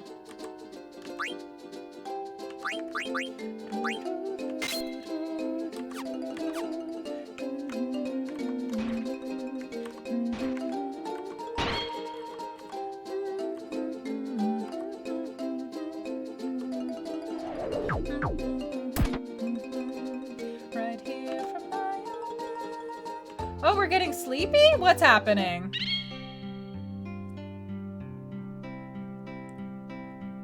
Chocobo, no! Chocobo, yes? Chocobo's Dream World? What is this?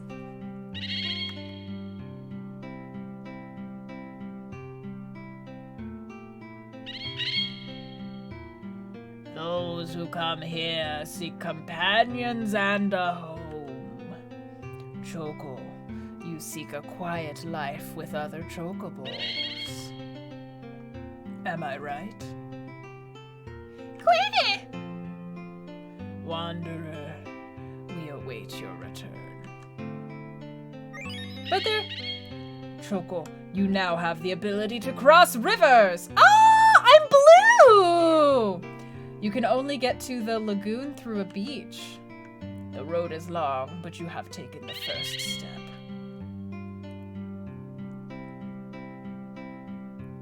I want my Chocobo to have Choco friends! I am blue. Da-ba-dee-da-ba-da. I was about to be like, wow, I got ripped off, but actually. Also, thanks, yo, Brandon. Yeah, that's generally the vibe here, I would say.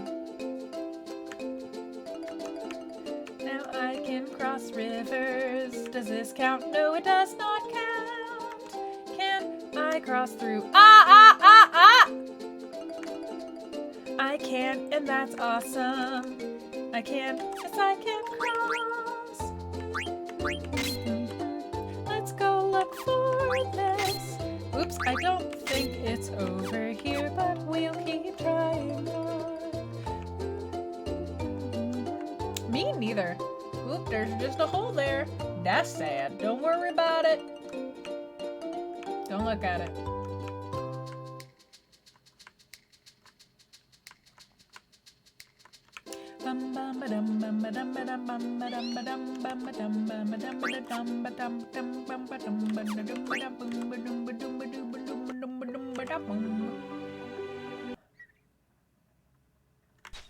Can I not cross over through here either? Aigu.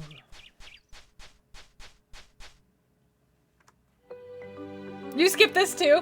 Oh, that's fair. I was about to skip it, but then chat voted that I do it, so. But now I'm kind of invested in this Chocobo's journey. I do want this Chocobo to be happy. I don't think I can get over to this area that I'm currently looking at on the Chocograph, but I should be able to go to the, what's over here? Nothing?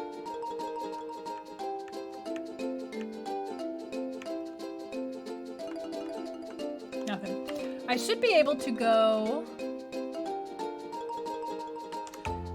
to the snow place at least. Chat heavily voted for it, yes. You can admit you were wrong in your vote.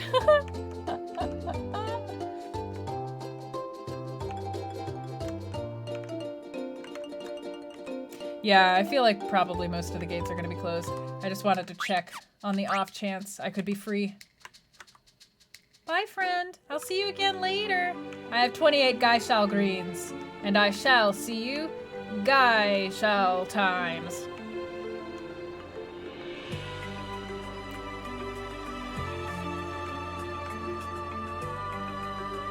I know the Chocobo's blue now.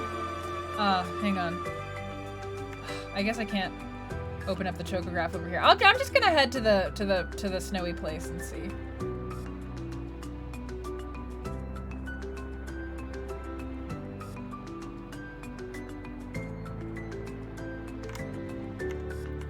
See if we can find some Chocobo feet somewhere over here.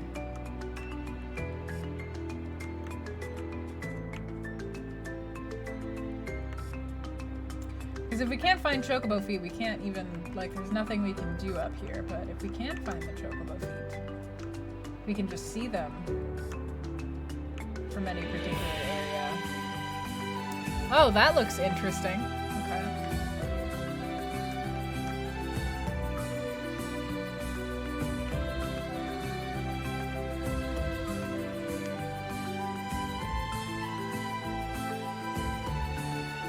Oh, Smarties are really good.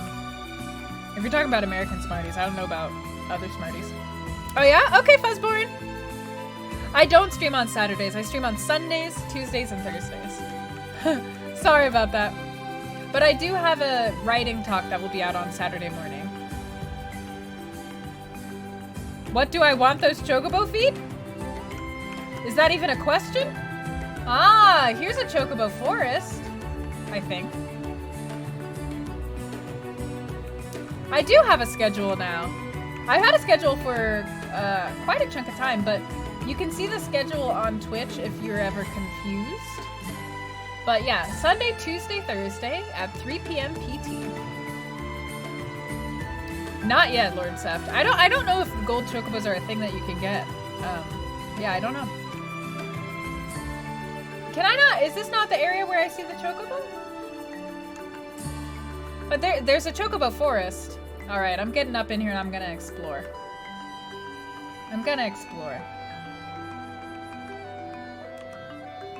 Maybe I'll regret. Oh, lol, it was literally right here. Forget me. Oh, la la la la la la la. You didn't see that. Hey, boo.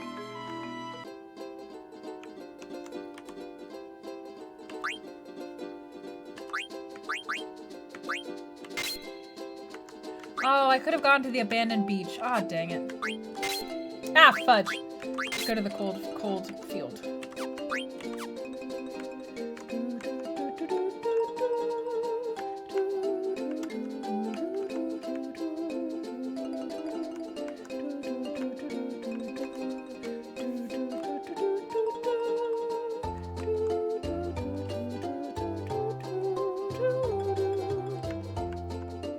I'm sorry, Seft. Yeah, time zones are like that, though. Time zones do be like that. Nah, Smarties are real candies and they're yummy. Okay, so I can cross rivers, but... Yeah, so I can, like, get over here, but I can't... Is this because I don't know how to climb yet? Is this because my Chocobo hasn't learned how to climb?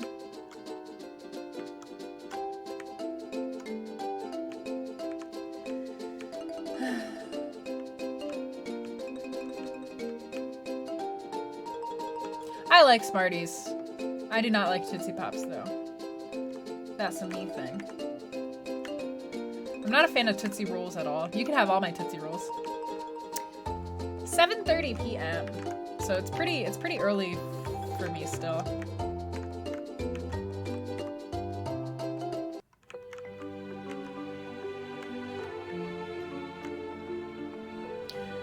Which types? Are there multiple types? What? All right, let's just go find. Let's go find. Let's. Where's another Chocobo forest? Car spoons. Ah, exclamation point spoons. Might be what you're looking for. Damn. The chocolate ones or the chalky candy one? The chalky candy one. I like them. Oh, Canadians have chocolate smart. I see.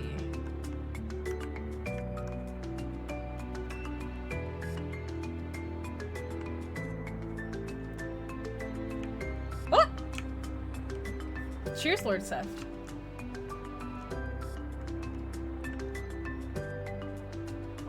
I'm trying to see how many spoons I have left.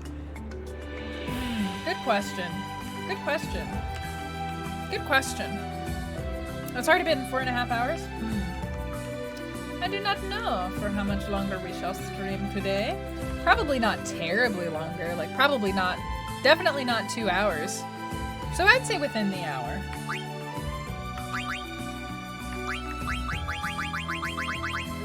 Luckily, this kind of stream has not taken up too many spoons for me.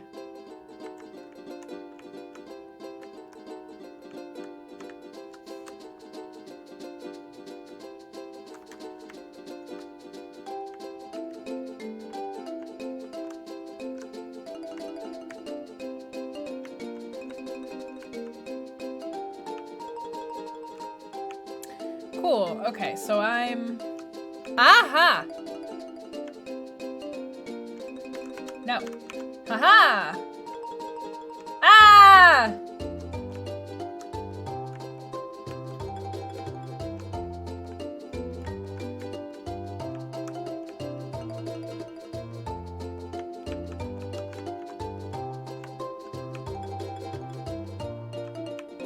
Hopefully there'll be a way I can get up onto a beach.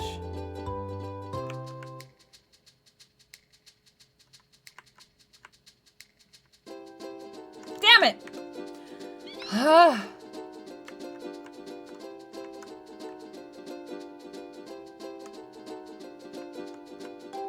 Not playing Subnautica after all. That's fair. That was a fair shot.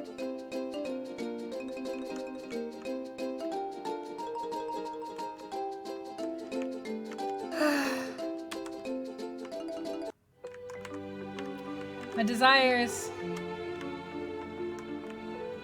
My desires. Maybe then over here. Pop, pop, pop, pop, boop, pop, pop. Beep, beep, pop, beep, boop, pop, beep, beep, pop, beep, pop, pop, pop, pop, boop, pop, pop.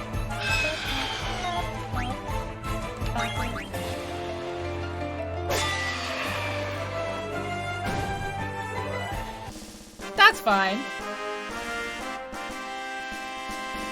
I've never heard of coffee crisp, and I won't be able to have it now either.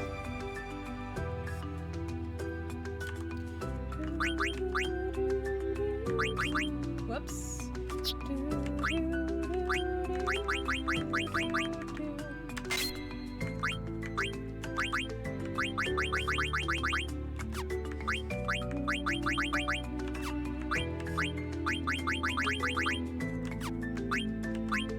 Oh wow, I guess everybody learned stuff while I wasn't paying attention.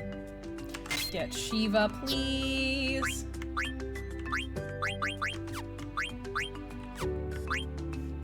He's still going. Oh, this is close to where I need to go. Ah, Chocobo tracks. I'm pretty, if it has wafers, I'm pretty sure that it's not gluten-free.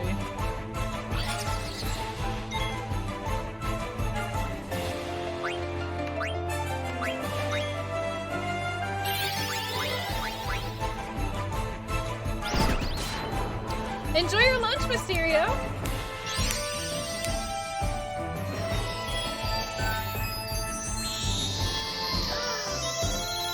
I don't even remember Shiva from this game. They do that in all the old Final Fantasy games.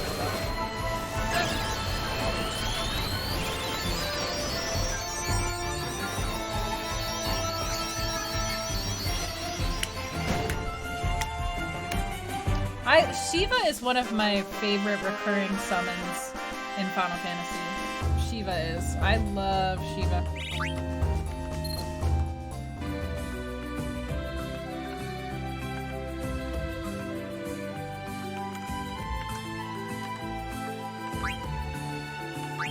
Absolutely is not gluten-free. I can't really drink coffee because of the amount of caffeine in it anymore, but I do love the smell and the taste. This button, yes.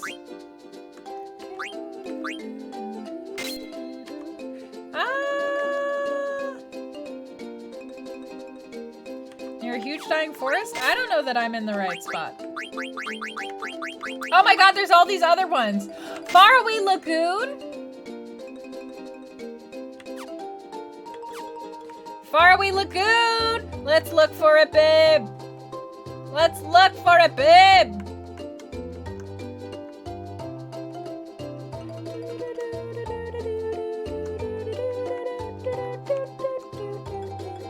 Was this where I just was? 'Cause I swear.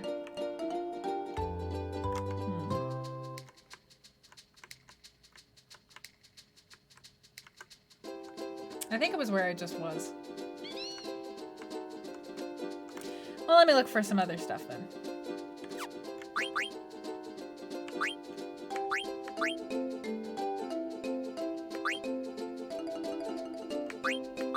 Wow, we found a lot of chocographs while I wasn't paying attention.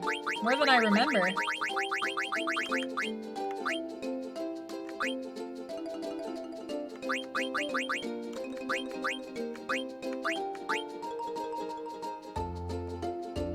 Oh my god, did I just leave that place without...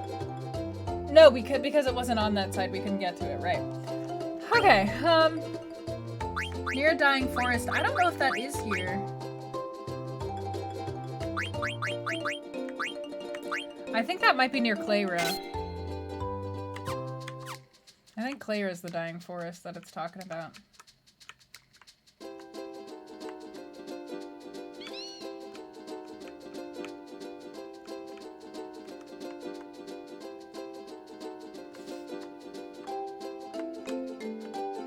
Is this the stretch of reef? It kind of looks like it might be near it.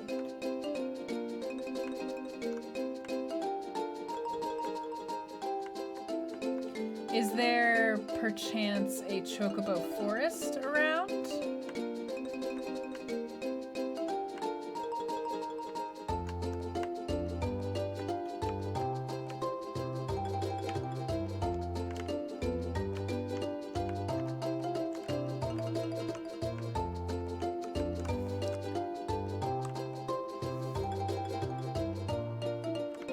Which Shiva's design do I enjoy the most?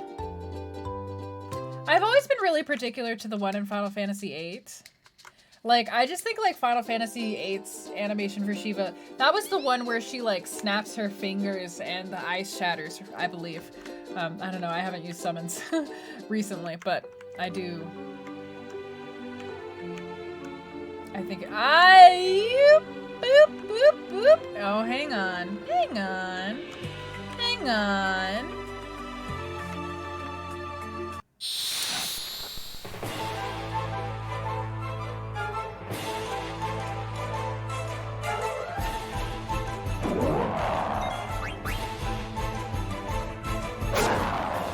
I'm glad that we can all agree that coffee and chocolate is a sublime combination. Final Fantasy X, yeah, is pretty good. I like, in Final Fantasy VIII, I just like the accents of yellow, really, is what it is. Like, I think she looks stellar with the accents of yellow.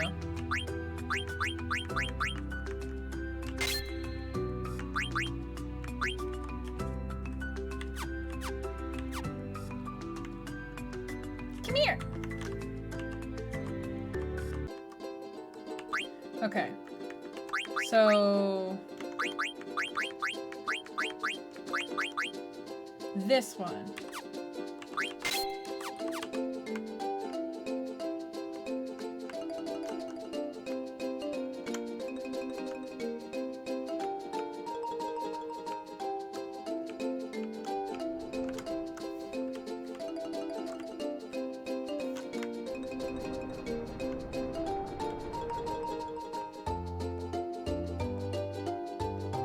No?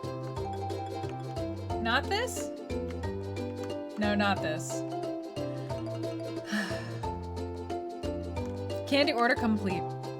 A little splash of yellow really does stand out. Who's your favorite overall summons in Final Fantasy? Actually, I'm pretty curious.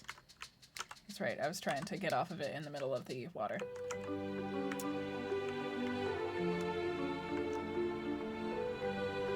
That's some expensive hot chocolate.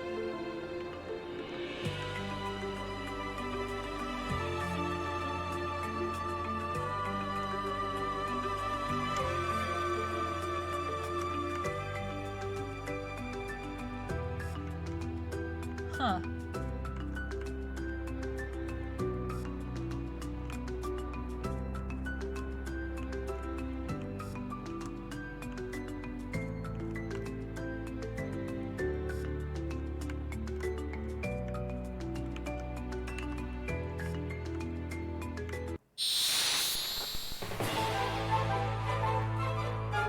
You like the spoon story?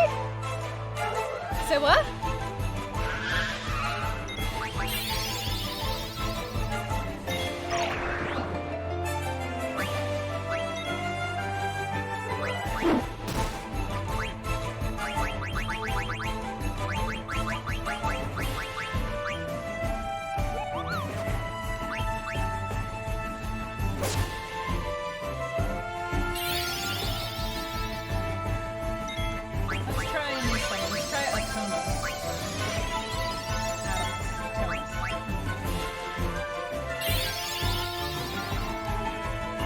Phoenix. Yeah, Phoenix is really good. I really like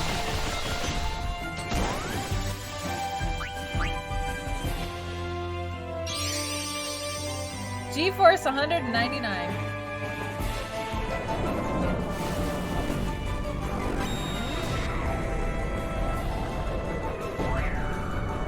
That's fun.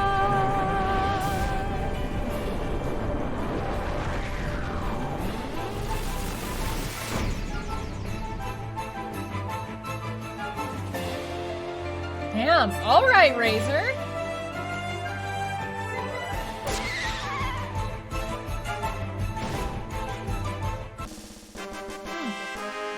I haven't really tried to play Final Fantasy 15, so hearing that is interesting. Nice sense of progression, maybe.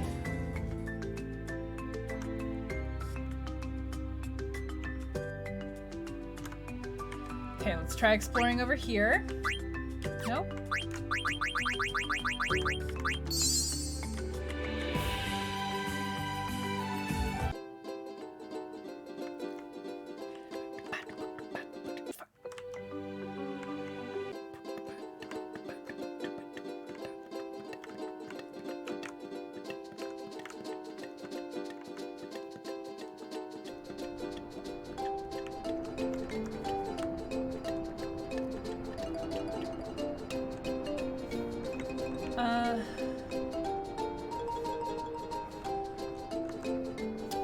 Okay, it's not looking like it's this spot.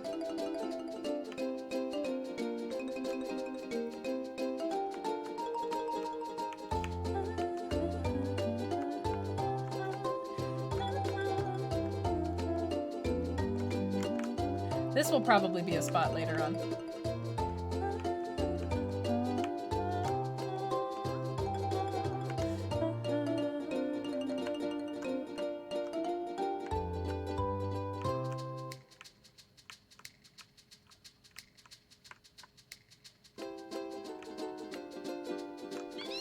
Yeah!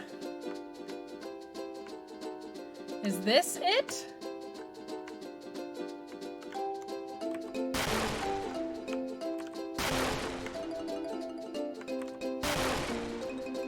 Maybe not.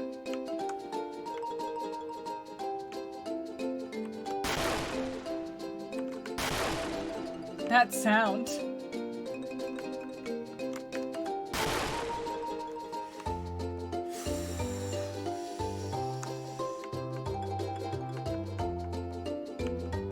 Where is this?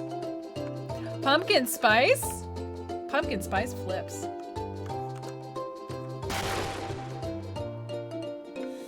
Oh my goodness. Is that...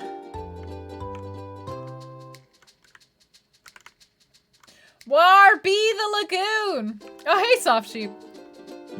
It does, I don't remember what the hint for this one was.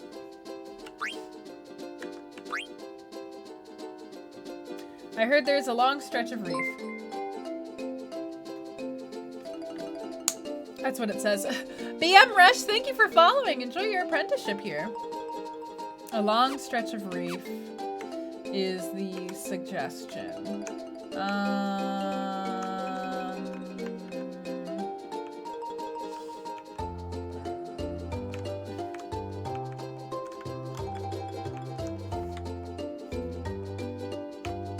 I mean, this does look like a long stretch of reef, but...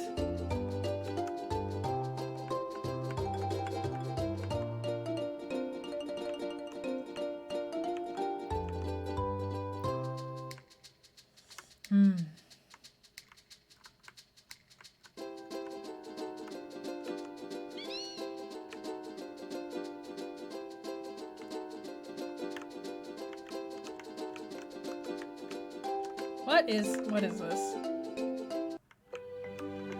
Nothing. Okay, is there anything that looks like where I'm at?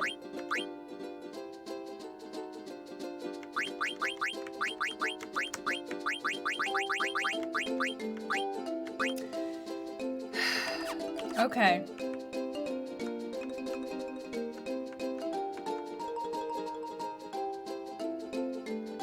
Welcome back, Nathan. We've just been Chocobo searching. Can I dig on the crack? I know that eventually you get the ability to climb mountains. I think, so.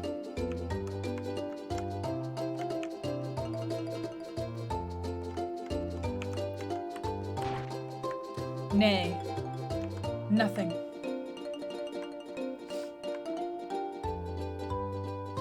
This is a very long stretch of reef, so that's a terrible hint.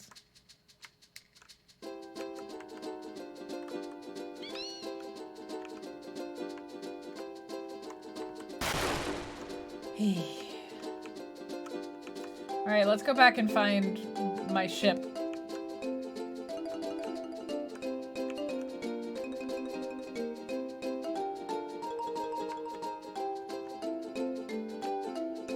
Is it this? No, I don't think so.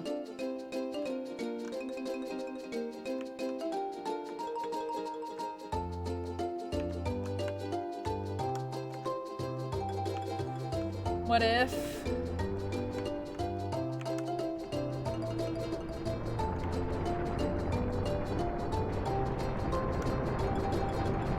What is happening? What happens if I...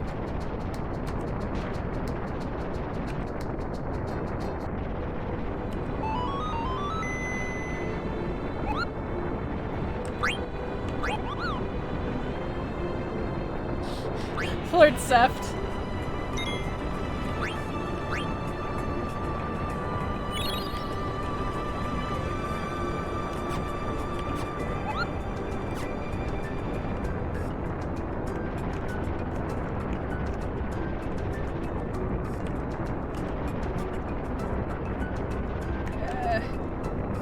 Well, I guess that's all. Good night, Dan. Thanks for popping by.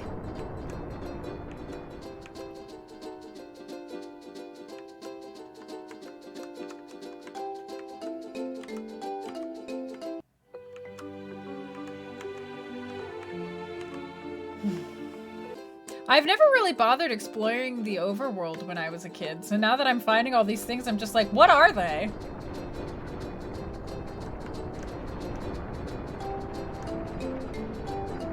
Well, let's go back to where Clara is. Where's my ship? Oh hell, there it is.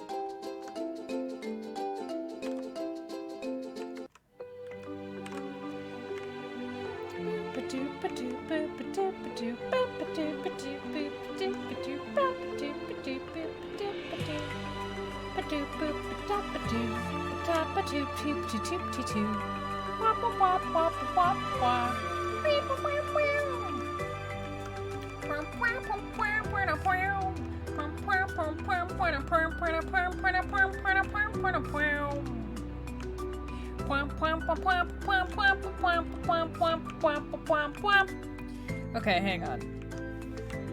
This looks like the islands in the Chocograph.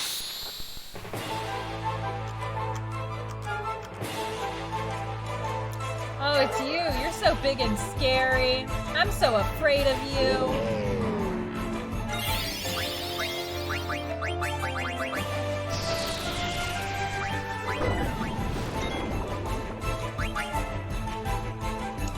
Maybe I should undo that situation for them at some point.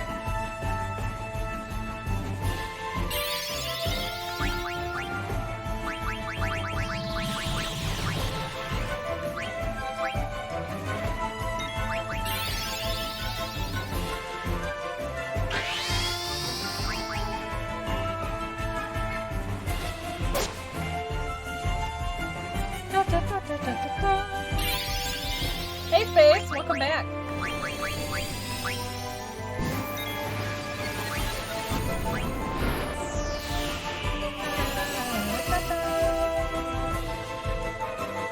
You down. Oh, of course you die right before that.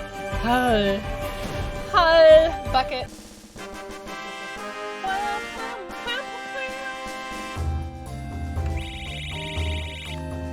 That's fine. That's fine.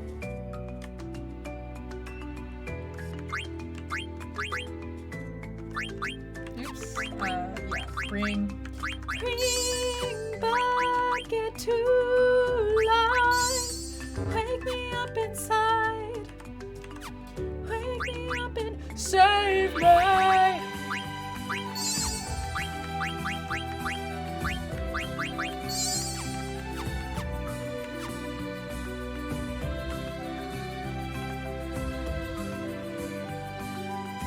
Make a beeline for the Chocobo footprints I saw over here before. Oh, crushed it.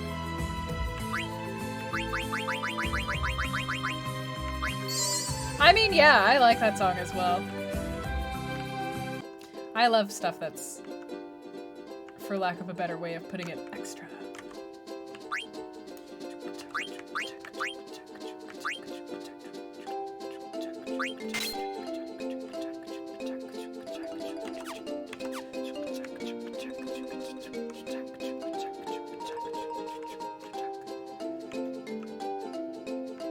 Okay, let's hope that I finally have the right spot for one of these things.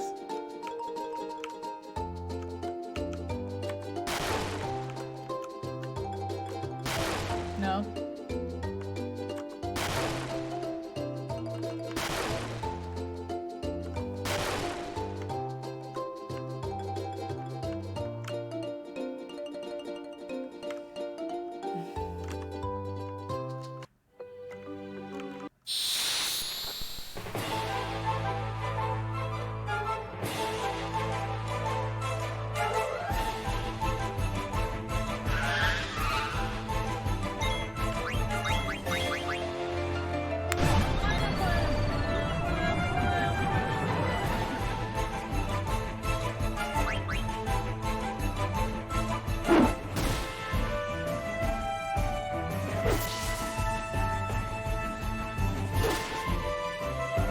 Bucket did no damage.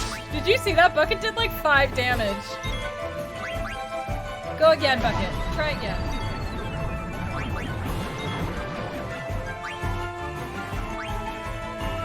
Give it another shot. Dagger's doing more damage than me. 94! Bucket, you should be ashamed of yourself. It's because he's got the most basic sword. Oh, she learned Shiva.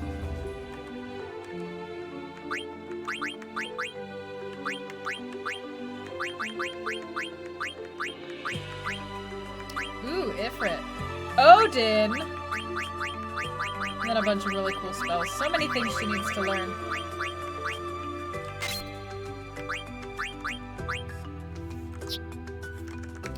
He's still got a ways to go. Still got a ways to go. Oh, but you learned Auto Reflect. Is there anything else you can learn? No? Can you try...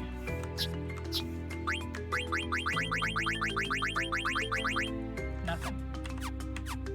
Alright.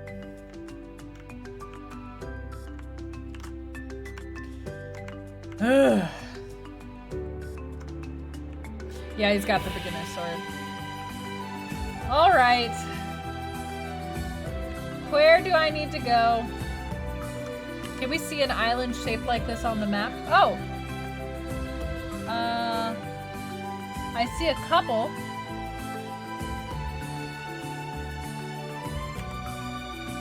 Let's go look for this island. It's probably going to be the easiest thing because we'll be able to see it from the coastline.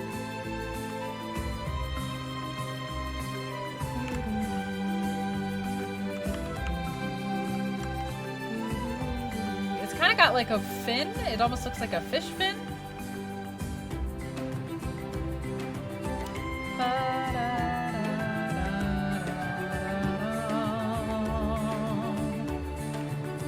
I'm okay for now, but I'm getting to where I might eventually want somebody. Is this it? This kind of looks like it's it.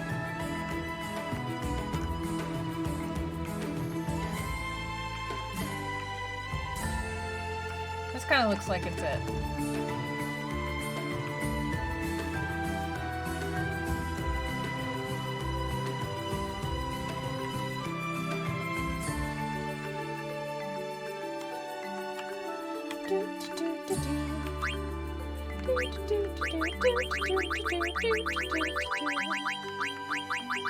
Where is it? Scrolled right past it, didn't I? No? Ah, it's over here. It's on this side now. Well, I'm glad I have so many Gaishal greens now.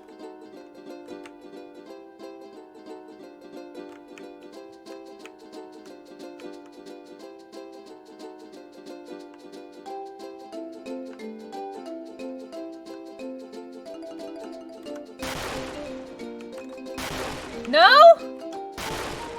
But does it?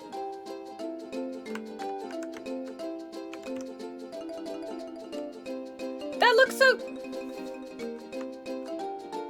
That looks so similar, though. Oh! It was. 8 potions, 4 Phoenix Downs, 3 others, 1 Magician Robe. Alright.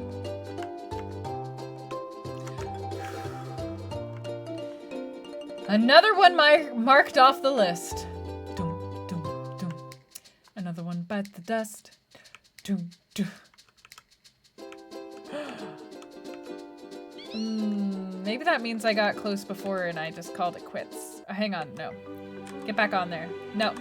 Get back on the Chocobo. We gotta look at another Chocograph. I think we can go for this one. A beach on a small island. Nope. Ugh. I hate using a keyboard for controllers for this game.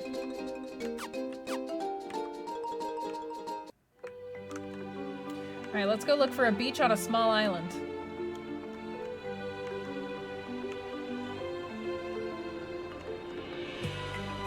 Let's check around here first. I should be able to see other islands from where it is.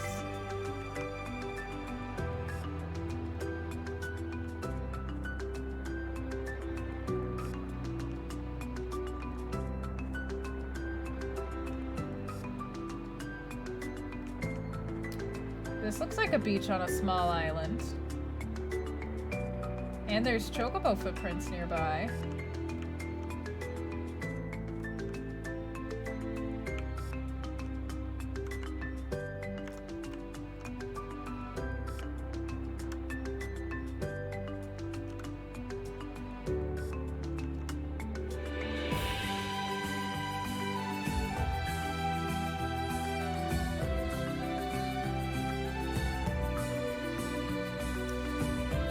Is this it, or or is this not it? Tell me whether this is it. I want to know. Cheers, Mysterio. It looks like we may have a winner, but I don't trust it. I don't see an easy way for my chocobo to get out to here. Oh wait, maybe all the way this way. That's the easy way. You don't remember? It looks like a match. Let's try it.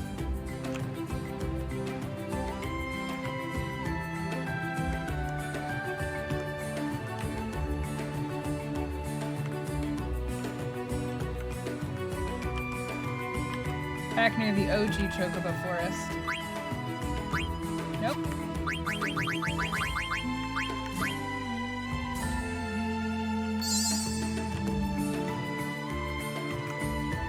Oop.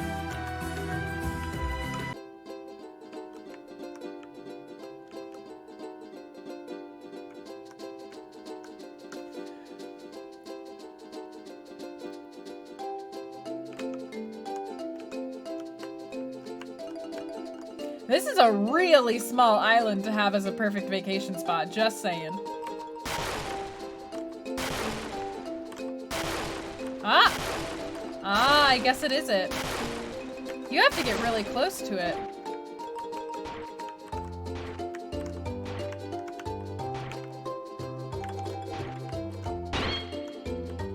Found it.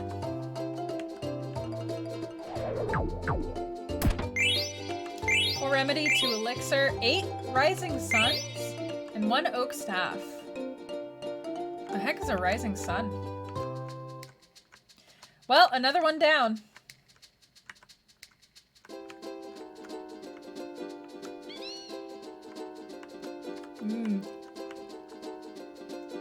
That's fair. I'm kind of feeling it. I think we'll probably wind down the stream soon.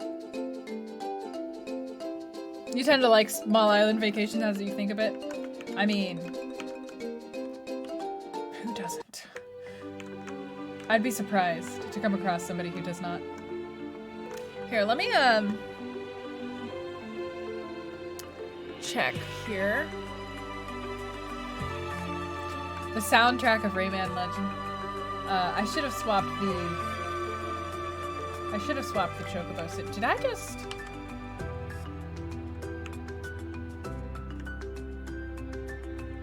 I did not.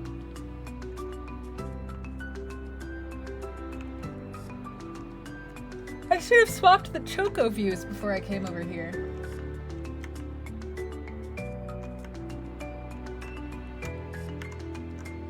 Save the game, that's fair.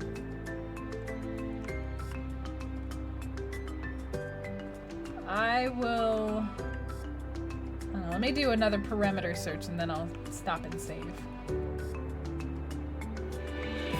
When I save is probably when we'll start winding down the stream. Those bubbles? There's all these suspicious things! What is that up there? Hang on. Do you see that? What is that? That's why there's bubbles here.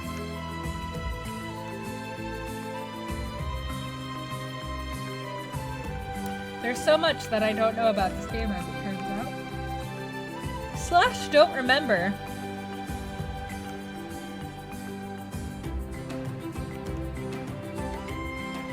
I wonder if I must need a chocobo to get to some of these places.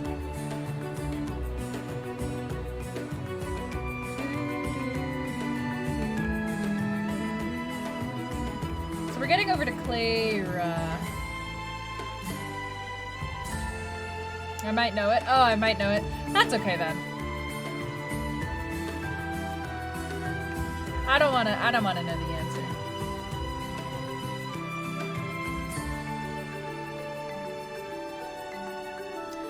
There, okay, here. This is back near Claris. So we have one more place that we can find.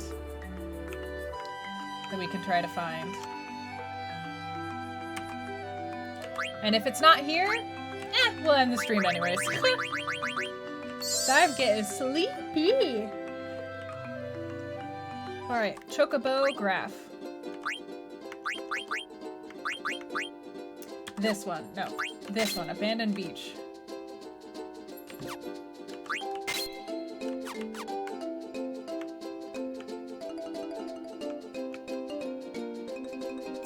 You know, it doesn't really look like there's any beaches around here now that I think about it. I don't think it's here. Pumpkin. Oh, Pumpkin's finally left.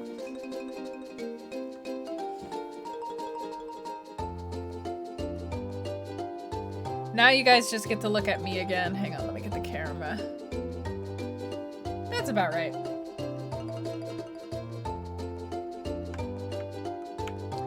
Well, here I thought that was a dark forest. Alright, it's as good a place as any to stop, so let's get off the Chocobo. Now we're gonna raid somebody, so don't leave if you'd like to be introduced to a cool content creator. But she senses the wind. Yeah, she knows her cuddles are about to come. But here, we have a tradition at my streams. At the end of every stream, we like to share one good thing that happened to us today or one good thing we're looking forward to tomorrow. So let's swap over and do that. And I'll close out of this and get some different but still good music playing.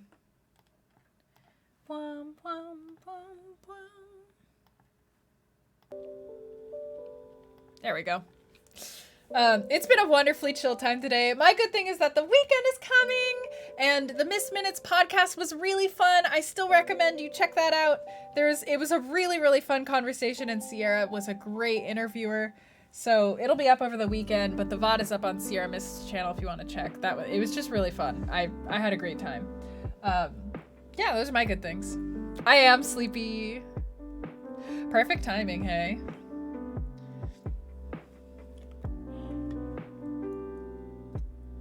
You got some really good input on the question you asked. It'll really help. That's great. Oh, I'm glad that I could help. Now might be a fun time to add, by the way, that I do consultations that you can get on my Patreon for writing and general narrative work if you'd like my input and you'd like to pay me for it. For like improving writing skills and stuff like that. And I also do longer narrative analyses of games on my Patreon. It's only $2 to get access to all of those, which is like a video every month. That's probably going to be at least an hour long, knowing me. The painting your friend sent of your late father. Yeah, that's such a great present, Lapis. Your good thing is the stream and your book mail today. That's great. Your good thing was you had a great nap, some good smite, and you're making spaghetti. If Connor's got spaghetti, everything's good. Looking forward to your graduation, and you always enjoy watching the streams. Thank you for saying so. Who should we? Oh, do I know this? Oh no. Oh no. Oh no, there's so many people I have to pick between today. Oh, this is horrible. This is horrible that I have to pick between people. Okay. Oh my gosh, this is hard. Sorry, distracted by having to pick between many good people to raid. Got to play some Stardew Valley with some friends. Good times and some laughs outside one Bubby way overplanting the farm, leading to all three of you having to use your energy watering all spring. That's funny. Oh, buddy, got it. For good or for ill, you started your second semester as a film major. You're moving in a direction, and listen, even if it doesn't work out, the skills that you gain are still going to be useful. Take it from an English major. Granted, I'm working in my own area, but I've worked other jobs, and It's funny how skills come back to help. You aced your exam on Wednesday. Hell yeah! Hell yeah! That's rad. Okay.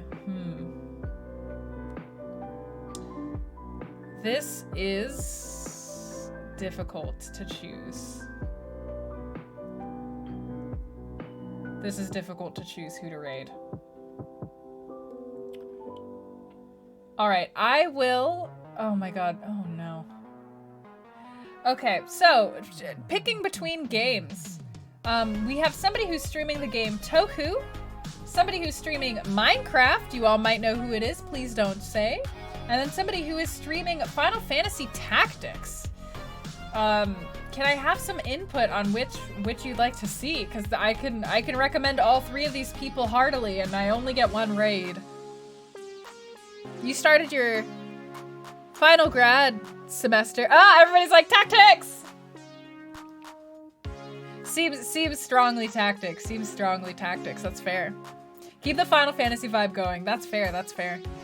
Your final grad semester to get your master's in accounting. Ooh, I love accounting. I know that's a weird thing to nerd out about, but I love numbers. They're fun. Worked on homework today. Gonna bring a foster cat. Oh, I'm so sorry that happened. I'm glad that cat has a home with you though, and that you're taking care of it. I know that can be really, really expensive too, but I'm glad that you're able to take care of that cat. Deserves it.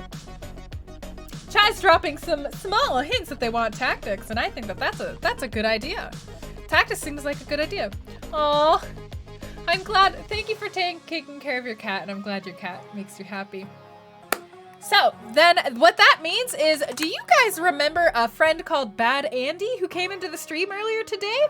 Bad Andy Writes is who we're going to be raiding today. Bad Andy Writes is currently playing some Final Fantasy Tactics, is one of my Rainbow Arcade teammates. Andy's pronouns, I believe, are he, him, but let me real quickly confirm that before I send you off.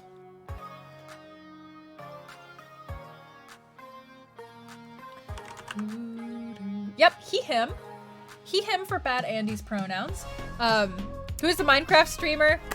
The Minecraft streamer is Bacon Mom. If you've never seen Bacon Mom, Bacon_Mom, please check her out. She is if you love chill streams, she is a fantastic streamer.